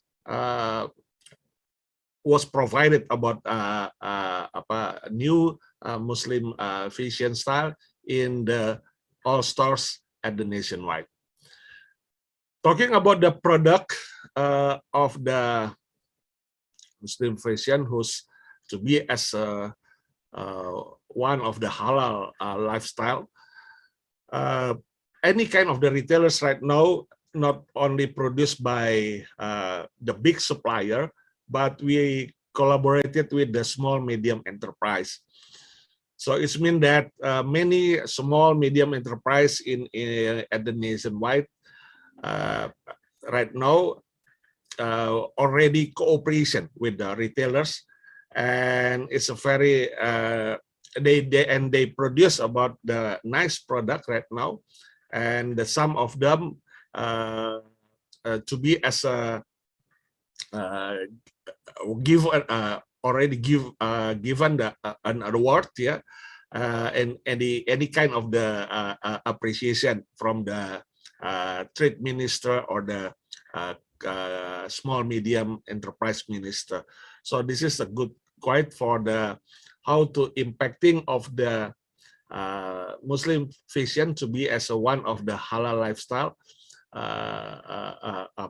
to improve the economy by the consumption of the household, consumption of the public. And the fact of the situation in the retail of the Muslim fashion about the price and the promotion, as we know that customer behavior in Indonesia is very concerning about the discount, yeah, the promotion, yeah. They don't need the gift, they don't need the complimentary, but they wants to buy anything with the best promotion. Yeah, in the short word is talking about the best discount. So the retailers in Indonesia already concerned about these things, and yeah, some of the retailers, especially in the Ramadan era, yeah, selling with the many kind of the Muslim fashion with the we call it with the halal lifestyle, fashion of the halal lifestyle, and many of the public in Indonesia both of the Muslim fashion at the several period at the season of the Ramadan. Not only of the offline store or the on-site store, right now the retailers of the member of Aprindo is doing by the social media too, yeah. And in the further, we want to make community lifestyle. So I and Mr. Sapta wants to make some collaboration with Aprindo and the halal lifestyle, how to make it the community of the lifestyle, halal lifestyle, because and many of the retailers member of Aprindo have data of the buyers, yeah, because we are all kind of the retailers in a member of Aprindo running the loyalty, yeah, running the loyalty customer, rewarding customer, and we have profiling of the customer. We have the data, and we want to make it next next chain, yeah, by the how to create the community halal lifestyle. But before we went to there, before we go to there, right now we develop the social media, especially for introduce and the fashion, the Muslim fashion, especially for to be as a one of the products according with the halal lifestyle. Some of the retailers already made it, and some of still preparing about the not only sell at the offline but going to the online or the social media. So this is a promising business in Indonesia, promising business, promising product too in Indonesia, as we know that population in Indonesia is to be as a big five in the world, 272 million, with the 17,000 island. So many promising about how to reach the customer, not only the big province, but going to the city and the multiplicity. Hope that we can collaborate it and make the successful of our demanding of lifestyle, fashion, halal lifestyle through the fashion, through the Muslim fashion. Okay, thank you very much. Back to the moderator.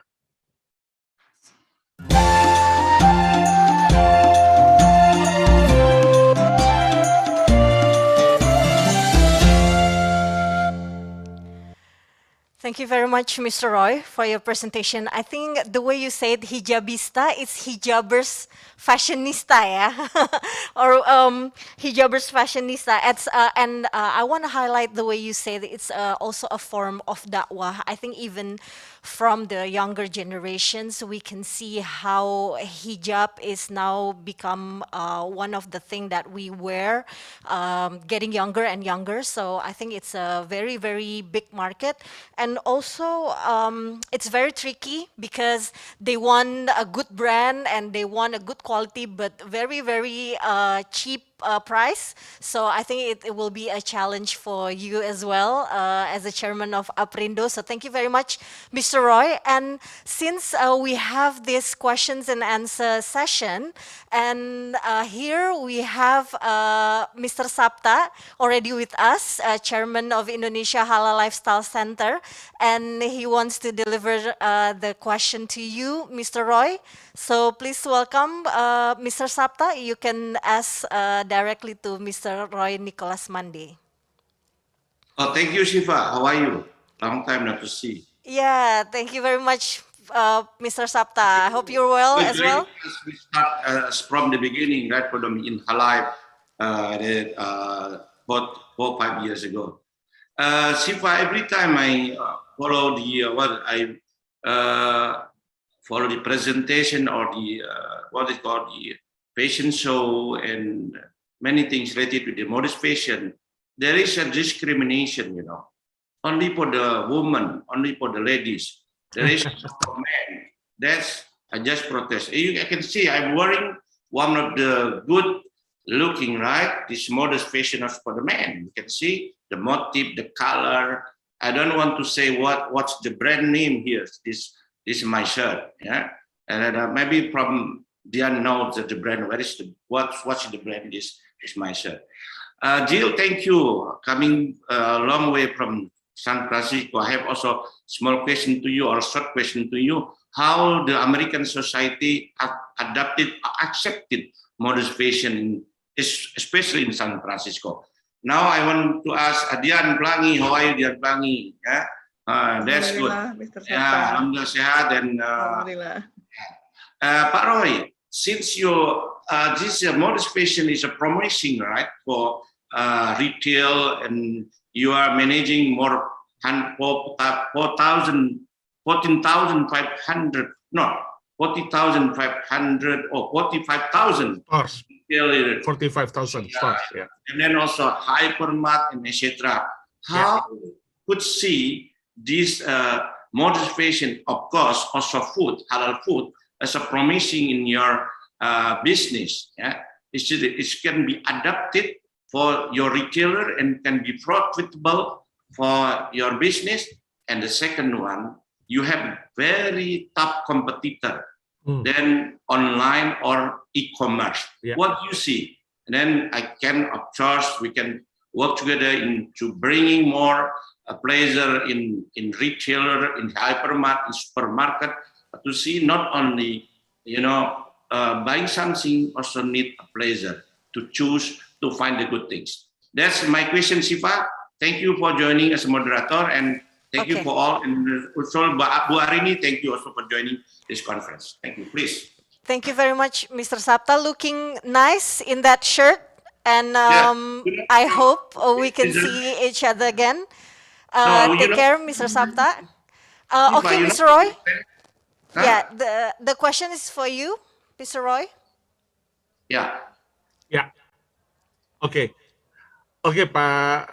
Okay, Pak Sabta, thank you for your question and insight. Yeah. Yeah. Talking about the retailers in Indonesia is a big promising for how to sell and how to not only to sell, how to socialize, yeah, and educate of the halal lifestyle, not only the fashion but also the halal food, yeah, halal food, because right now is to be as one of the concerning of the government. So actually, when we comparison about the fashion and the food, right now in the retailers, most of the selling of the retailers right now is to be as a food. During as a pandemic, the people comes to the supermarket and the hypermarket to fulfill about their needs, and they also choice the first priority how to fulfill the foods for this situation than the fashion. But anyhow, we as a one of the retailer, as the members of the Aprindo right now, one of the retailers, we call it the brand. Yeah? The brand is a Hypermart. Hypermart is to be as a first retailers who's have the license of the halal food. Yeah. The one of our members in Aprindo already reached about the certificate of the halal products, halal food products. This is to be as one of the achievement of the retailers, representative of the all retailers, the one of the retailers in Aprindo to be as one of the pointed and reach of the certificate halal food. Yeah, so this is to be as one of the our key point to promote the products halal. So I already talked to all the members of the Aprindo through the association, and some of the retailers following about the how to achieve the certificate of the halal products, because yeah, this is to be as one of the concerning of the government. So I think that when the many retailers already have the certificate of the halal products, especially the halal food, so it's mean that it's a very good for all of us. Yeah.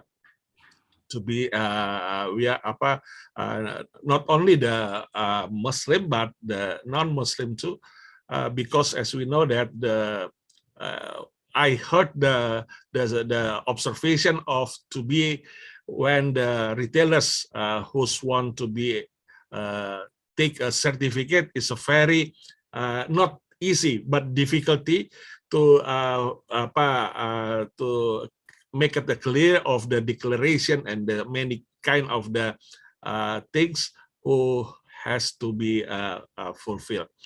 So the next agenda, so we want to make it the halal products to be in the retailers, to be in any kind of the retails in Indonesia have a certificate of the halal products.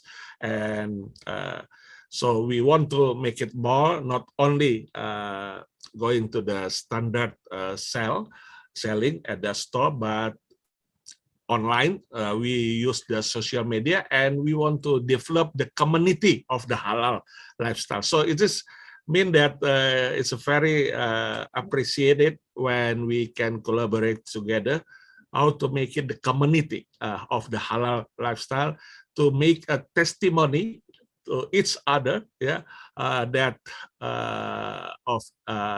mention about the retailers in Indonesia already provided the halal, not only the product, not only the one retailer, but going to the next, and not only the food, but also the fashion. So I think that this is a good opportunity for us to make it these things. Thank you. Okay. Thank you very much, Mr. Roy, and thank you very much for the question, Mr. Sapta. We have another question for Ibu Arini. This is from Reswanda. It's from our participants. So the question is, there are Proposal 24 standard draft for modest fashion from IHLC. So how the mechanism process on BSN from proposing until it is SNI approved. So you please you can answer, Ibu Arini. Thank you for the question.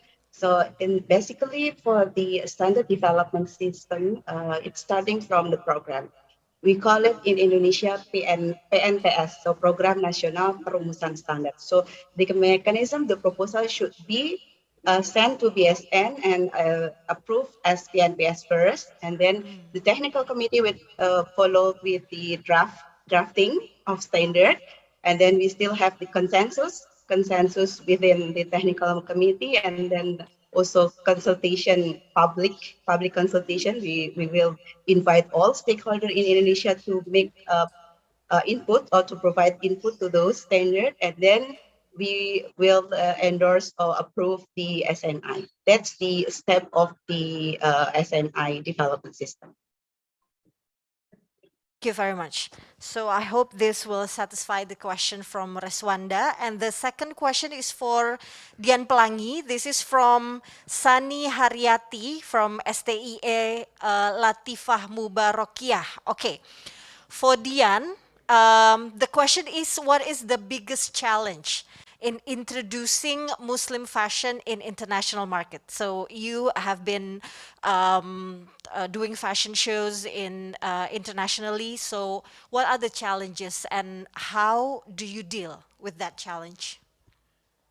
Yeah, okay. One of my biggest challenge that I face during my time promoting the Indonesian modest fashion industry to the world, one of them is trust. I think a lot of Muslim from worldwide still part of them know about modest fashion, but still not many popular. So I think one of my effort to introduce modest fashion to them is to gain the trust as well, for them to buy and then to appreciate, and also to know the history about the modest fashion itself. And then also distance from Indonesia to the Middle East and also to the US market, it's also quite far. So it's also became one of the challenge for me to introduce the modest fashion itself worldwide. And then language also a boundaries for me to explain more about the modest fashion, because maybe I'm not really good in English and little bit speaking English in a good manner. So I think I will learn more about the language so I can promote and show them more about the modest fashion itself. And then I think, but one of the strong point from Indonesia modest fashion is we are very universal. There are so many variation of modest fashion in Indonesia, and then we also have a big market here. So what happened in Indonesia right now, when they already hype in Indonesia, by the help of the social media, it's easier for us to promote worldwide. So also the power of social media, of the Indonesians netizen, it also helps the image of modest fashion of Indonesia to be spread by all the fashionistas all over the world. And also the last one of the biggest challenge as well is we still learn how to gain trust and then how to maybe doing some export and import the stuffs, the things from modest fashion itself to be delivered to the market in worldwide. So I think with Indonesia International Inhalife, I think we can also collaborate together to raise the modest fashion of Indonesia to the world. I've been wanting to ask you because you are famous for your fabrics as well as kain songket, and also do you think it's getting hard to combine the modest fashion itself with the ethnicity that we have in Indonesia, and then to introduce and bring that up to the world, to the high-end brands looking at you and looking at your products as well? Do you think it's hard to introduce them with the ethnicity of that we have in Indonesia as well?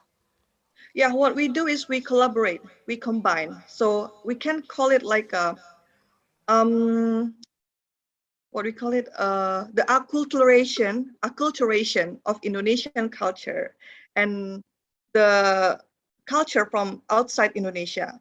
For example, we adapt the way of the Middle East market, the way they're dressing, we adapt it and then we combine it with the way Indonesian batik. So we made an abaya made from batik with a batik pattern with silk materials. We make it like an abaya so they can also wear it. That's what we do. We collaborate and then we combine their trends, their habits with our design. And also, for example, like to the UK or US market, normally they like to wear something stiff for winter. What we do is, you know that songket fabrics is very stiff, right? So we transform it into maybe like a coat or a jacket for them to wear in the winter. So it also make them comfortable during their time. And then also their market is very appreciative with history. So what we do here is we try to explain the history behind the fabric itself, behind the pattern itself, like batik, songket, jumputande, have a lot of beautiful histories. That's why we're trying to explain to them, and they become very appreciative with our products. So I think they find it like an uniqueness in our culture. So yeah, that's some of the key that I try to implement during my time to introduce the modest fashion to the world. Okay, nice to hear that. So I think it's still a challenge, especially for all our modest fashion designers to introduce the specialty of Indonesian ethnicity and culture, and then bring up the modest fashion style as well, and to be adaptive to the world. So thank you very much for doing that, Dian Pelangi. Okay, next to Miss Jill, Alessandra Jill. This is the questions for you. Do you think our Indonesian modest fashion product should be necessarily brand our products as modest fashion product?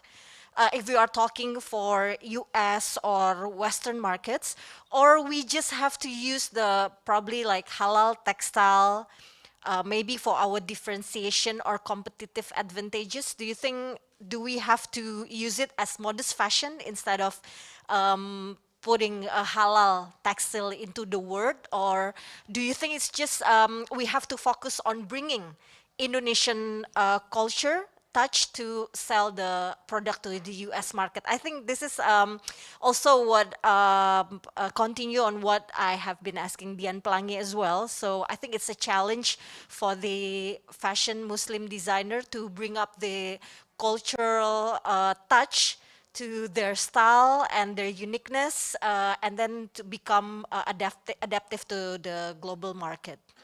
So what do you think about that?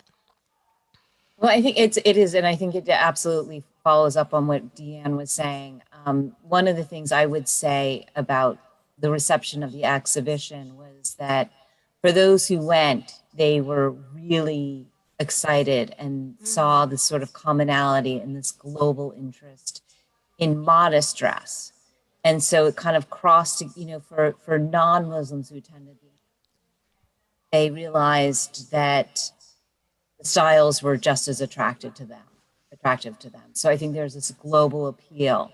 So in some ways, in focusing or marking it as modest dress or just as fashion, you're reaching your non-Muslim audience.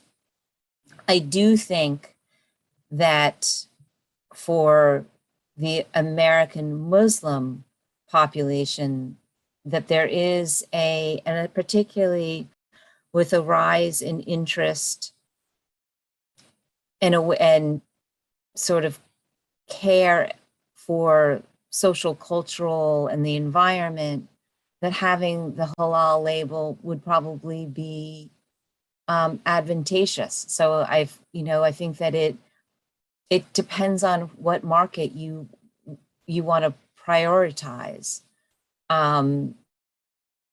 So I don't know if I'm answering that correctly. I will say in regards to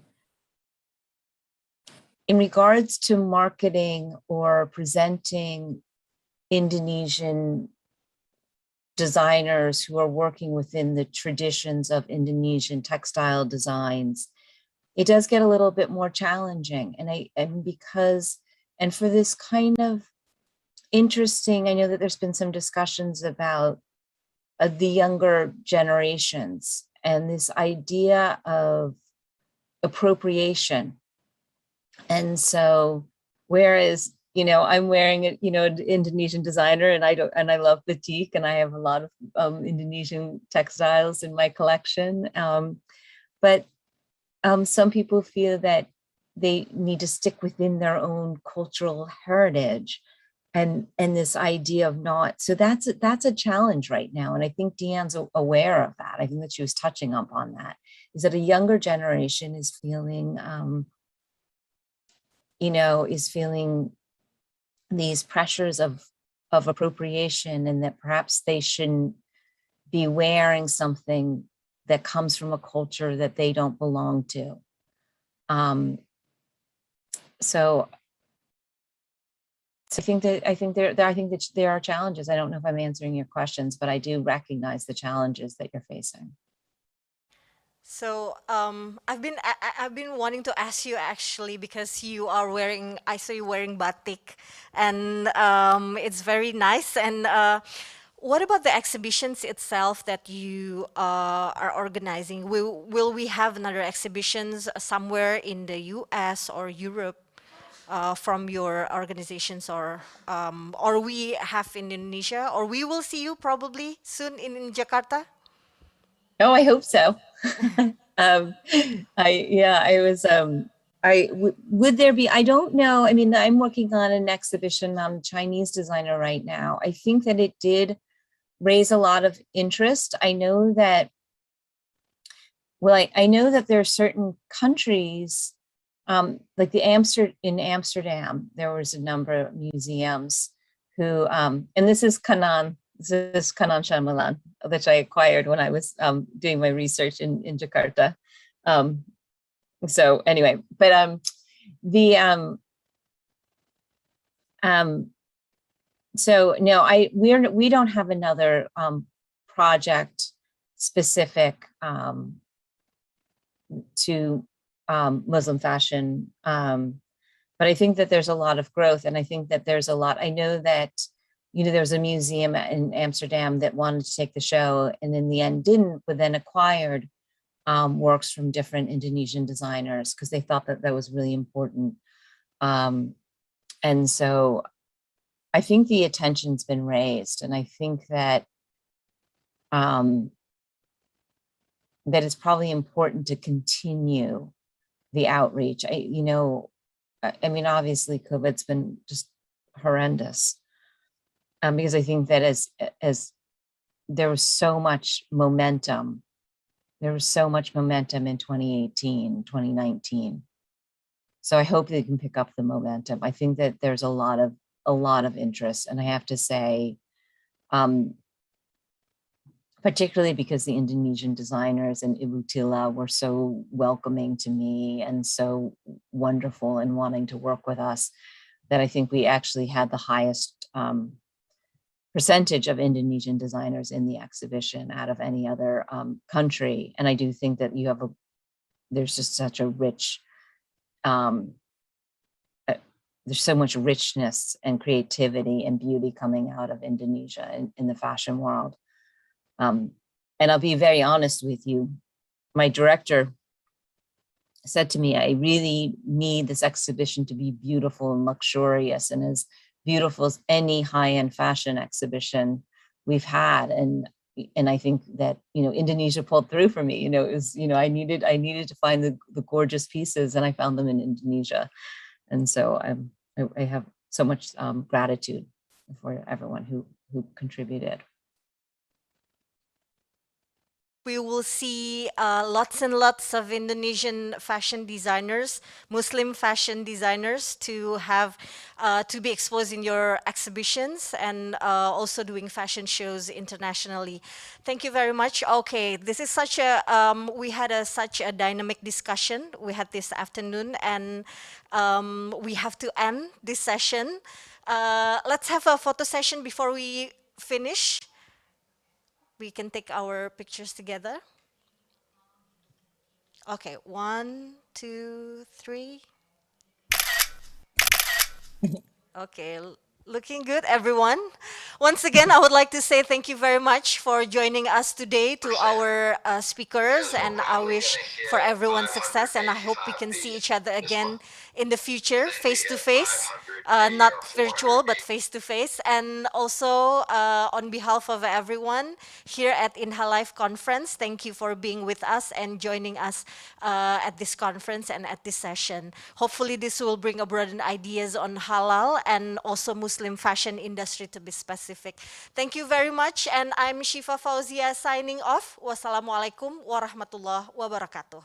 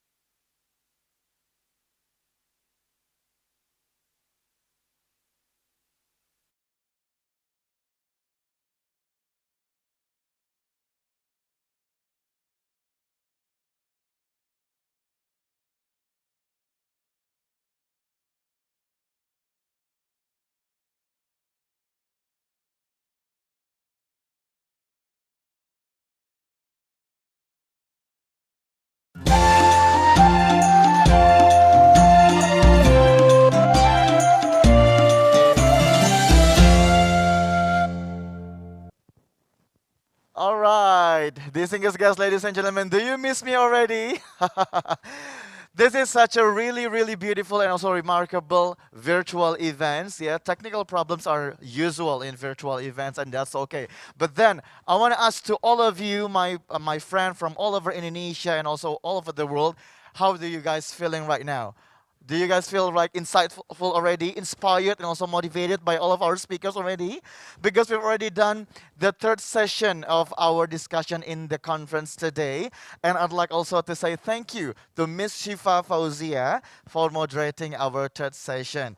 For sure, I would also send my biggest appreciation for all of the remarkable speakers at the third session, Miss Arini, Miss Dian Pelangi, Miss Jill De Alessandro, and also Mr. Roy Nicolas Mande. Thank you so much for all of your insights. Yeah, we've talked about innovation, about culture, acculturation, and also how we can bring Indonesian culture to the world, especially specifically in modest fashion. Distinguished guests, ladies and gentlemen, coming up next is the last session of the conference. And I want to remind you all that for all of you who are asking questions to the speakers today, we are going to pick best question, and for the best question you will get a very special souvenirs from the committee. So make sure that you are still participating with our event today, and the winner will be contacted by the committee. All right, ladies and gentlemen, without further ado, our topic for the last session is upstream strategy in supporting downstream industry. To lead our last session today, we would like to invite the co-founder and chief executive officer of CIAS, Corporate Innovation Asia, in order to moderate the session. Ladies and gentlemen, please welcome the one and only Mr. Indrawan Nugroho.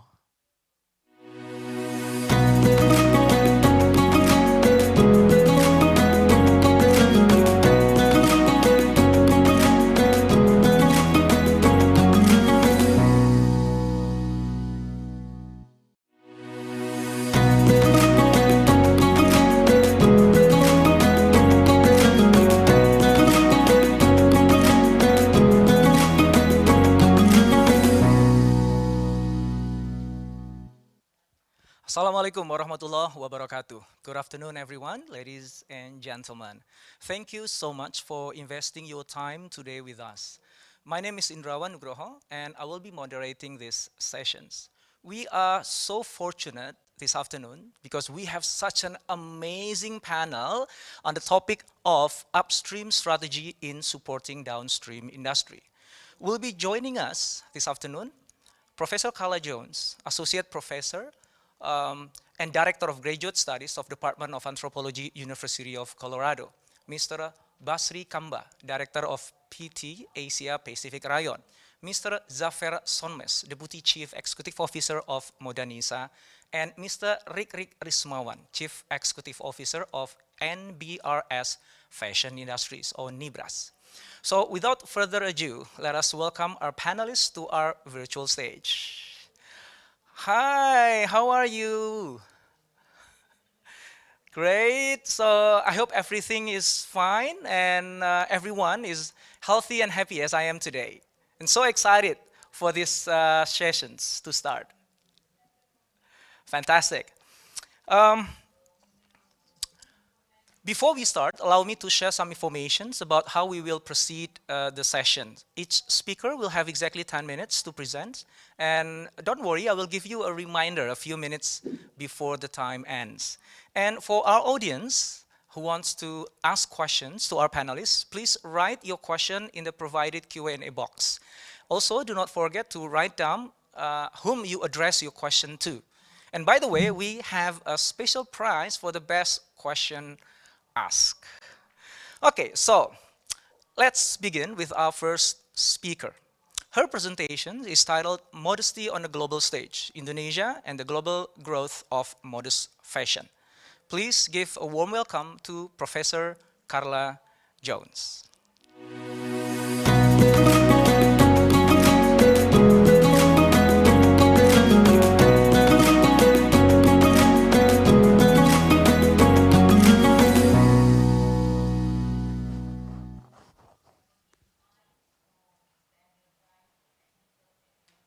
Selamat siang di Jakarta. Assalamualaikum dan waalaikumsalam dari saya di sini di Boulder. Dan di sini baru jam 1 pagi. Jadi selamat pagi dari sini. Nah, slides-nya saya sudah tampil atau belum?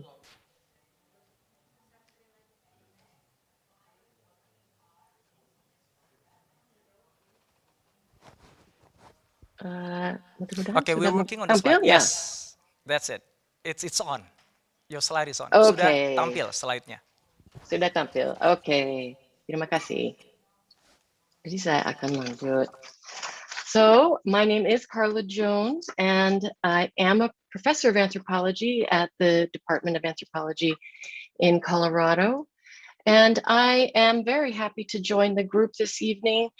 I am thrilled to see friends, people I haven't seen in a long time. Terutama itu Butila, of course, who has the capacity to invite and bring together so many people today. But I'm also really happy to see Diane and Jill and people I haven't been able to see in a long time.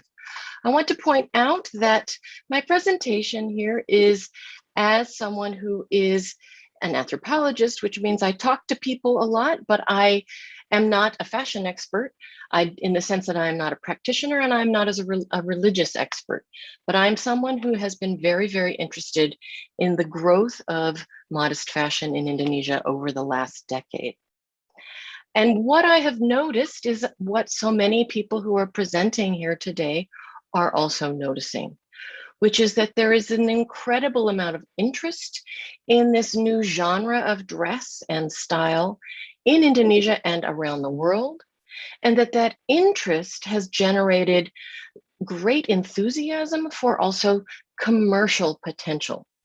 So we see this enthusiasm both in, for example, media coverage within Indonesia, but also in the forms of coverage and media reporting outside of Indonesia, including in forms of market research and advertising industries, probably most well known from Ogilvy Noor. What we also notice, though, is that this is not just something that we, as an anthropologist, at least I think of as a purely economic phenomenon. We're going to think about it that way here to some extent, but I also want to emphasize that this is not just an economic phenomenon. It is an aesthetic phenomenon, and it is also a social phenomenon. So what we notice when we think about the economic factors is the fact that modest fashion is a powerful engine in the global garment industry. And we often hear that phrase where it sounds like a motor or an engine that is moving sort of economic progress forward. And that is not an inaccurate statement because, of course, there are 2 billion people who are seeking compliant, attractive, and increasingly ethical clothing to wear. And that is not something that just Muslims want to seek, but also non-Muslims. So this is clearly a large market. In fact, it's the fastest growing subsector of the garment industry, and it's expected to reach a very, very high number by 2024, 361 billion. However, the COVID pandemic may slow that down a little bit, but we're not entirely sure. But the fact of the matter remains that if you are a human being in the world, you get up in the morning and you have to get dressed. So the fact that you have to get dressed means that you make some sort of decision about how to signal what community you are a part of and who you want to recognize with your clothing. So that is a powerful component of a potential economic factor. Modest fashion can become a very powerful engine for not just the sector of the garment industry around the world, but as we're seeing in this conference, an engine of Indonesian economic growth as well. So if you think about the sectors within the Indonesian economy, fashion is a very important component, and modest fashion is the fastest growing sector within that sector. One of the things that those of us who work in this field hear often is that there's a great desire among Indonesian designers and producers to help Indonesian fashion take a leap towards going international. We hear that all the time. That is to make Indonesia global, seen and visible outside of Indonesia. So one might argue mendunyakan Indonesia. But the flip side, or the reverse of that, would be to go Indonesia. That is to have the world come to see Indonesia. And so one of the things that I've heard over the last decade regularly in Indonesia is the desire to make the Indonesian modest fashion scene the kiblat for the modest fashion scene around the world. And that has required, and is still in process, the active sort of pursuit of making Indonesia not just be a fast fashion scene. So the creative economies create over 7% of Indonesia's GDP, and fast fashion is over 50% of that sector. So when we think about this as not just an economic phenomenon, but having a social potential, then we recognize that gender is an important component of this. And the fashion economy in Indonesia is predominantly staffed by women, sold to women, and the Indonesian economy therefore directly benefits from supporting women in these fields of design, production, and distribution. And what we notice then is this is economically important and socially important, and we start to see that it's as important or more than those more mechanical industries, the real machines, the engines of economic growth. I want to note here that the Ministry of Tourism and the Bureau of Creative Economies has been really fundamental in promoting these economies. And one quick little scene here is that these industries have also been tied to the very deep hope of the possibility of using the social and economic potential to create religious harmony and communities within Indonesia. I won't spend a lot of time on this, but as you've heard, we now know that the Indonesian modest fashion scene was very well and beautifully highlighted during the exhibitions known as Contemporary Muslim Fashions, which Jill D'Alessandro was the head curator. Indonesia was represented through 6 designers, and it did a very good job of doing exactly what she needed, which was make Indonesian fashion and modest fashion look beautiful. I will flip through a few beautiful examples. Itang Yunaj's work was on the cover of the exhibition book. Nur Zara was known well as well. Dian Pelangi had a number of pieces, as did Rani Hatta, as did Kanan Shamlan, and many of these pieces focused on traditional textiles, including songket, ikat, batik, and shibori, which is not Indonesian, but used a lot of indigo. There was a powerful emphasis on Indonesia's unique textiles, but I want to close here by pointing out that Indonesia has something else to offer the modest fashion scene.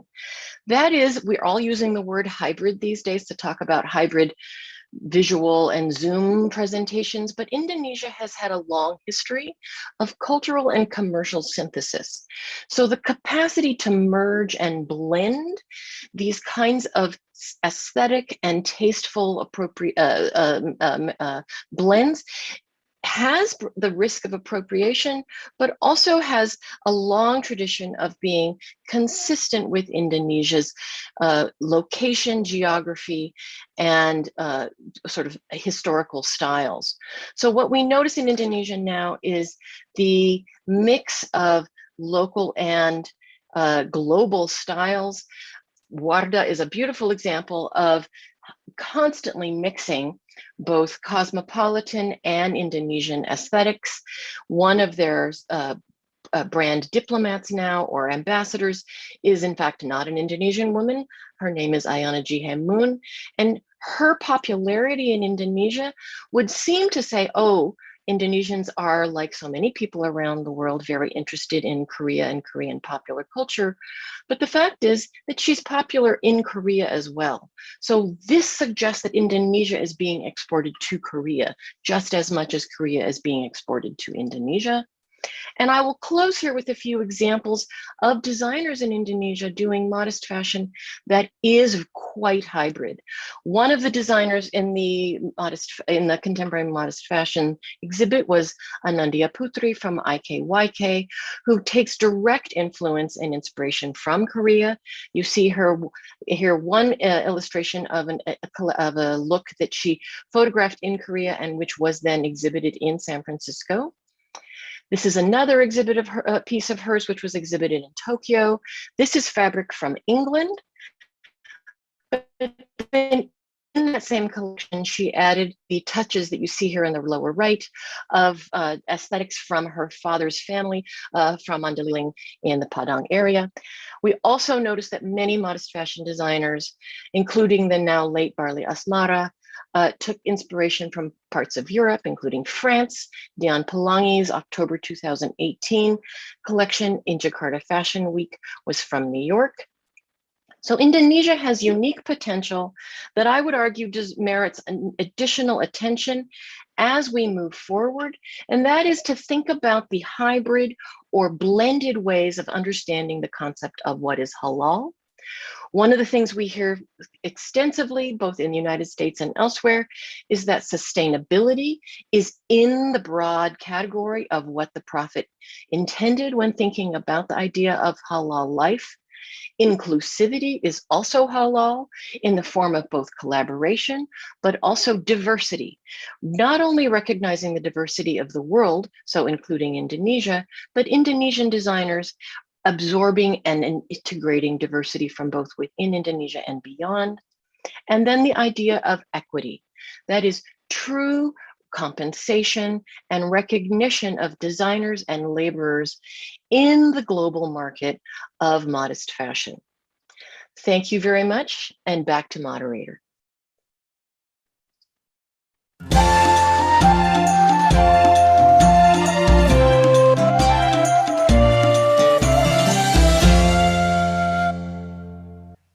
Thank you, Professor Jones. Perfect timing.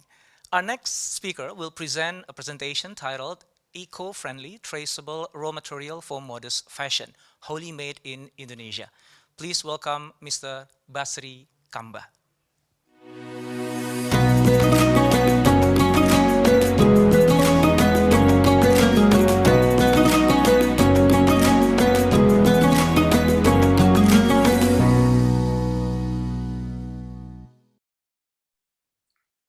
Hello, everyone. Assalamualaikum warahmatullahi wabarakatuh.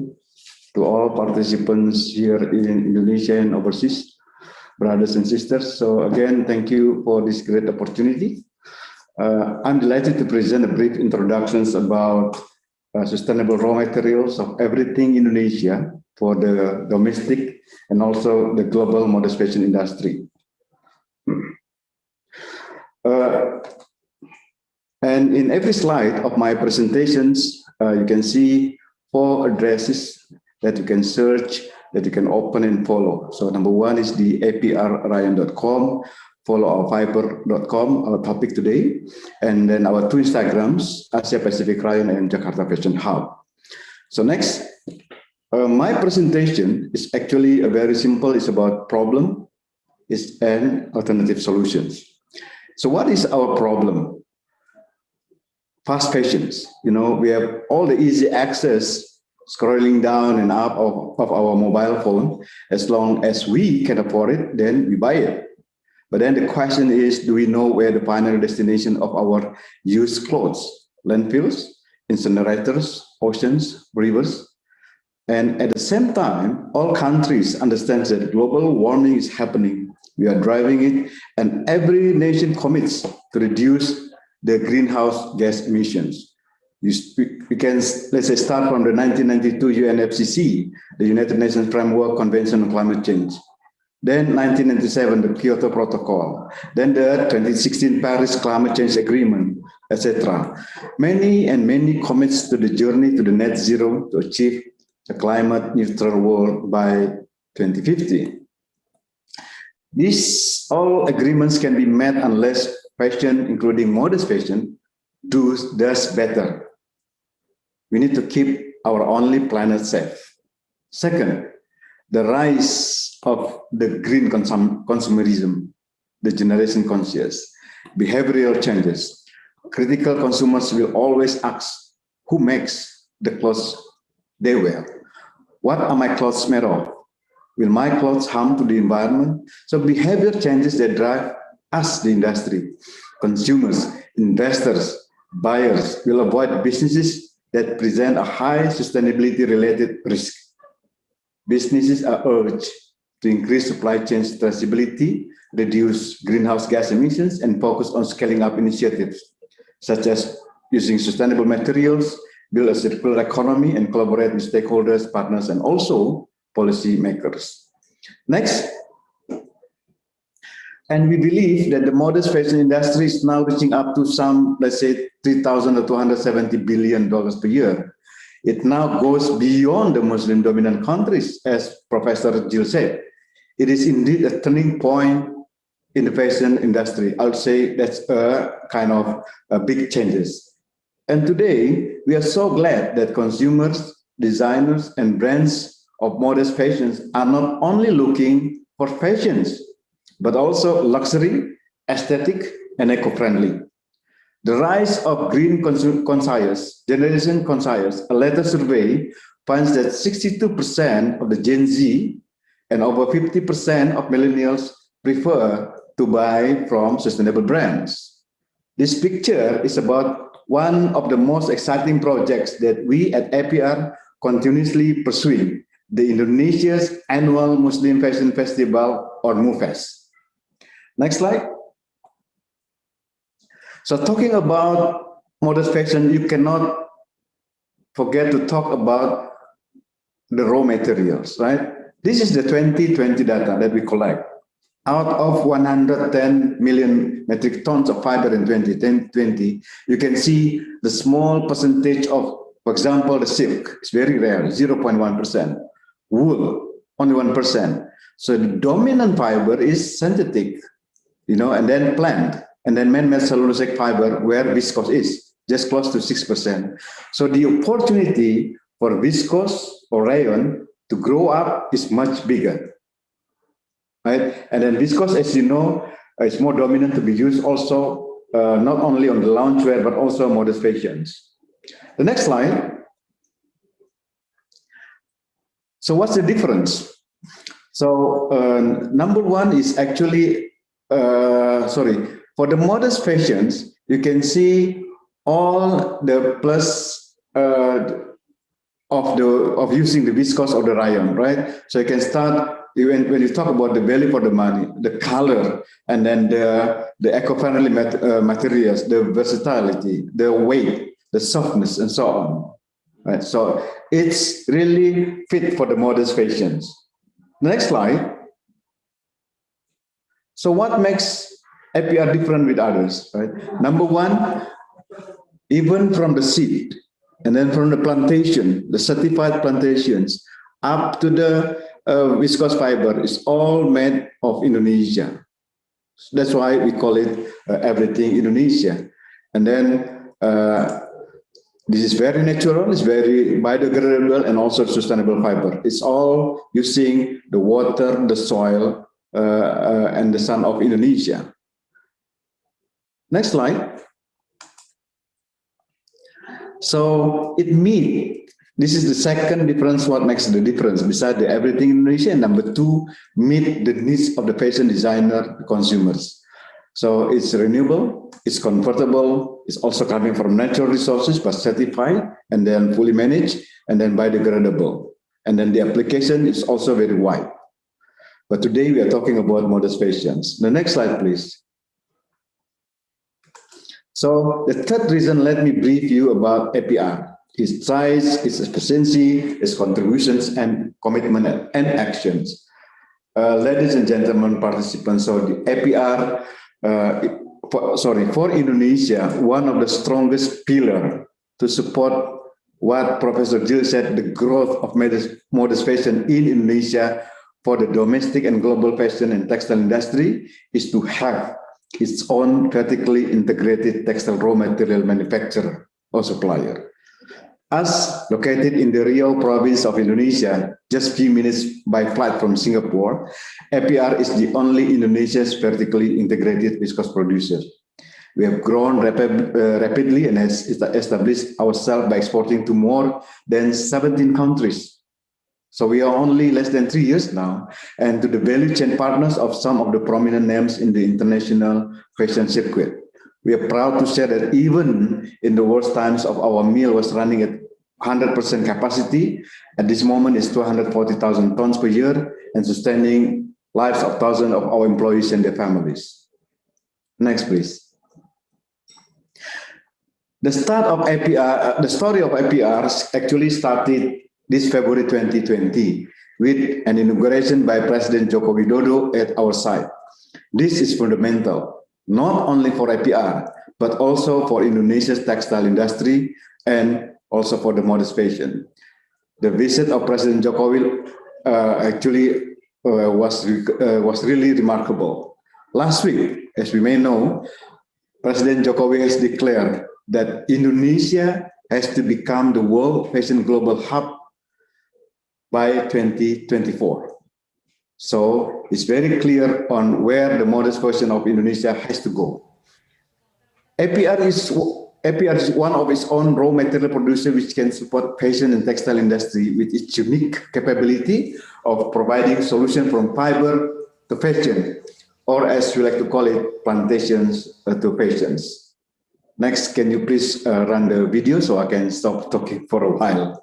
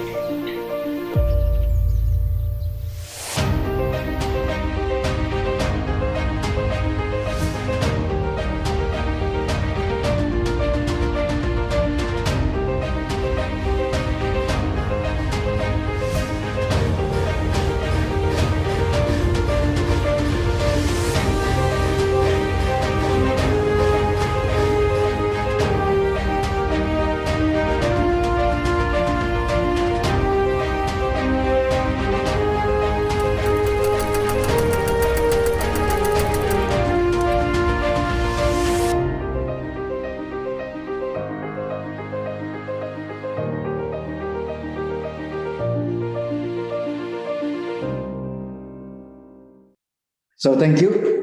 Next slide. So as I mentioned before, that APR is just less than 3 years of operations by today. But then we have been received a number of appreciations, of awards, of recognitions. These two actually are remarkable. Number one is the Indy 4.0, the Readiness Index of Indonesia. Sorry to interrupt. Your time is up. Yeah, okay, so let me have 1 to 2 minutes again. Sure, okay, 1 minute. And then the second one is actually also a couple of days ago, we received the honor from the Minister of Trade to Asia Pacific region in recognition of our pioneering work in the new product export category. This is the first ever of the history of the Prima Niarta Awards since 1992. Next slide. I think I have 2-3 more slides. This is about certification. For us, sustainability is fundamental, and we build it on 3 distinct pillars: outsourcing, clean manufacturing, and social stewardship. So you can see here, starting from the accreditation of our entire raw material value chain by the PEFC on the right side, which means that all the wood fiber sourced are from certified sustainably managed forests and plantations. So, and then our production facility is certified also as type by ICOTEX, level 3 compliant, and we hold the ISO 45000, etc. Halal certifications, we got it February this year for our chemicals. And in addition to the above mentioned, we also hold the following product level certification: the USDA, the OK biodegradable, the OK tax standard, and so on. Next. This is about the traceability and then transparency of our viscose. This our follow fiber, right? You can open it on the followfiber.com. Everyone can open it. It's a blockchain-based tracking platforms that provides assurance of sustainably sourced raw materials that meet governmental and industry standards. This platform offers full visibility over our operation and production of viscose belts. Data is updated every single day and deployed on decentralized, transparent ledger. Next one, I think this is the last one, is actually we go beyond the industry. This Jakarta Fashion Hub is actually aiming to bring together designers, creatives, and fashion enthusiasts, fashion academicians to drive sustainability growth in the Indonesian fashion industry. So this is just located in our Jakarta office. Next slide. So for APR, for the way we believe that a good, reliable, sustainable business is about what's good for the community, what's good for the country, what's good for the climate, what's good for the customer, and then for us as a company. Thank you.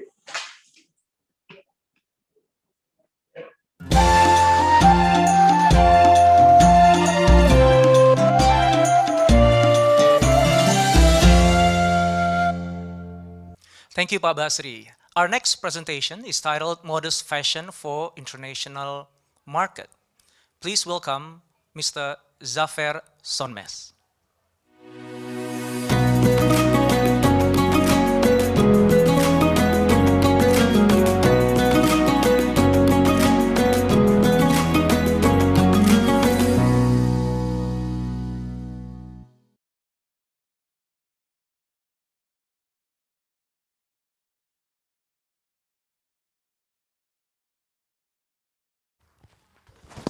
I think it's still muted. Sorry, can you hear me? Yes, we can. Selamun Alaikum from Istanbul, distinguished organizers of Indonesia International Lifestyle Conference, our moderators, and speakers and participants. I would like to talk about the development of modest fashion market and also briefly touch base on Modernisa itself during my presentation. Let's define in the next page what is modest fashion. As we define in Modernisa, it's a fashion trend in women wearing less skin-revealing clothes in a way that satisfies spiritual and stylistic requirements for reasons of faith, religion, and personal preference. In our definition, it's not limited to the Muslim world. It's a broader definition. But Muslim women are the primary users of modest fashion, and they continue to demand more. Next page, please. Looking into the demographics, what we see is a massive young and rapidly growing population, actually. 31% of global population are Muslims, median age of 24, 60% of Muslim population are under 30, and from year 2019 to year 2060, actually there will be, we are estimating 58% growth. And the addressable Muslim woman population is 470 million globally. Next page, please. And as many speakers touch base on, this is not uniform. Many women, Muslim women, modest women have distinct lifestyles and preferences. It differs by age, by social activity, by their culture and geography. Next page, please. And we see a rising phenomenon and recognition of the modest fashion by the world media, actually. As you see, the mainstream media are now covering this topic on a regular basis, and a lot of actually high-profile names in media and actually social life are using modest lifestyle with more frequency. Next page. And what we see actually, big brands, global brands are entering into this space. And we do see more competition, but we also see widening of the market itself. Nike, H&M, Banana Republic, of big names are in this market. Next page, please. And what we see, a rising number of influencers, globally famous models, are now in the ecosystem. You know many names, and this will be widening day by day. Next page, please. Okay, what are the underlying actually growth factors? We see that the Muslim middle class is the main growth indicator in this market. It's growing. By 2030, it will be 900 million people. Empowerment of the Muslim movement globally. Muslim population is growing twice the normal population of the world population. And acceleration of the digitalization, online penetration. And what we see in the Muslim world, there's a mainstream rising consumerism and fashion sense. These are very important factors. Next page, please. And we see a very interesting, growing modest fashion sector. And this is not in one platform, actually. There are multiple platforms. We see multi-brand online modest fashion platforms. Modernisa is one of them, but it's not limited to that. A lot of names. Horizontal and vertical e-tailers, big names, global names, and single brand platforms. And what we see is the market is widening day by day. And the competition is helping. It's not a threat to the players. Next page. And modest fashion is interestingly becoming a mainstream. Big magazines are covering this. Growing economies in Muslim majority countries, Indonesia, Malaysia are good examples. Turkey is another good example to that.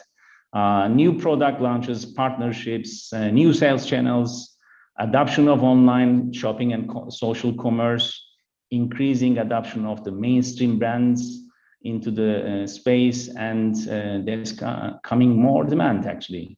This is also driving this mainstream phenomenon. Next page. Okay, now I will briefly touch base on Modernisa because we believe this is the largest online marketplace for the modest fashion. Next page. Some metrics. Modernisa was established in 2011. It's been a decade. Modernisa is selling to 130 plus countries globally. 85% are exports, so only 15% is Turkey sales. 10 million plus social media followers globally. 300 million plus annual visits. 100,000 SKUs. 1,000 selected brands and designers. Selling in 4 currencies. The platforms are available in 7 languages. It's a global platform as of today. Next page, please.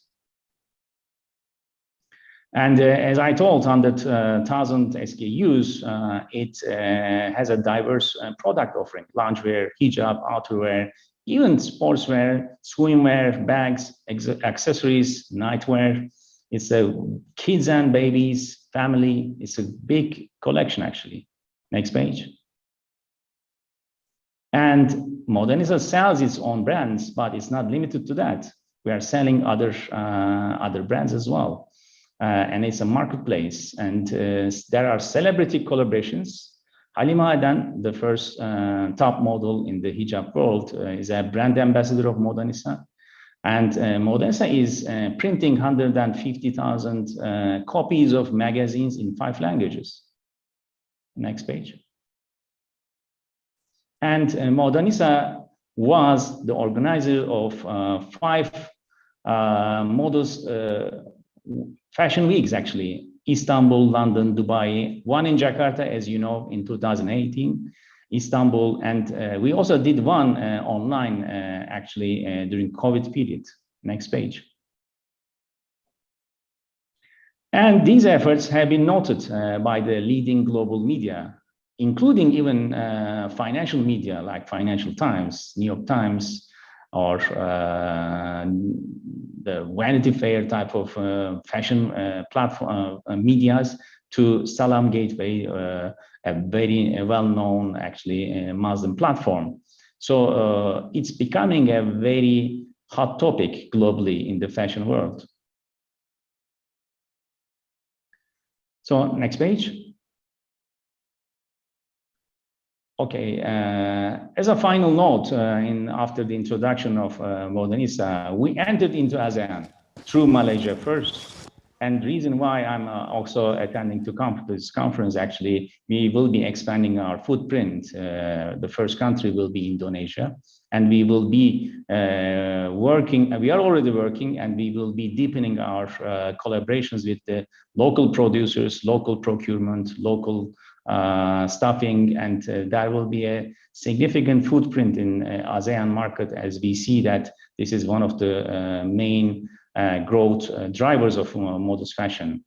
So this ends my presentation. Thanks a lot for the moderator and the participants as well.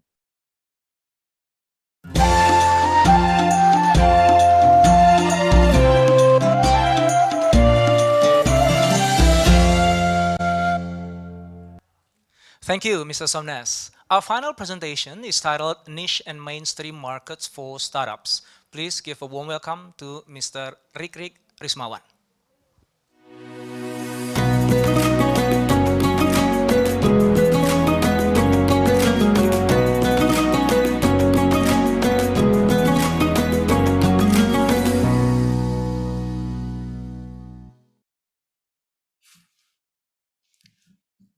Okay, Bismillahirrahmanirrahim. Assalamualaikum warahmatullahi wabarakatuh. Thank you for the opportunity. Before I start this presentation, let's show our gratitude, praise the presence of Allah Almighty. Further blessing and greeting may remains expressed to the Lord, great Prophet Muhammad Sallallahu Alaihi Wasallam. Hopefully our meeting today bring the goodness of the world and the hereafter. Amin. Next slide. Today I'd like to share about niche and mainstream market for startup. My name is Rikrik Rismawan, Chief Executive Officer, Nibras Corporation. We are Muslim fashion company with 470 outlets, Nibras host, and 1,000 outlet Nibras corner and partner across Indonesia. Next, this Hadis Tirmizi from Abdullah bin Umar radhiyallahu an, Rasulullah sallallahu alaihi wasallam said, "An honest and trusted entrepreneurs will be resurrected on the day of resurrection with prophets, siddiqin, and shahid." I won't be like that. Next, this positioning. I think positioning is this market. This market is positioning. This is something new and something different. What I'm thinking when you show this picture, when you have a niche product, something that position a unique value proposition to a customer, it can be hard to figure out your place in the product landscape and market competitively to your target customer. When we want to create new product, we need to make sure the product is new directory in the market. So what the best way to position your product in a niche market? Next. This is the example. And then from that niche, a dental cleaner can make fresh bread all the time. Because the daily needs to socialize with other people and fresh bread are very important to increase our confidence when we talk, and it become essential. Next example, let's take a look from Honda Corporation. How Honda launched their products for niche market is different. For example, Honda Beat are made for women and frugal, PCX made for men and touring, BRV for family car like mommy, daddy, children, grandma and grandpa, Civic made for men are need acceleration and lifestyle. Each product has different needs for different target and specific market based on consumer emotional need. The point here is the same of function for easy travel to everywhere. But when we look more specific, The product are represent every identity of the user. So from this niche market become a mainstream market. Next, how to determine its market product.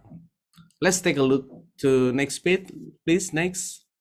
When you positioning yourself as the go-to brand for a specific audience, from your unique value, focusing on this market make it easier for the right customer to say, this is for me. Define your needs and its profitability. If you're dedicating your resources and time to a new business, it should have the ability to become profitable. Here are a few factors to consider when finalizing the niche you'll be creating: to customer demographic, and then customer values and interests, customer location, product quality, price. Your idea could be profitable if you research the market and discover similar product, but not many companies selling them. Take a look at the price point of your competitor product so you can price your own competitively. Next, before devoting your time and energy to developing a brand new business, you want to research your potential competitor. You might have a viable product idea, but how many other business will you be compete with? Below are a few websites that can help you with your competitive research, like Google Trend, Google Keyword Planner, Amazon. You can use this tool to explore the best-selling product consumer are researching and see if your new business can fulfill their needs. Next, get to know the potential target consumer on a deeper level and always make improvement. The purpose of selecting a target market is to help you identify the people who really want and need what you are offering.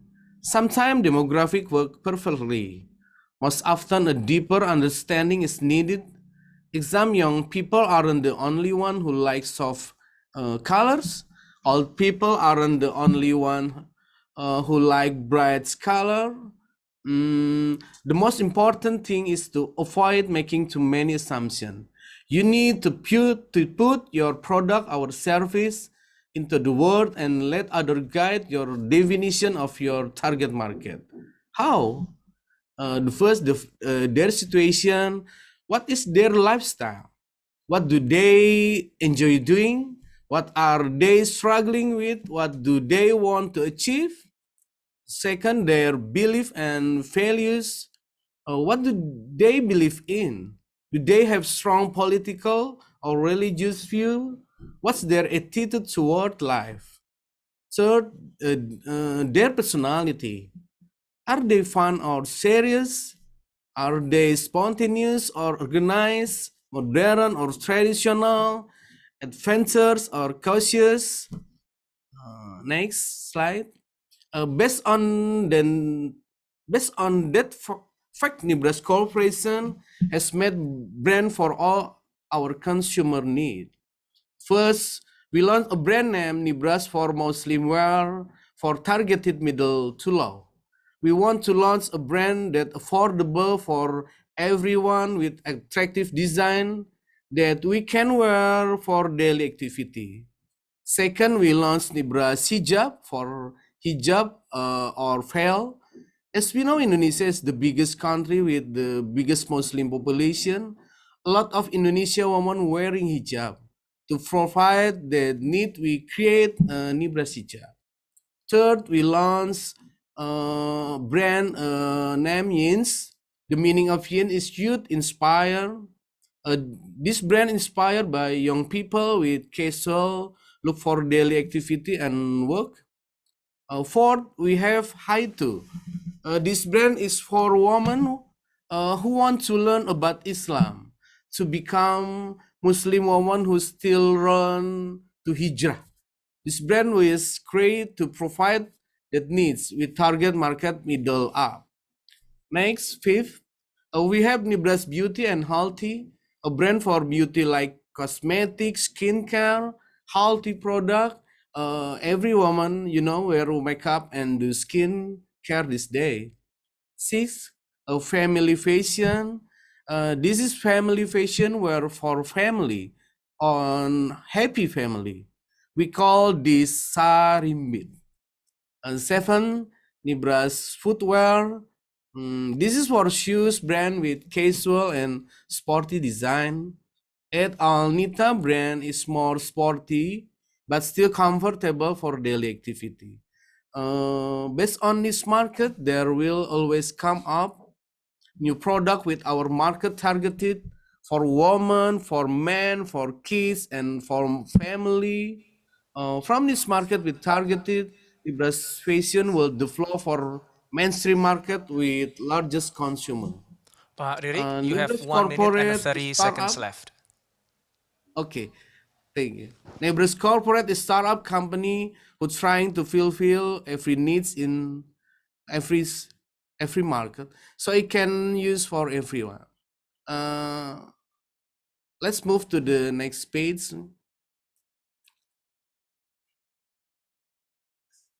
Next. Okay, next.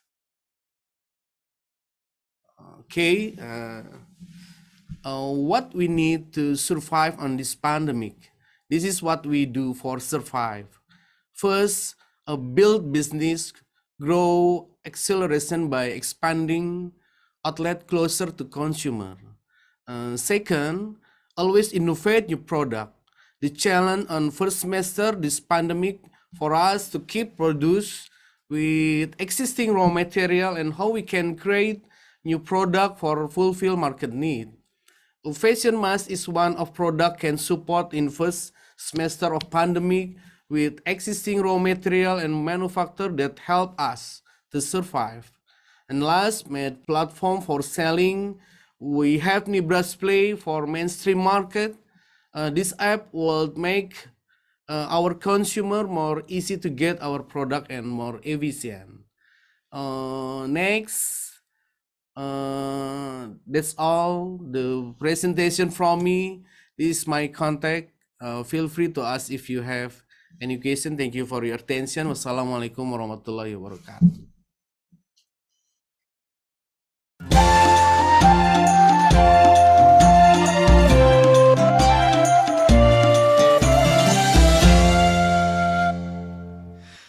Thank you, Pak Ririk, and thank you so much for all panelists.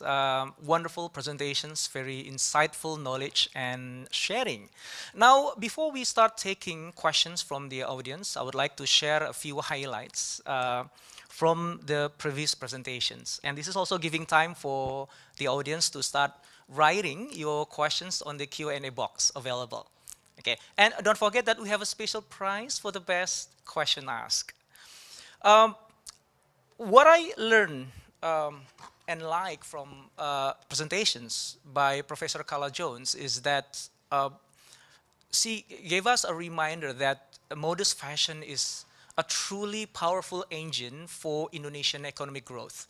And what I like most is when she said that modest fashion is not just helping Indonesia to go international, but also making the world, the global, go to Indonesia. And I think we should bear that in mind. And from Pak Basri Kamba, he reminded us to keep our planet safe and also share a very interesting phenomenon, which is the rise of conscious generation, which they really want to buy stuff only when it is sustainable. Yeah, sustainable fashion. And therefore, there are needs to produce and use sustainable raw materials. And that has become more and more important and urgent. And from Mr. Zafer Somnes, we learn about the rising phenomenon of Muslim fashion throughout the world. And mainstream fashion has already starting to adopt modest fashion into their brand lines. brands like Nike, Dolce & Gabbana also entering the market. And he also mentioned that modest fashion is the fastest growing vertical in fashion industry with high demand and rising demand and purchasing power from its customers. And lastly, from Mr. Rick Rismawan, we learn about how we touch this phenomenon or capture the opportunity and values of this modest fashion phenomenon through the point of view of a startup. He advised startups to start with a niche market, try to understand and satisfy their specific needs before moving on to a broader audience. Okay, I'm sure that you learn more than what I just shared with you, and therefore, let's start taking questions from the audience. Okay, so we already have one question, and the first question addressed to Professor Carla Jones. Thank you for your great presentations. Tonight, hearing about modest fashion, but from a point of view of an anthropologist, is really unique and interesting. I have one question. What is your advice for Indonesian young modest fashion designer in Indonesia that is still working on their brand DNA in terms of targeting global Muslim community for their products? Professor Carla Jones, please, you may have your answer. Thank you for that question. And I'm always flattered to receive questions like this. I must confess that it is common for me to receive this kind of question, and I'm always a little bit embarrassed that I'm not able to give a better answer because I'm not a business person. I am an academic studying the phenomenon of consumption.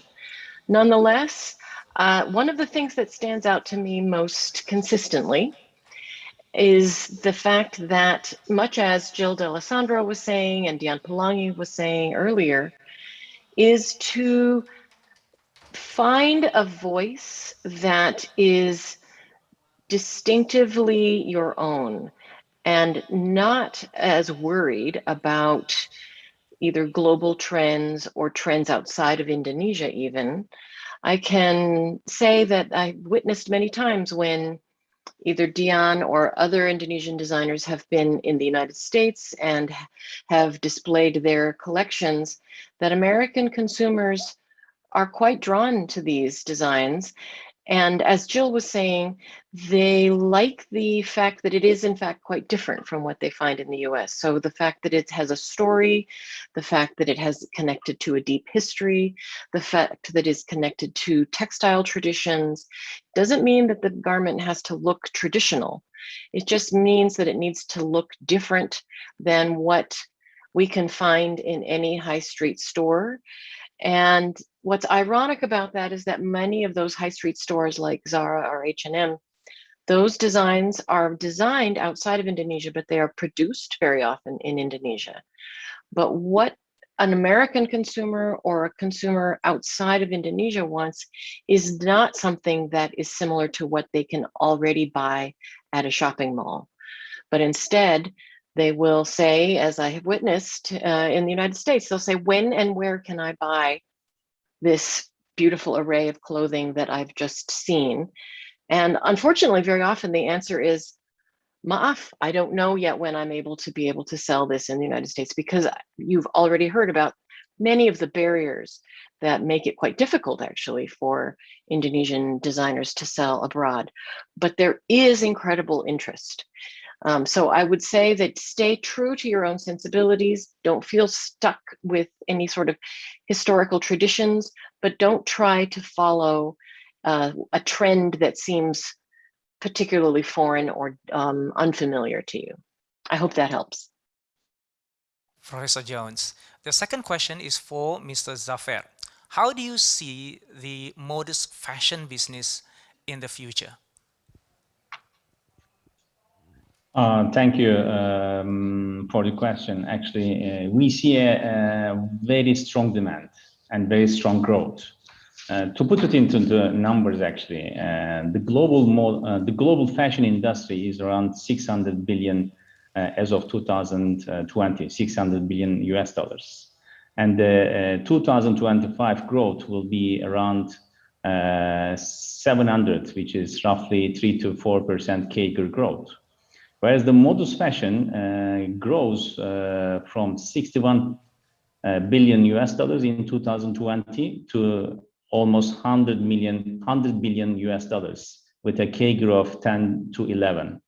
Whereas when we look into the online modus fashion, it is even growing faster with a 23% CAGR from 12 billion US dollars to roughly 33, 35 billion US dollars. So we see a strong demand, and the consumers are also demanding this to be available at their houses, at the last mile deliveries, from the local tastes. When I listen Professor Carla's view, actually people don't want to change, the styles are converging, but also the local tastes are also important. So an American consumer or a Turkish consumer may also look for an Indonesian style, or vice versa. So this is creating a very synergistic market.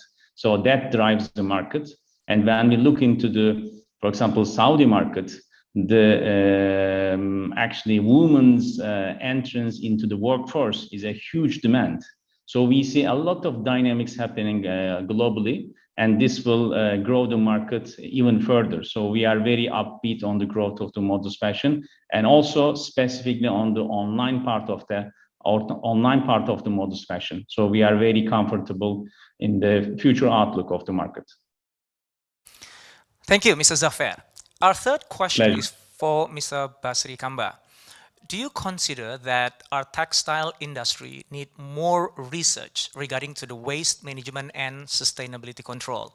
Or it's just a matter of implementation that needs to be more under control? Very good question. So I think in any other businesses, right, especially when you talk about modest fashions, when you talk about the sustainable modest fashions, then there are a lot of things that we need actually. So the basic things is actually about the R&D. That's a very important key. So we know our market, we know the behavior changes in the market, we know what the trend is all about. Because compared to the other modest fashions countries, exporters like India, Pakistan, and so on, you can see all the data that Indonesia is still far below all the other countries, right?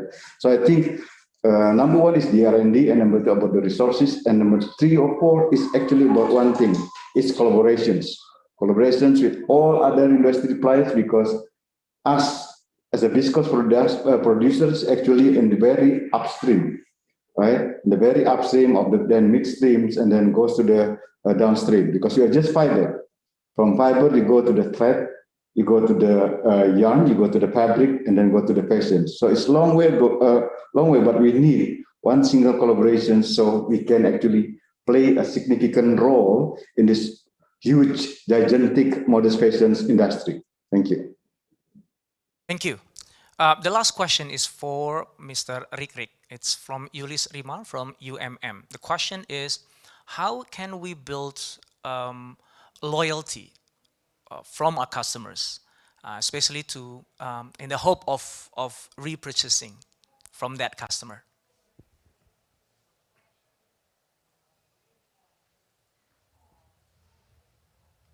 I think it's still muted, Pak Ririk, your mic. Okay.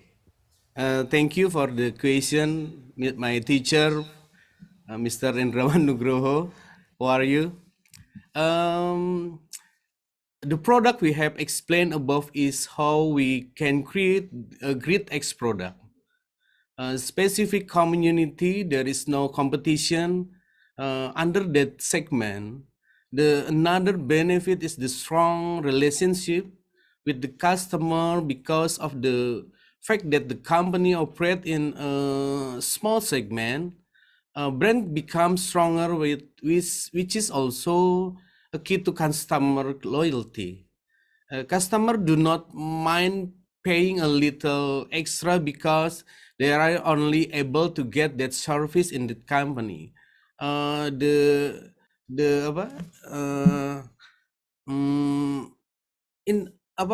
Services in that company menjadi fokus gitu. Thank you.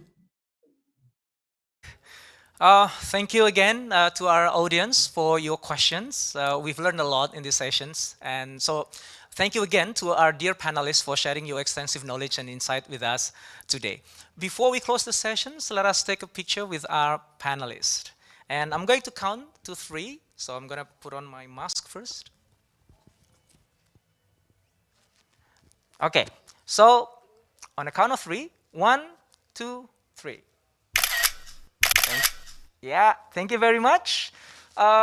Ladies and gentlemen, please give a big round of applause to our dear panelists. Thank you. Thank you so much. Back to MC.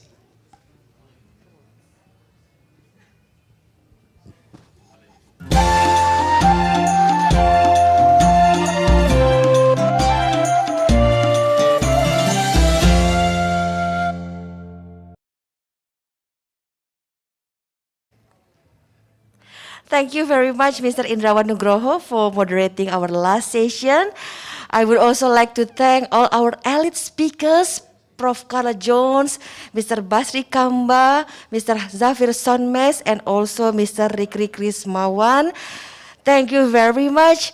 The latest speaker we have, the newest thought to highlight. We want to moving forward for that. So before closing the event, I would like to invite once again Dr. Sapta Nirwandar, the chairman of Indonesia Halal Lifestyle Center, for giving us closing remark or the highlight together with Ms. Ita Rulina, the Director Syariah Economy and Finance Bank of Indonesia.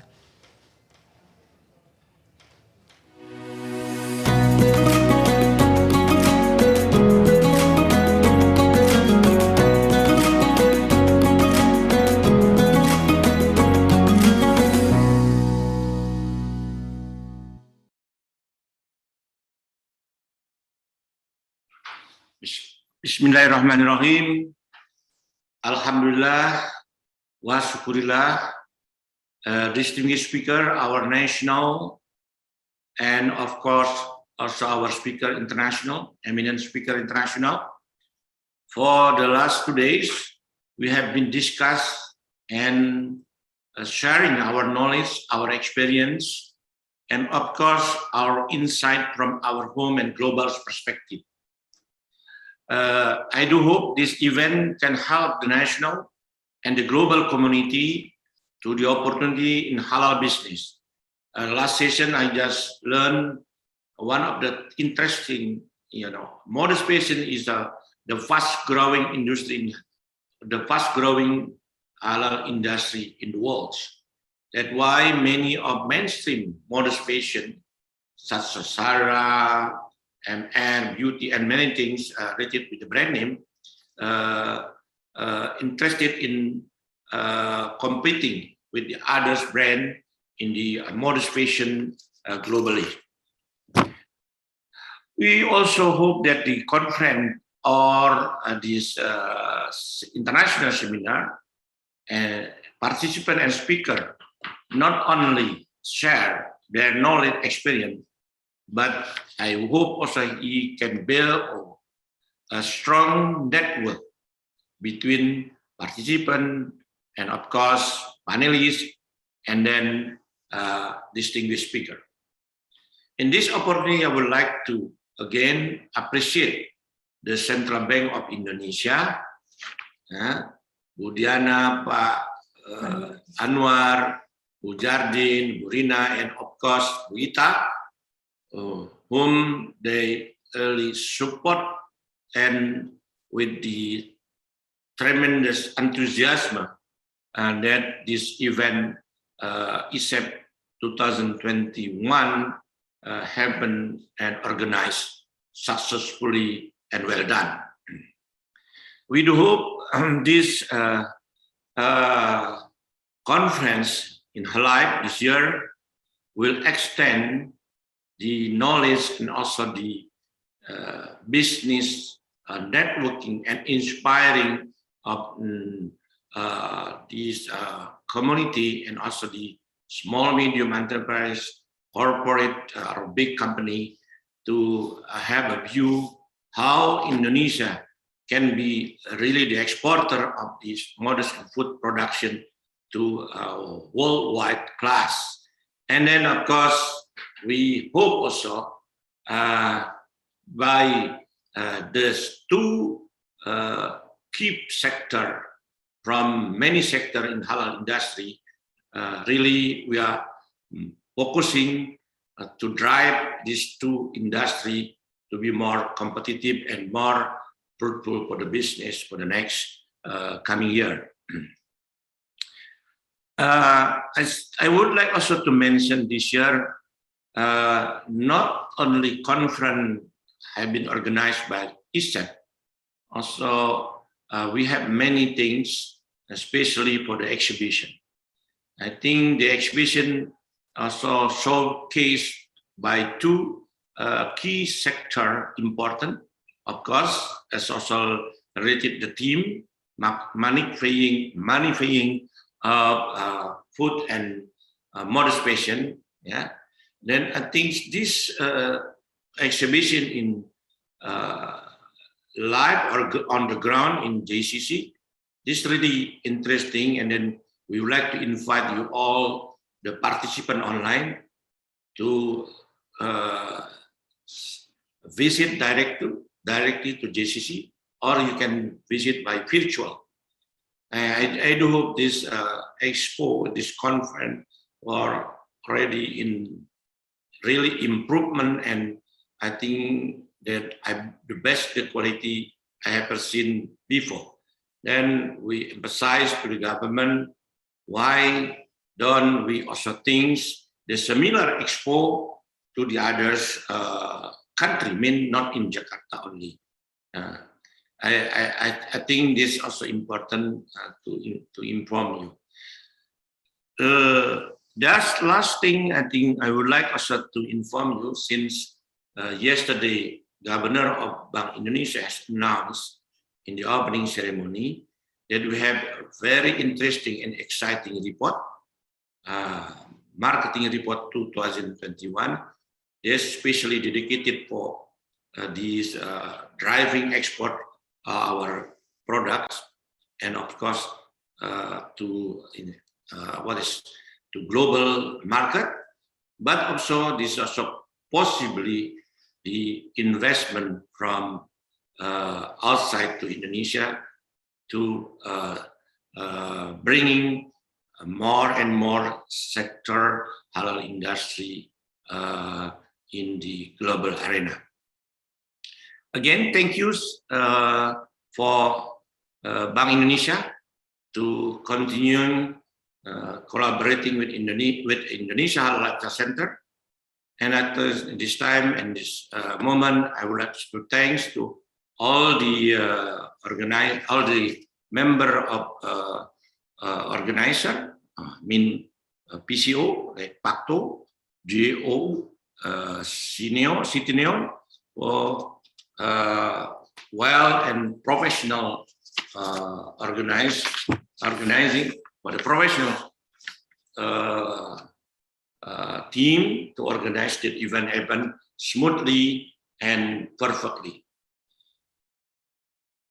And of course, I would like also, not in the least, or not last, in the least, to Indonesia Halal Lifestyle Center would like to thank friends of the media. I think the many of media already spreading this good news to national and global audience. Thanks again, and also forgive us if there is still many things not perfect for you and for the audience. And also thanks to the moderator. I think there is 4 moderators today. He's conducted and moderated to be a good moderator, and it's a timely. I think that's also make the conference successful today. Thank you, and also all the organizer in Bank Indonesia, and also of course in the IAS itself. Again, thank you also for the master of ceremony conducted Tia and Bayu, Tia and Sin today, Sin yesterday, and of course Bayu Sin today.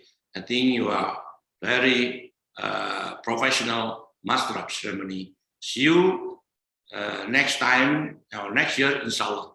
Wabillahi taufiq wal hidayah. Assalamualaikum warahmatullahi wabarakatuh. Wallahu muwaffiq min aqwamin thoriq. Wassalamualaikum warahmatullahi wabarakatuh.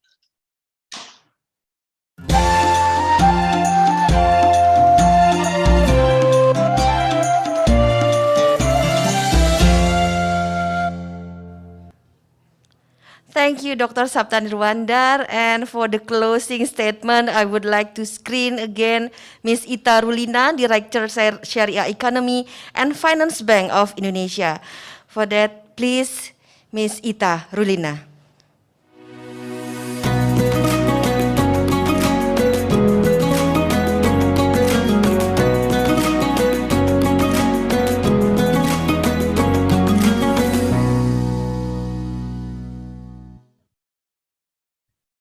Bismillahirrahmanirrahim. Honorable Chairman of Indonesia Halal Lifestyle Center and Indonesia Tourism Forum, Mr. Sapta Nirwandar. Honorable Vice Chairman of Indonesia Halal Lifestyle Center and Indonesia Tourism Forum, Mrs. Yeti Rosila Hadi. Honorable Chief Executive Officer and Managing Director of Dinar Standard, Mr. Rafiuddin Sikhof. Distinguished speakers and all the conference participants, ladies and gentlemen, Assalamualaikum warahmatullahi wabarakatuh. Let me start our remarks by expressing profound gratitude to Allah Subhanahu wa Ta'ala for allowing us to meet in this blessed event. With His mercy and guidance, Alhamdulillah, we can conclude this two-day conference very successfully. May peace and blessings always be upon our Prophet Muhammad Sallallahu Alaihi Wasallam, who has brought us out of the dark ages into the light. We have seen fruitful discussion and deliberation taking place on various topics. On the first day, we saw exchanges between panelists who represented respected institutions in an effort to support the Indonesian halal industry.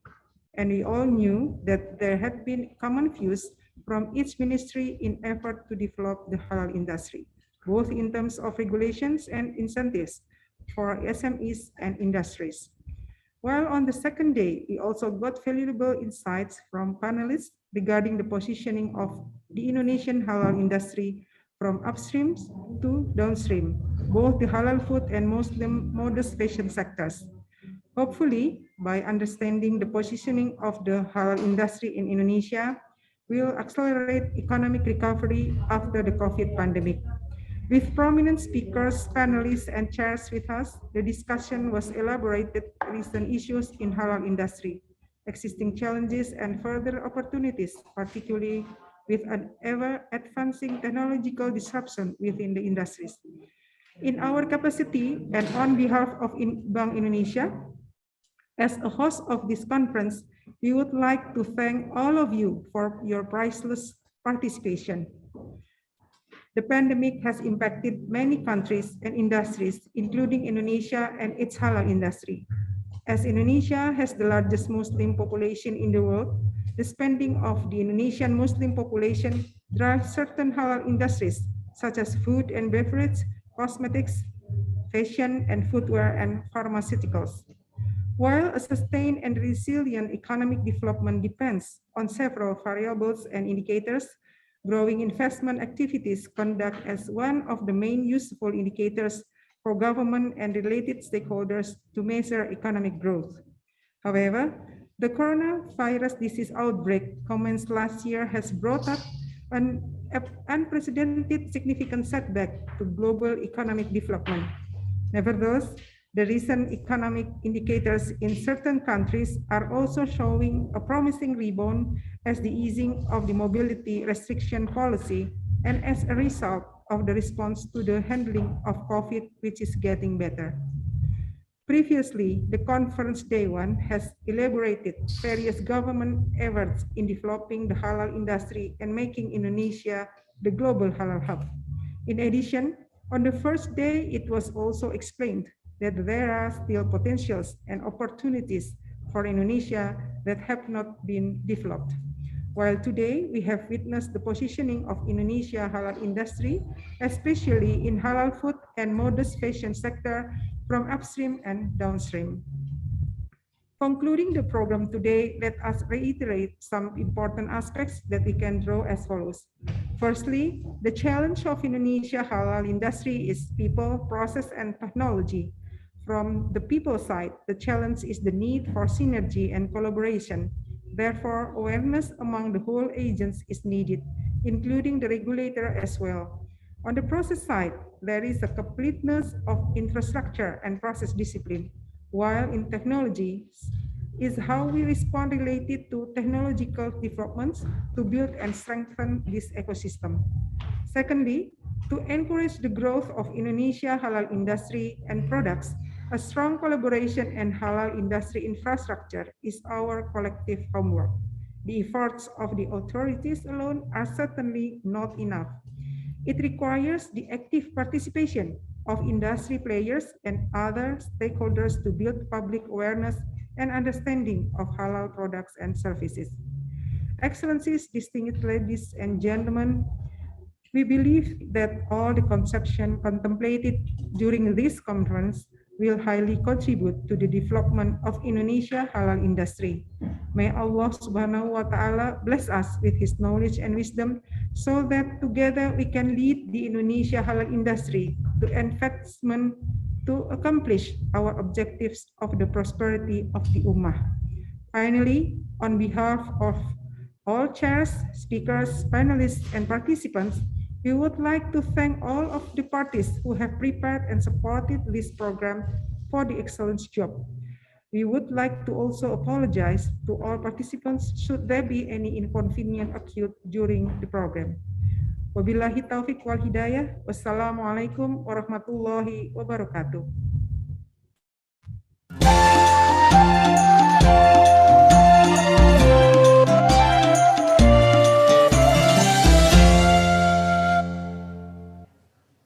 Thank you very much, Ms. Ita Rulina. Distinguished guests, ladies and gentlemen, you can find the latest information regarding ISEF 2021 through our official website and social media channel. We have Instagram, please follow at isef.id, and also don't forget to subscribe our YouTube channel at ISEF Indonesia, where you can rewind and also replay what we've just discussed for today's events conference. And also, please follow us at Twitter and FB at ISEF Indonesia. Now we are at the end of our event, Indonesia International Halal Lifestyle Conference Forum 2021, Building Global Competitiveness of the Indonesia Halal Product Industry. And thank you for sharing your time with us today.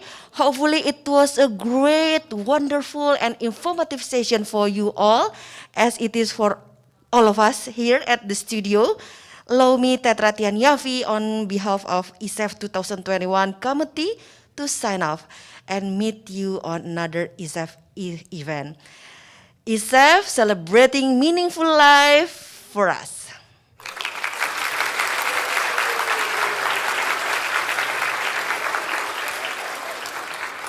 Subhanaka wa bihamdika, asyhadu alla ilaha illa anta, astaghfiruka wa atubu ilaik. Wallahu muwafiq ila aqwamit thoriq. Wassalamualaikum warahmatullahi wabarakatuh.